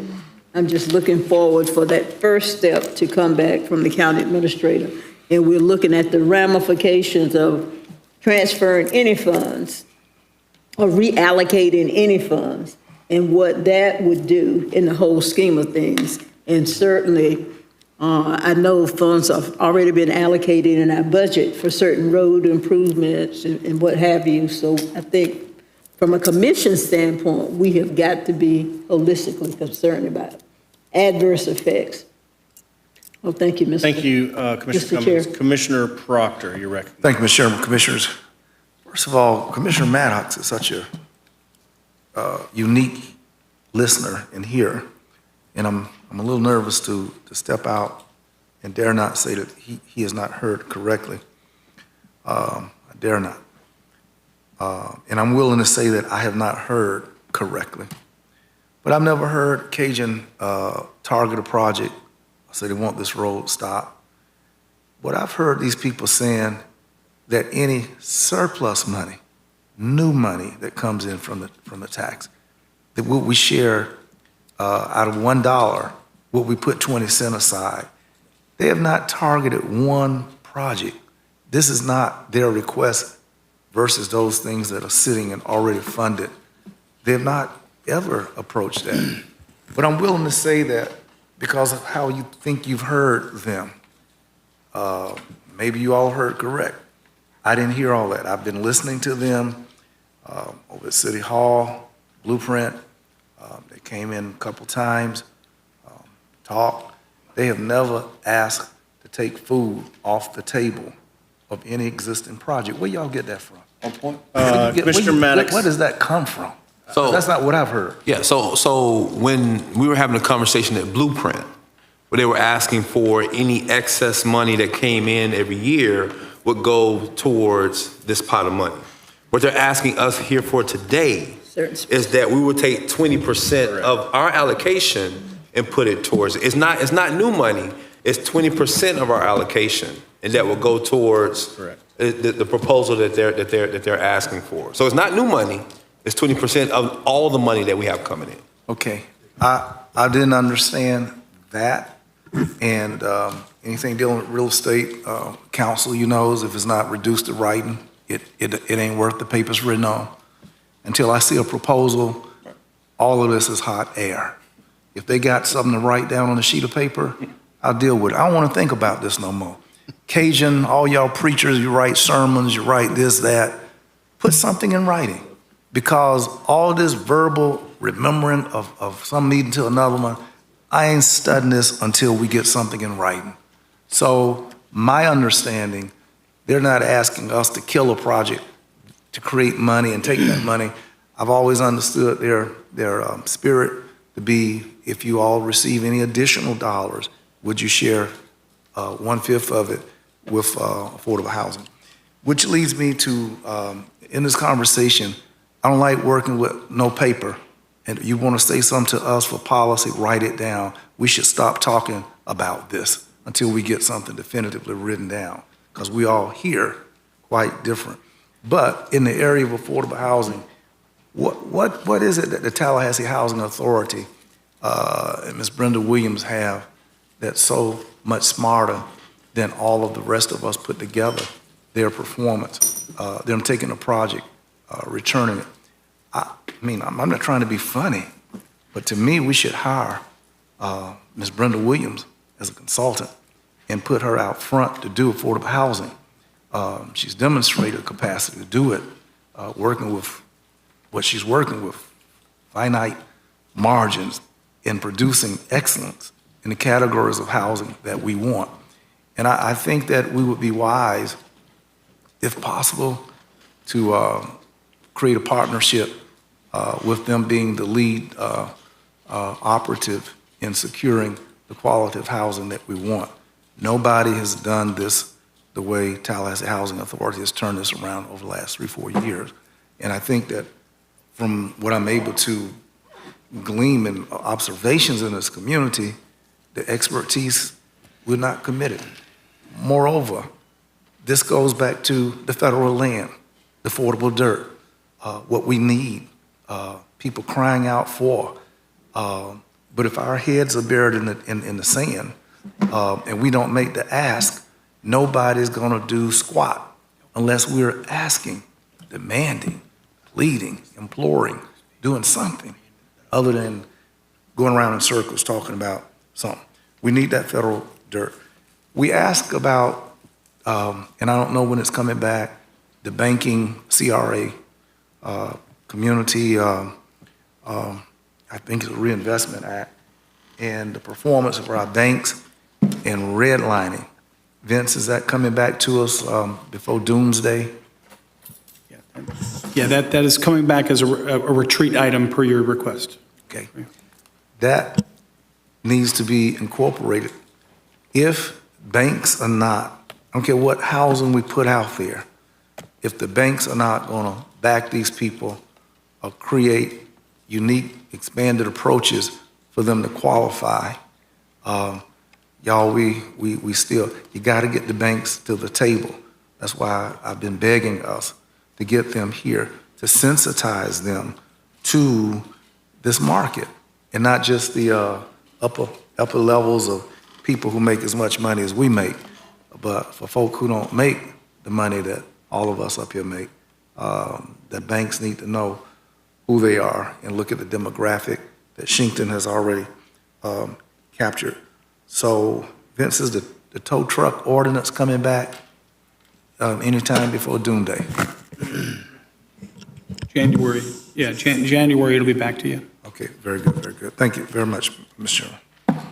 Y'all, Mr. Parker, you done? Yeah, I need something, I don't want to talk about this no more, Mr. Chairman. Okay. I'm going to walk out of this meeting the next time this come up, and we ain't got a sheet of paper that we all looking at the same. We shouldn't even bring this up. Well, thank you, Commissioner Proctor, and I'll close with a few statements and then we can vote.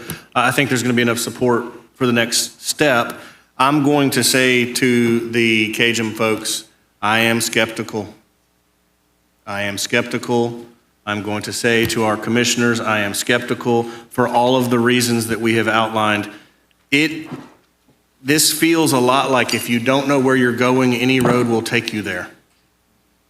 This is money, make no mistake about it, that is allocated to the county, that is siloed at the county to deal with problems precisely like pedestrian safety and intersections, Commissioner O'Keefe, precisely like that. And I've made all kinds of, requested all kinds of improvements in my district at pedestrian roundabouts and flashing beacons and all kinds of pedestrian safety, and we all recognize it's a problem. So this is the delicate balance that we have to strike as policymakers.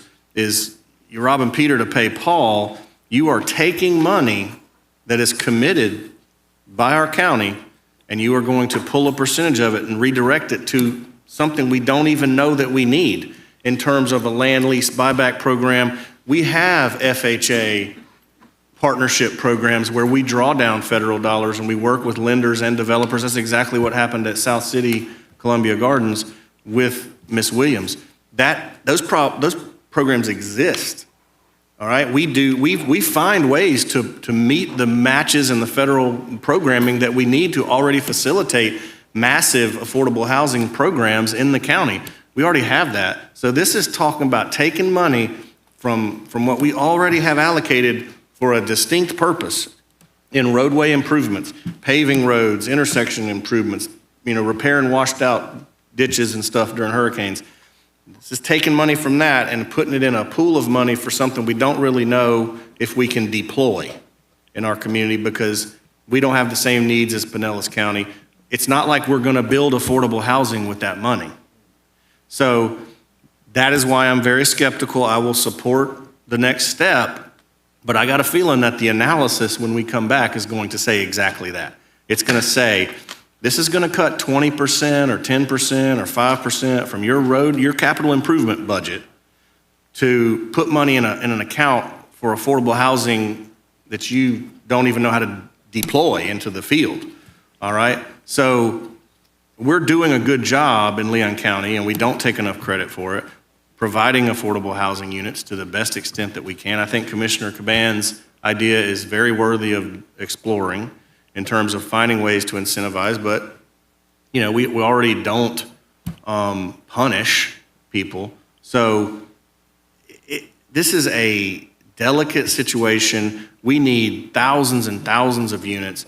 I definitely would not be willing to go in on this without the city or Blueprint going in on it too. Why would we carry that burden at the county when we're a third of the size of the city's budget? I imagine their Blueprint percentage for capital improvement is much bigger. I don't know, but we'll see that in the analysis. So I'm skeptical. I'm just saying right now I'm skeptical. For me, I agree with you, Commissioner Proctor. I want to see exactly what the plan is. If we dedicate $1.3 million a year to affordable housing, I want to see how that's going to be deployed to build affordable housing. I want a developer to stand at that podium and go, if you give me $1.3 million for 10 years, that's $13 million.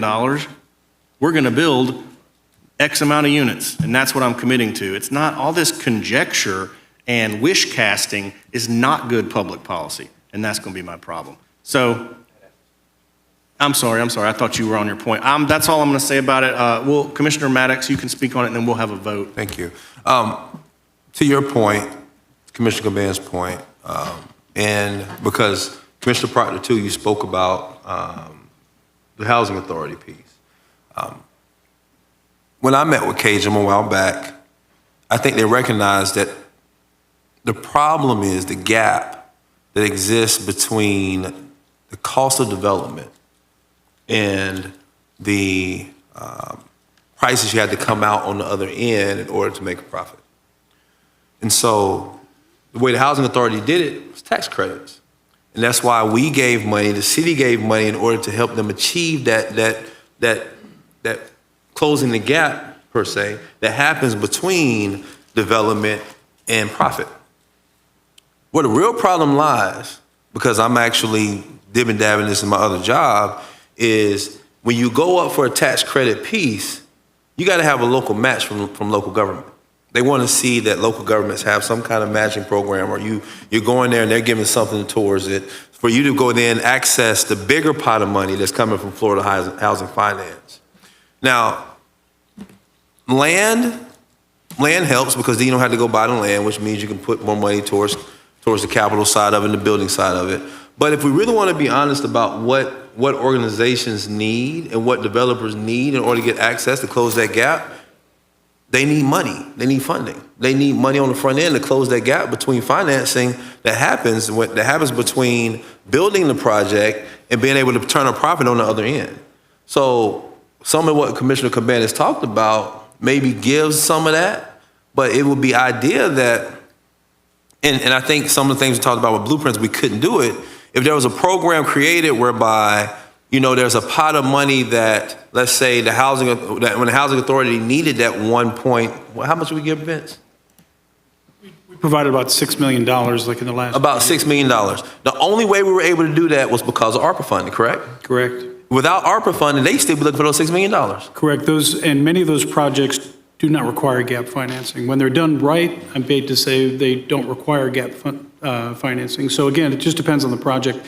Camellia Gardens is a very expensive project. Right. Great project, but it's a very expensive project.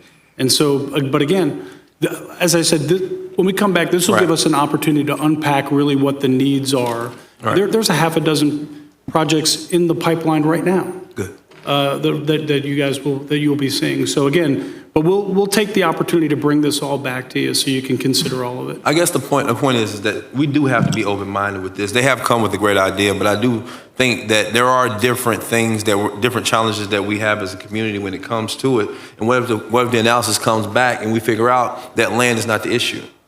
But then what do we do then? Do we approve the program knowing land is not the issue? It's something I think we're all willing to consider. But for the Cajun group, is the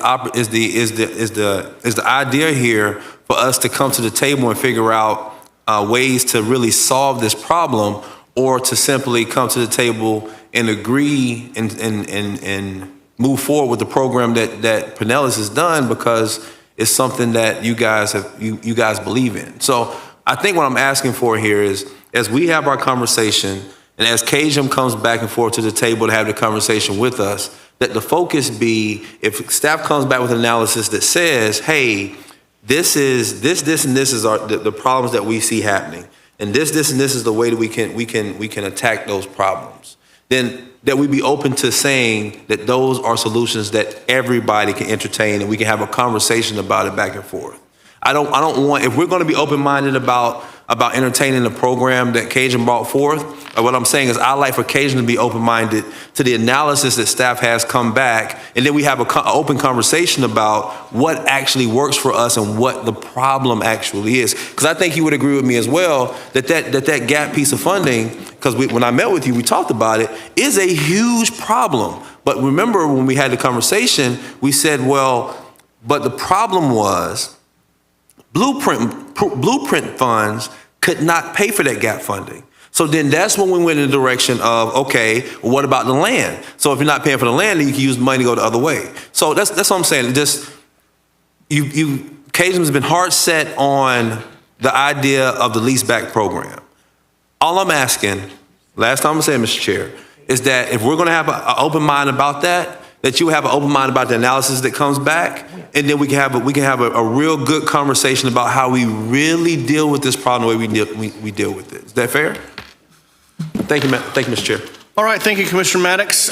We ready to wrap this thing up, Commissioner Proctor? Mr. Chairman, I concur with you. It's time to wrap it up. But if our staff does not have a concrete proposal from Cajun to react to, then what are they reacting to? Conjecture. I think we should not send staff out on a nilly-willy, loosey-goosey, I thought they said this, I thought they said that. No, I think we should require Cajun to give us a definitive paper outlining. The county administrator is telling me he has their proposal and he will include that in his You got analysis. that? I ain't seen it. All right, Commissioner Minor, last word, and then we're going to vote on this thing. And Commissioner Cummings, Mr. Chair, I'm good. I was going to say that we met with Cajun, this county administrator and I met with Cajun a couple weeks ago, and I think we have a very clear understanding of what they're proposing, and that will be in the next agenda item. So, well, we should have got that. All right. Commissioner Cummings, you good? Okay. So seeing no more discussion, we have a motion for staff to bring back an analysis, but not an implementation of Cajun's proposal. I think what we'll get from that is an understanding of what they've asked for, and then options for whether that's feasible or what we can do to pivot off of that, whatever, to move forward with something that actually puts rubber on the road. Okay, so all those in favor signify by saying aye. Aye. Aye. All opposed? This passes unanimously. Thank you, everybody. That's the end of our agenda. Mr. Chairman, for the good of the order, I forgot one thing. Okay, Commissioner Proctor, one last thing. Commissioner Proctor, we'll do like you do now. When there's a construction, do we require flag persons to operate around construction sites, like when road traffic is stopped? County Administrator. And all like that? We do. All of the county bid jobs that would require traffic controls do require it as part of our contracts. And it is a requirement of the contractor. And if we think that we see sites that don't have flagman patrolling the traffic coming, Yes. where do we report to? We have contract compliance within Public Works. We have contract managers that respond. We don't always see it, so we're thankful when people bring it to our attention. It's coming down. It's coming. Hey, great meeting, everybody. I love you all. Thank you for the opportunity. We are adjourned.